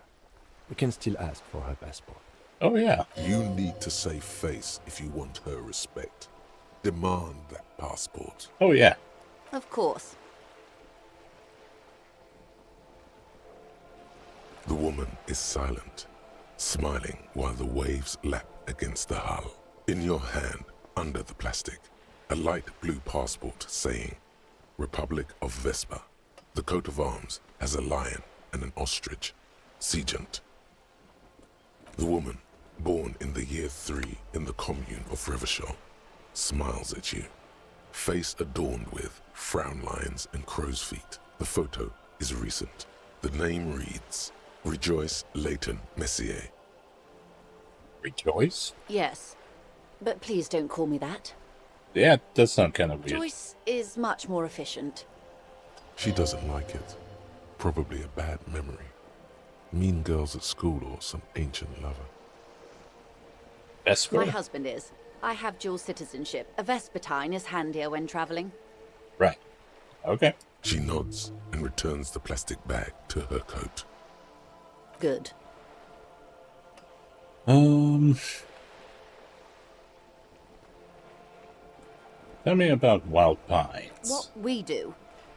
I'm afraid I don't speak for Wild Pines as a whole. It's a giant undertaking.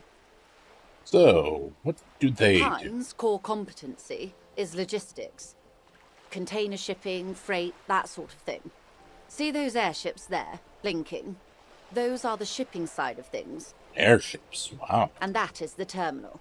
Another subdivision deals with energy, oil and gas exploration, offshore platforms. What about I'm not the at money? liberty to discuss the company balance sheet, but I can tell you that last year, the company booked more than 20 billion real in revenue. Okay, that's a lot. Billion?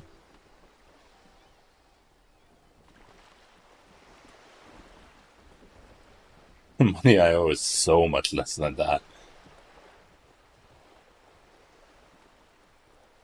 Yes, past a certain point, numbers begin to seem imaginary, but they are quite real for the 72,000 employees who depend on Wild Pines for their paychecks.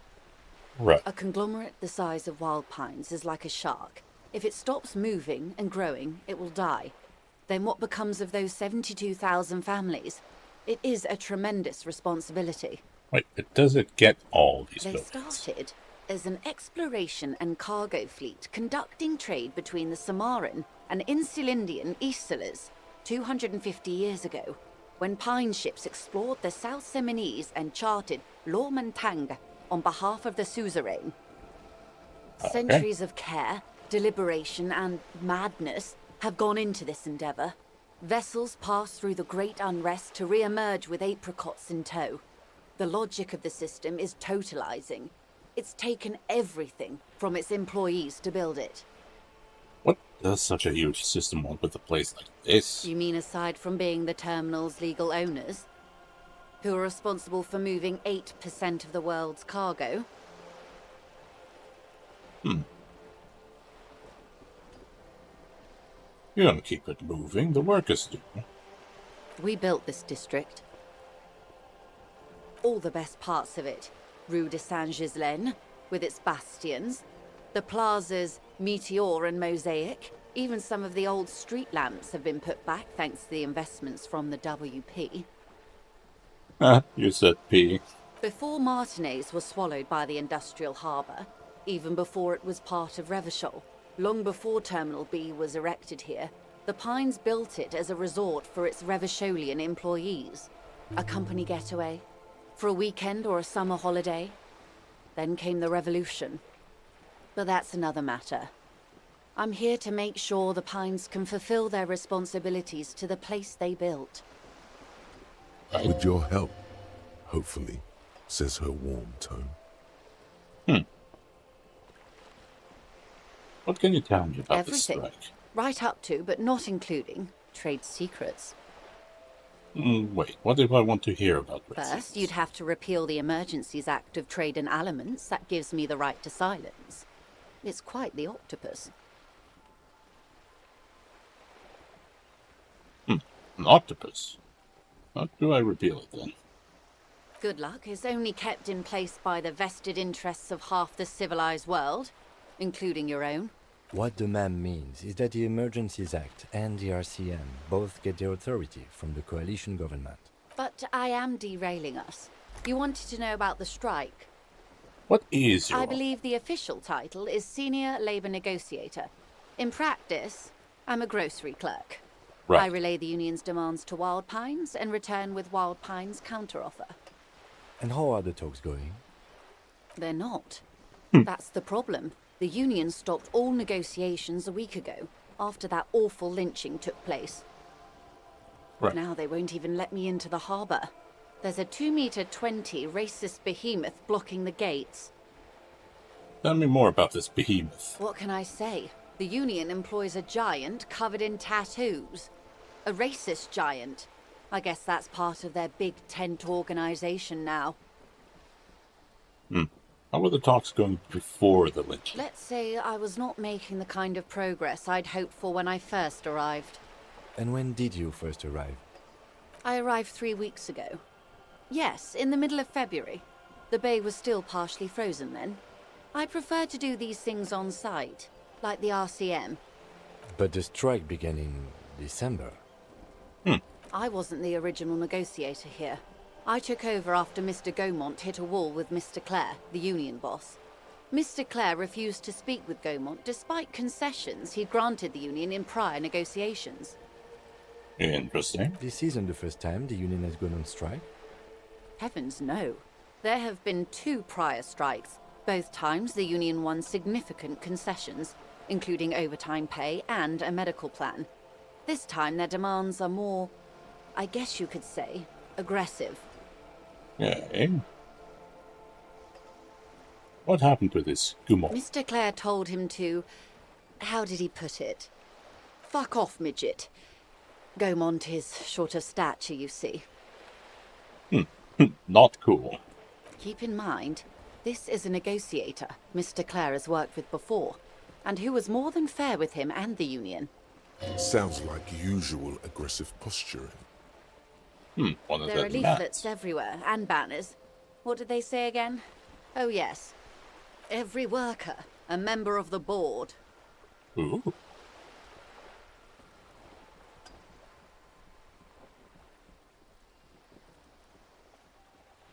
I like Then it. you might also like their other slogan. Demand democracy. That's a good one. Personally, I don't think it has the same pizzazzo as every worker, a member of the board. What's the demand? It's quite simple, you see. Every time the Wild Pines group makes a decision, about what? About anything really, it needs the signature of each of the 2,200 workers in its Martinez terminal. Okay, that does sound like an annoying amount of paperwork. Just so you understand, this is but one of 22 terminals owned by Wild Pines. Essentially, not only are they kings of the company, they are also kings of the 72,000 employees of Wild Pines Group. It is pretty funny. That may well be. It's not up to me to decide who is king, but as negotiations go, it's not a swell start. Nope. What I'm I not think. sure. Naturally, I assume that was just their opening position, a hard-nosed tactic with a side of mockery. But there's been no follow-up, just the same nonsensical slogan repeated over and over again. And now, people are getting lynched, I hear. Behind the whirling in rags. A disastrous situation if there ever was one. Excuse me, from whom did you hear about this lynching? Good question. I first heard it from the bowyer at the gates. The one whose very name advertises his aversion to work. I think he said it was, "Call me mañana." Okay. This checks out. The scabs at the gate. You put them there. The scabs? You mean the huddled masses of Jamrock, come to plead for work where the Union refuses to? If they were organized by Wild Pines or its affiliates, then it would be a company secret. I could not share it with you. Not right now, at least. Tell me about this Union boss. Everard Clare is a man of the utmost integrity. If you can say one thing about him, it's that he always puts the interests of the workers first. Really? Of course not. Everard is fantastically corrupt. I imagine he has a thick, viscous goo where you and I have blood. It can't be that bad. He is the most corrupt individual I have ever seen, and I deal with men like him for a living. If there is anyone more venal, more irredeemably nepotistic, then it's his twin brother, Edgar. Wait, there are two of them? Yes. Edgar looks exactly like his brother, except for that lazy eye. He also talks exactly like Everard does, and when one's term as foreman is up, the other takes over. Huh, funny. It's how they circumvent the term limits, you see, with a funny little switcheroo. While in office, they've embezzled God knows how much of their workers' dues. What about the Union itself, outside the Brothers? The Débardeurs Union was once a perfectly normal institution. 20 years ago, anyway. It must not have been easy to establish under the Emergency Act, but they did it. I can respect that. Organised labour at its best, as they say. Then something happened in the local chapter elections. The brothers Clare came and transformed it into a... how do you say? A mob. The Débardeurs are a crime syndicate. Sad as it may be, I suspect we'll be forced to cooperate with them. Okay. Refreshingly honest, officer. The company has tried appeasing in the past, but I'm afraid our concessions have only emboldened Everard and his brother. Right. And your opinion, detective, if I may ask? I'm a curious and talkative person, you see. Would you say the Débardeurs Union is Active advocate for the rights of local working men. Giant leaf sucking out the life.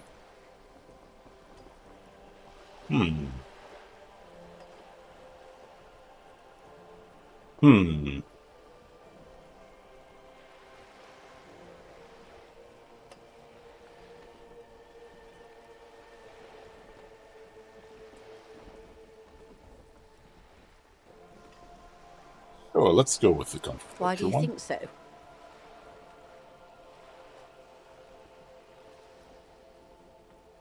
I mean, after all, the human legion Ezra, this union sounds like a motley crew I'm into.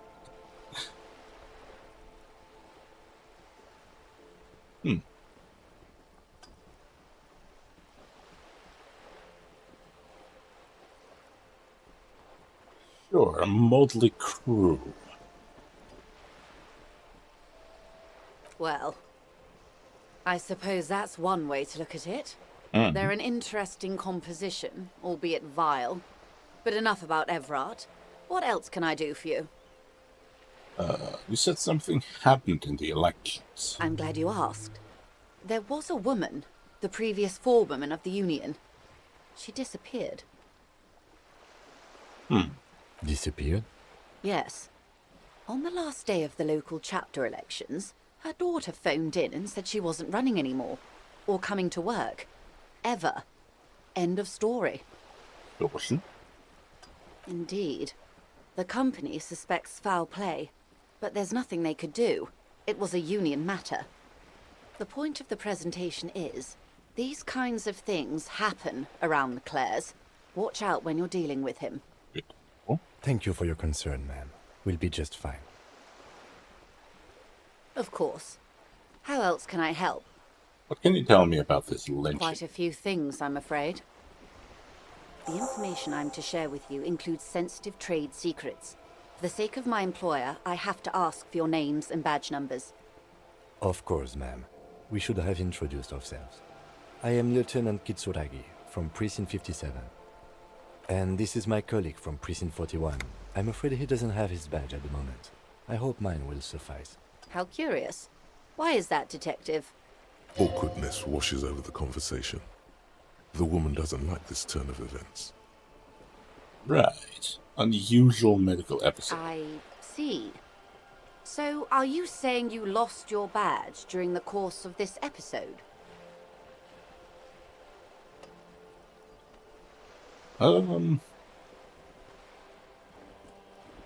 Sure. Let's go with the brazen answer. Oh dear. I suppose this does explain some of the more curious turns in our conversation. Yeah. As I said, ma'am, his technique may be very unconventional, but he is an officer of the RCM. Of course, I sympathize, but I'm afraid I simply can't share anything more until I've seen that badge. Right. Hang on. She's a professional negotiator. She should be open to some sort of mutually beneficial arrangement.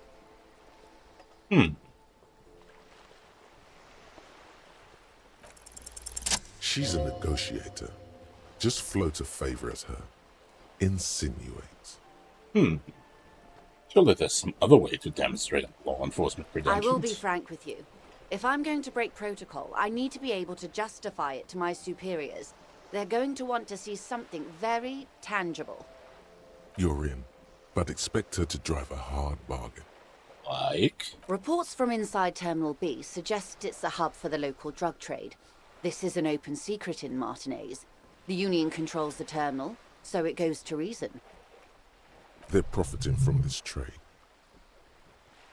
Right. The company has tried looking into this matter before, to no avail. Perhaps someone with your authority and resources might turn over the right stones. Or you can recover your badge, though if I may be blunt with you, it sounds like that may be a lost cause. Probably. Detective, a word in private before we continue.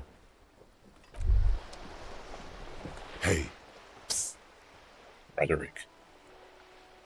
Yes, you. Word on the street is you're ready to start building communism again. How come there's a word on the Keep street? saying things like, down with the bourgeoisie, eat the rich. sodomize the landowners, impale all people who have more than 25 real in their pocket, literally murder all human beings regardless of their political beliefs. That kind of stuff. I mean, I've said some. Oh yes, the mask of ambivalence. Don't deny it. You're about to rip it off and reveal the monstrous seven-eyed lamb of global communism that would devour and masticate mankind. No, I'm not that. Everyone can see that. So tell me, do you have any questions before we fire up the big communism builder? Or do we get right down to it? What's this communism even about? Failure. It's about failure. Failure? Yes, abject failure. Total, irreversible defeat on all fronts. Absolutely vanquished, beaten, curb-stomped and pissed on. Until you came along. You will reverse the fortune of the workers of the world. Oh. You alone, against every living thing, against every human alive. 800 trillion real in the hands of an impossibly well-organized ruling class. Towering city blocks of bankmen who have the ears of prime ministers. Million-headed armies of nations and the love of your own mother. You against the atom, the charm and the spin, where the whole world failed. Matter failed to bend to human will. Human will failed to get out of bed and tie its laces. You alone, single-handedly, will rebuild the dreams of the working class. You are the last communist. That sounds like a movie title. Now get to work, comrade. Yeah, sure, why not? Oh yeah, get the firing squads and the animal wagons ready. Wait, firing squads? Too late to back out now. You can't make an omelette without breaking a few million eggs. Oh no. Okay, sure. Mazovian socioeconomic. Wait. I think communism was some crazy idea that had its comeuppance 40 years ago, a fever that shook the world, never to return again. They were right, until he woke up today. A spiritual corpse, responsive only to the call of Commodore and rent, prostitutes, and Krasmazov. For him, communism is still a thing. He will single-handedly raise the commune of O2 from the oceanic trench where it had been resting, covered in ghosts and seaweed. He is the big communism builder. Come witness the attempt to rebuild communism in the year 51. Sure, let's internalize that. No way that could go wrong. Ay.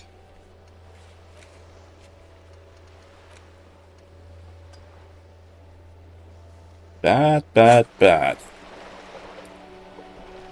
This is not going quite as I hoped it would, Detective.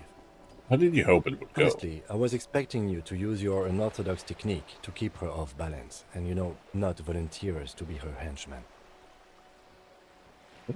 I thought it was going to This woman is running circles around us. She might have known about your misplaced badge all along, or she's simply an adept improviser. Either way, we've played straight into her hands. Crap. He doesn't let it show, but there is a limit to how much the consequences of your unprofessional behavior can cost the investigation. Could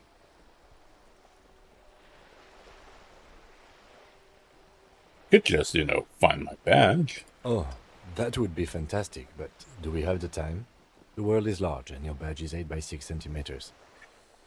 You could request a new one from your station, but that would literally take months. Do you propose? If there is reasonable suspicion, we must investigate. Otherwise, she could claim we are siding with the Union, or that we are on their take. We'd never hear the end of it. What I propose is, we ask her, then we investigate, briefly. But do not share the outcome of this investigation with her. We tell her it's done, and demand for her information on the lynching. Okay. You're back. Good. What can I help you with? Do you know something about these tattoos? That's the man who was killed. I'm afraid this is a discussion for once we've cleared the lynching question. You know something about the tattoos? Better not tie the fourth day to the bat's day on this. I hope there is something else I can help you with. She wants to answer the question. Protocol keeps her from it. You seem smart. I need someone to give me the lowdown on this reality. This reality? I should have started with this. It's related to that medical episode. I tremble remembering even the basic terms. No, but please. A little context. We're not in such a hurry. Ah, yes. The episode. Sounds like an acute case of encephalopathy, now that I think of it. Hell yeah. Don't be phased, madame. He functions perfectly well. He only needs a lowdown on all of reality. We may be here a while then. Ask away, officer. All right, we're in. I know these all look good, but begin with the first, okay? Okay, well. We're in Martinez, baby. A casual term of endearment popular among the 50-plus crowd. It's a disco holdover, pay it no heed. I'm a disco holdover myself. Aren't we all? What is Martinez is a district of Revachol. A very small district tucked away near the industrial harbour, north of the 881 and Jamrock. You would be excused for not knowing about it. Unimportant, they say. Forgotten, even. Shelled to smithereens during the Revolution. It has its charms, just not this time of year. Tell me about Martinez. I'm not a good ambassador. I've only been here once before, as a teenager.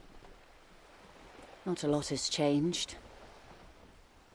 There are ruins, a terminal, fishing boats, reeds, boys with boxy shoulders. Okay. As I told you, Martinez used to be a province, a workers' resort before the city swallowed it and the artillery did its part. Now the reeds are the real star of the show here. The further down the coast, the wilder it gets. You mentioned the sea. What sea is this? It's not really a sea, it's the Bay of Revachol. And the bay feeds into the ocean. Are we near the ocean? Yes. We're on an island in an ocean, the world's largest body of water, the Insulindic. Vast, lukewarm and unknowable, flowing in and out of sight. Okay, tell me about another, perhaps even more fundamental aspect of reality. I would be happy to. What is a preposterously expensive education for, if not sharing? What times are these? Unimportant times, Detective. You and I were born after the dust had settled. 1,000th of a second too late. Too late for what? For the big time. The smile of a predator. No doubt what she's got in mind. You got a predatory streak. All men are predators, dear. Nothing much to be done about that. It's all a matter of where you get to file your teeth. What's the big The time? revolution. What is this revolution I keep hearing about? It's quite easy. Every 100 years or so, our species gets together to decide what's next, who gets shot in the head, and who gets the mineral rights. It's a real kerfuffle. Would you say it's once a bunch of apes duking it out? Why, of course. We're talking Duke Out Central. Full swing intra-species warfare. And the apes, were they evil? No. I would say the apes were neutral. They're good apes, actually. Okay, neutral. On the other hand, Who got shot in those the would head? be the communists. Generally speaking, 40 million people got shot in the head during the World Revolution. But the communists, they all got shot in the head. She's not gloating. It's a relieved celebration. Oh, and the anarchists too. They shot them well. So well, one forgets they even existed. Did the communists and anarchists shoot Did them? they ever? Before they got shot themselves, they shot 2 million people. We're kerfuffle. Yeah, it was a kerfuffle, all right. Yes, the Insulindian deluge, they call it. Anyone else got shot? Oh, lots of people. Even the king got shot in the head, or thrown beneath a horse, or drowned. Accounts differ. It was unceremonious. Just as well, he wasn't actually the king. Just the king's nephew. Yeah. The real king abdicated and lived out a long and productive life as a venture capitalist in Grad.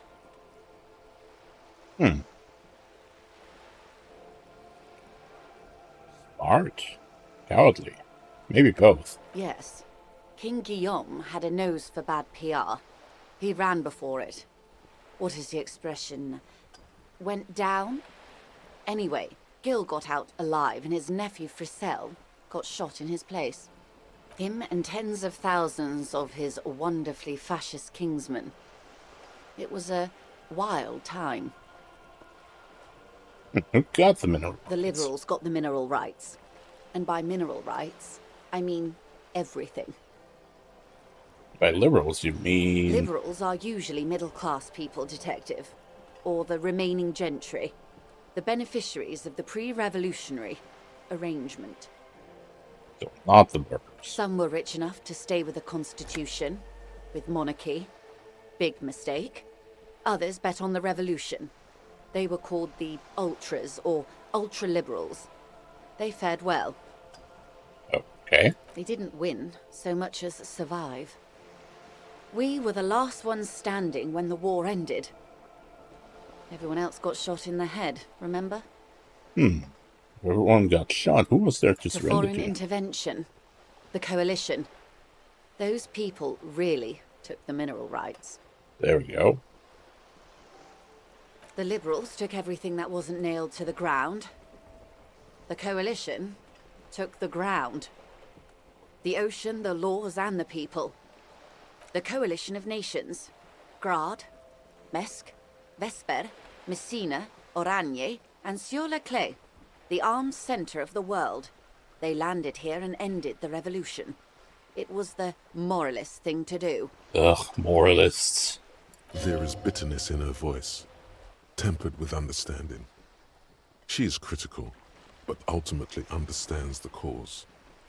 Moralists? The moralists believe in keeping everything exactly the way it is. They believe in mineral rights, and not shooting people in the head. At least not in the same manner and volume as the others do. They are the long-standing provisional rulers of Revachol now, the coalition government. Oh dear. The rulers of Revachol, and also the world. These guys are strong. This is their zone of control. They embolden the RCM with crumbs of the same law they took.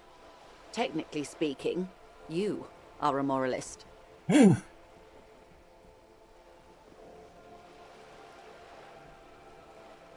If always picking the option that doesn't commit to anything, then hell yes I am. And also not. An almost endearingly moralist standpoint. It must be hard to take a moderate approach to head shooting in your line of work. Hell yeah. The turn of the century revolution? Don't answer it. It's a trick question. The revolution began in '02 on the Isla of Grad, though by the end, nearly the whole world had gotten involved. Who started It wasn't a who, but a what. A pandemic of Zarat, a particularly virulent prion disease, Ugh, prion. which the authorities in Grad proved unable to contain. Then Mazov came along and overthrew the government. Did they eat brains? It made people overthrow their governments. Really? Of course not. It was a highly infectious microorganism that destroyed brain tissue. The actual causes of the revolution were material. The pandemic only provided the spark. Why does this all sound so familiar? From Revachol and Grad? Not far. The world managed to cauterize itself. Mazov's government was overthrown in '08, and the coalition crushed the Revachol commune 2 years later. It was the end. Why? You and I, officer. Our lives in the zone of control. Something tells you her life and yours are not that similar. Maybe it's because she has a boat and you have that necktie? A pair of pants? Our lives are very different from each No other. doubt. But we share the same time and position on the planet's crust. That counts for more than you think.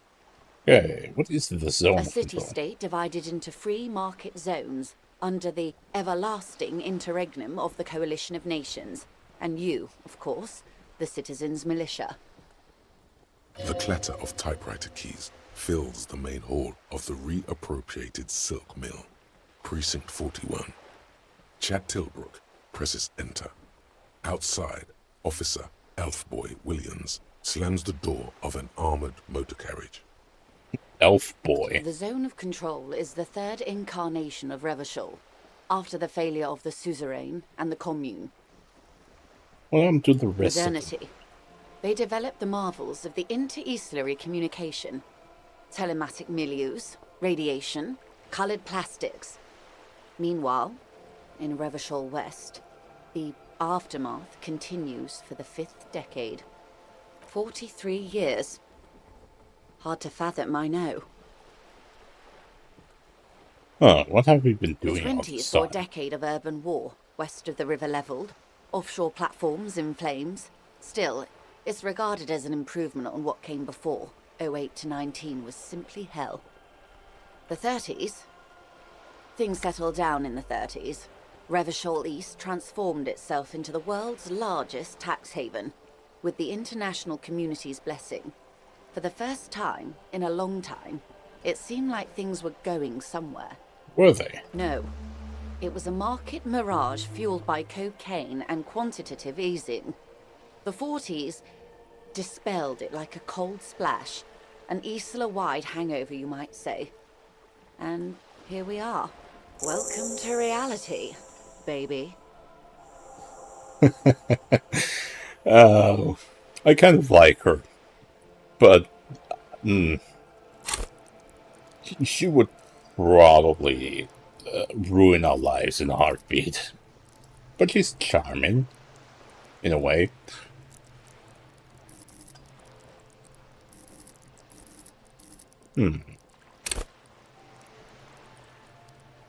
Base. Yeah, no. From the looks of it, the 50s haven't been much better for the zone of control. You can see it in her eyes. You don't Days seem to be slipping thrilled. away. I've no right to be dissatisfied. This shirt is Barbara Muscova, this raincoat is impervious to rain and is guaranteed for 100 years. My daughters will wear it. No, it's just... We could have had so much more. Every one of us. If only we played it right. Yeah, that's the crux of the issue. Good question. What would you have done differently? No, her first.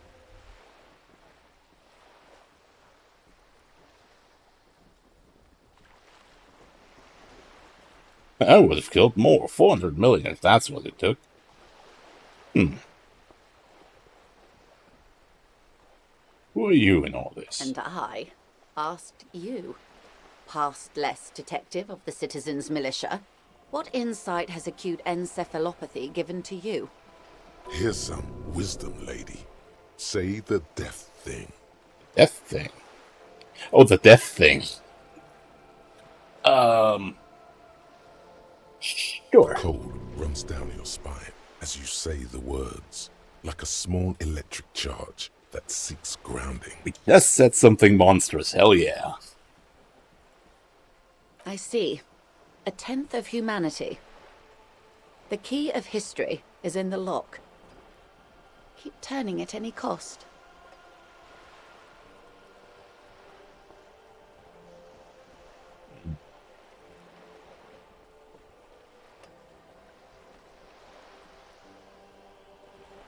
Ooh, yeah, go full extermination.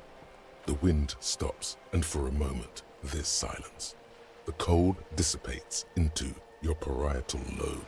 like a dissolved bullet. All is quiet on the Martinez Inlet. The age of man is over.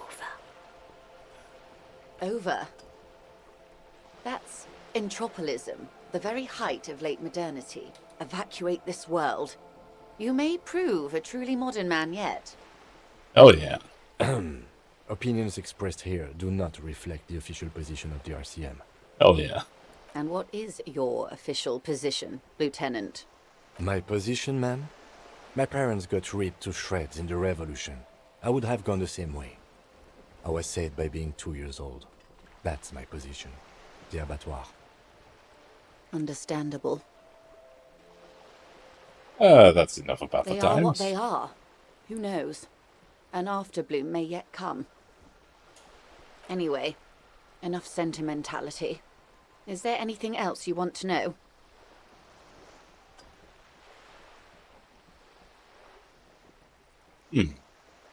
Is acute encephalopathy. It's a neurological disorder caused by a lack of vitamin B in the brain. Symptoms include a retrograde amnesia. It's quite serious. You should get yourself checked out. She conveys it in short, cold bursts, trying not to invest too deeply in the condition of this doomed detective. What causes it? Well, it's either bariatric surgery or long-term alcohol use. Oh, it's probably from surgery then. That seems unlikely. What this boils down to is, this reality thing is stupid.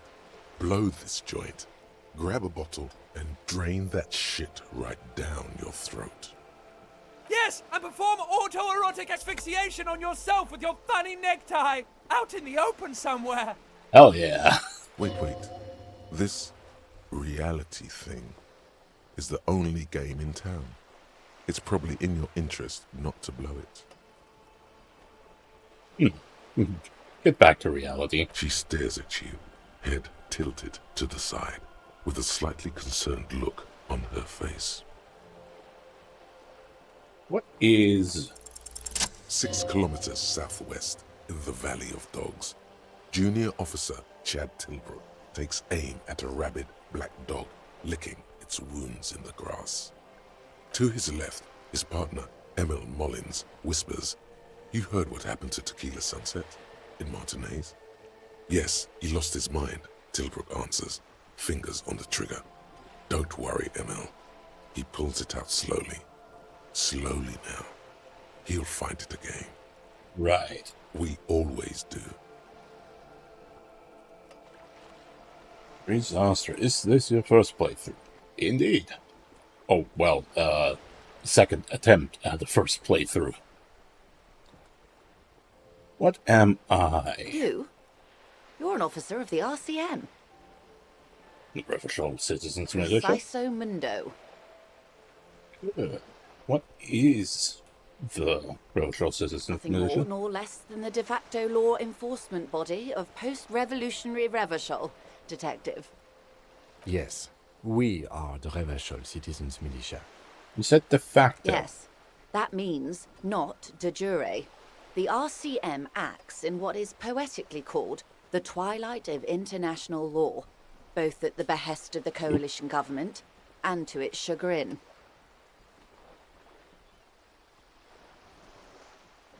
What do you mean? The RCM's responsibilities are defined by the Emergency, Wayfarer and Aliments Acts, 3 pieces of legislation keeping the city in a, let's be honest, laissez-faire stasis to the benefit of foreign capital.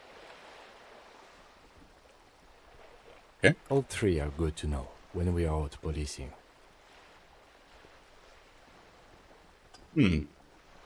About foreign interests, it's one of the good guys, so I'm basically going to avoid this subject and ask the next question in this line. A lack of foreign interests, sure. There's nothing basic about your role, Detective.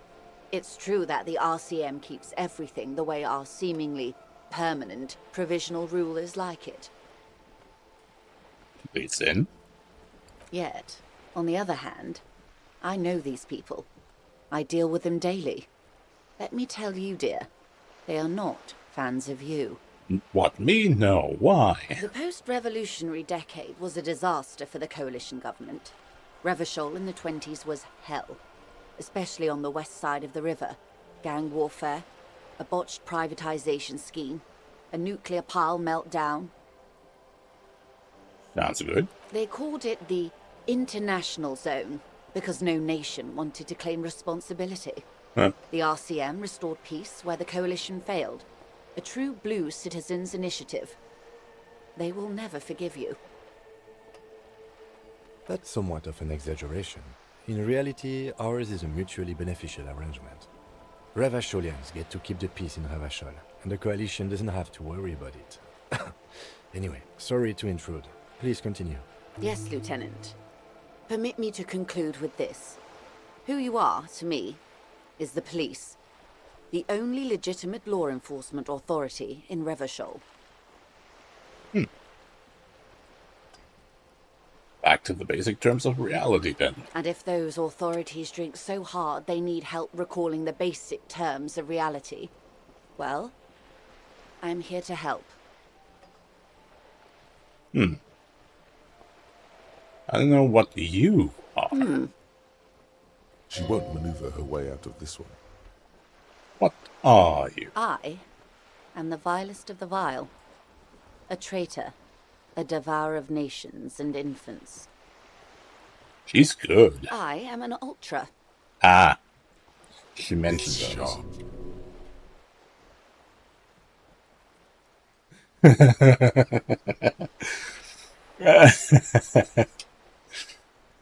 You smear liberal. Yes. I am the nether creature of the Forbidden Swamp. I pushed the king under a shit wagon and betrayed the revolution. My kind surrendered the nation to financial colonists. How could you? Perhaps you thought we'd gone extinct. After all, no sane person identifies as an ultra anymore. Not in broad daylight. Tell me, now that I've uncoiled myself, are you repulsed? In her green eyes, you see a mixture of truth and self-satire. Decades of guilt and pride. Forgive her. But only because you like pearlescent teeth and those light green eyes. I forgive you, but only because you're charming. A devil, who being of great charm and guile, sneaketh into the homes of the godly. Beneath her waterproof raincoat and silk shirt is a body imbibed in numb 12 perfume. You are suddenly and intimately aware of it. Wanna fuck? No. I hope we are able to continue as friends despite my scaly bulk and the treacheries committed by my people against the suzerain and the commune. Ay. When the dust settled, the liberals were the only ones left to clean up the mess. By virtue of their survival, they were handed enormous power to shape the future. This was all our last generation managed. Would you have done something different? With due respect to our overlords, the eternal caretaker government that keeps Martinaise a monument to the efficacy of its artillery. While a gentle wind sweeps the streets in the rebuilt east, light drizzle washing it clean, lights go up and motor carriages circulate the tracks. I would not have relinquished sovereignty to the coalition. Not here in Martinaise, and not in the Stella Maris or Delta Beachheads either. If not for my own sake, then for my daughters. We had an obligation to defend our sovereignty. We should have burned the whole Isola down rather than let them have it. Oh yeah. Dark orange flames reflect in her green eyes. An oil fire on the ocean. Perhaps. My intellectual vanity will be my undoing. So you're a patriot? Yes, I suppose I am. But I wouldn't be a patriot anywhere but here. Fair enough. Seditious talk, man. Yes. Whatever else I am, I'm also a mother. And a wife. Now, shall we return to reality? What is this? A bird? A sphenicid? A flightless bird of the polar regions? Am I really that awkward? Of course you're not, my dear. I'm just terrible at guessing games. What is this place here? This is the pier of Rue de Saint-Ghislain, 33A, where the tenants have been kind enough to rent me a slot. Or two. A pre-revolutionary tenement. Old buildings are called tenements, you see. And new buildings, bâtiments. After les bâtiments nouveaux. But 33A and 33B are not nouveaux. They're old. Yep. This one used to be 8 to 10 stories tall. A real high-rise by the standards of the last century. Built to mirror the skyscrapers across the bay in the Delta. That was before the war, of course. Who lived in that? Mostly the urban middle class, I believe. This was once primo real estate, before the cannons lopped 4 or 5 stories off. Splat, splat. From a dilapidated balcony, a young girl in odd clothes gets towards the evil eye. A red paintbrush held to a throat. Wonderful.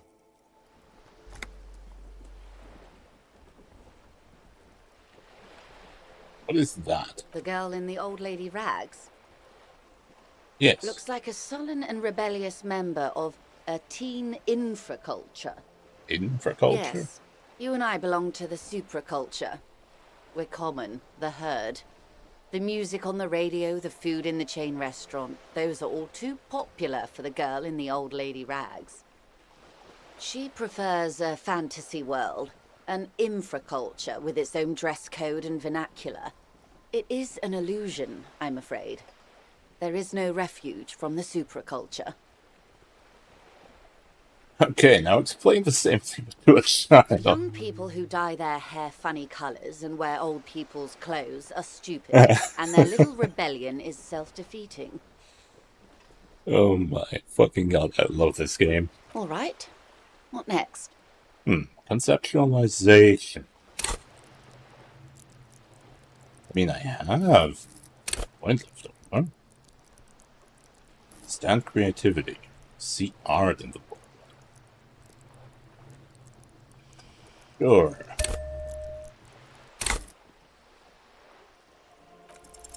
A strange coldness comes over you. Damn it. As you look at the world. The waves sway the sloop slowly. That's all. Okay. That's all for now. Glad to have been of assistance. The little that I know. Anything else? Can I have some money? Okay, tell me about this alleged drug trafficking. It's quite straightforward. Someone is using Terminal B to smuggle raw ingredients from the Samar and Isola into Revachol with the Union's blessing. Wild Pines has suspected it for years. Ingredients for what, ma'am? Meth and dextroamphetamine, GBL and various synthetic psychedelics. Honestly, it might be quicker to say what you can't make from the stuff. Shit, yeah, baby. It's the party pipeline. Why would you want to shut that down? Why are you trying to shut down the party pipeline? I assure you, officer, these are not the sort of parties you'd want to attend. Aww. She has no idea what kind of parties you've been to. We have no idea as well. Through the terminal. Yes. After they clear the terminal, we lose track. The actual production is taking place at various sites in and around Jamrock Quarter, north of here. Wild Pine seems to be well apprised of the local drug trade, ma'am. Do you mean to say the Union also produces the product? Sells drugs, I mean? We're in logistics. It's our business to know. And no. As far as the company knows, the Union does not produce it. They transport the ingredients for a cut. Huh. Okay. You want us to Yes, investigate? but you won't get anything out of Evrat and the Dock Workers Union. Still, every chain has its weak link. Am I going to need bolt cutters? Unlikely, officer. I'm talking about the lorries. Once the ingredients reach Jamrock, they're distributed to a network of local manufacturers, well beyond our grasp. But in transit, they may be vulnerable. Perhaps you've noticed that a number of lorries are tangled in a traffic jam at the roundabout just now. Interview the drivers who are still hanging about. One of them might be waiting for a crucial shipment. Aha. I'll be explicit. If you find this driver, I will share company secrets with you. Oh. No. We asked East Motor Track to raise the drawbridge. The road company is a partner of one of our subsidiaries. However, this is a limited time opportunity. Once the complaint has been processed by the trade committee, they'll have no choice but to lower the drawbridge, and the operation will continue. Thousands of litres of raw ingredients will pour onto the streets of Revachol. Not the east across the river, but the west. The vulnerable, the weary. Well, at least this solves one mystery. What is that, Lieutenant? Why I had to call East Motor Track and beg them to open a drawbridge for me. I'd wondered since I first drove in, on my motor carriage. I am sorry for the inconvenience, Lieutenant Kisaragi, but we need them trapped here. This is a unique opportunity. I'm sure you understand. What proof do you have that the unions... How do you think they're financing this strike? There are thousands of unpaid dock workers going strong for the 4th month straight. There was a shakedown of local businesses preceding the strike. Many were squeezed to bankruptcy to fund it. With all due respect to these desert cacti, the contents of a few cash registers cannot provide for 2,000 men. The local businesses can scarcely provide for themselves. So, you think it's funded by drugs? Precisely. Smuggled out of that very gate at night, most likely, then loaded onto lorries and driven to Jamrock. You simply need to find one driver who will open up to you. It sounds like she tried looking into it herself, but she's clearly not the type your typical lorryman would confide in. Yeah. Well, I have some suspicions that one of the drivers was present at the lynch. The two might even be connected. Or not. Though, if you have evidence to the contrary, I'm eager to hear it. As eager as I am to share it, Lieutenant, once the job is done. Sure, Yes? proceed.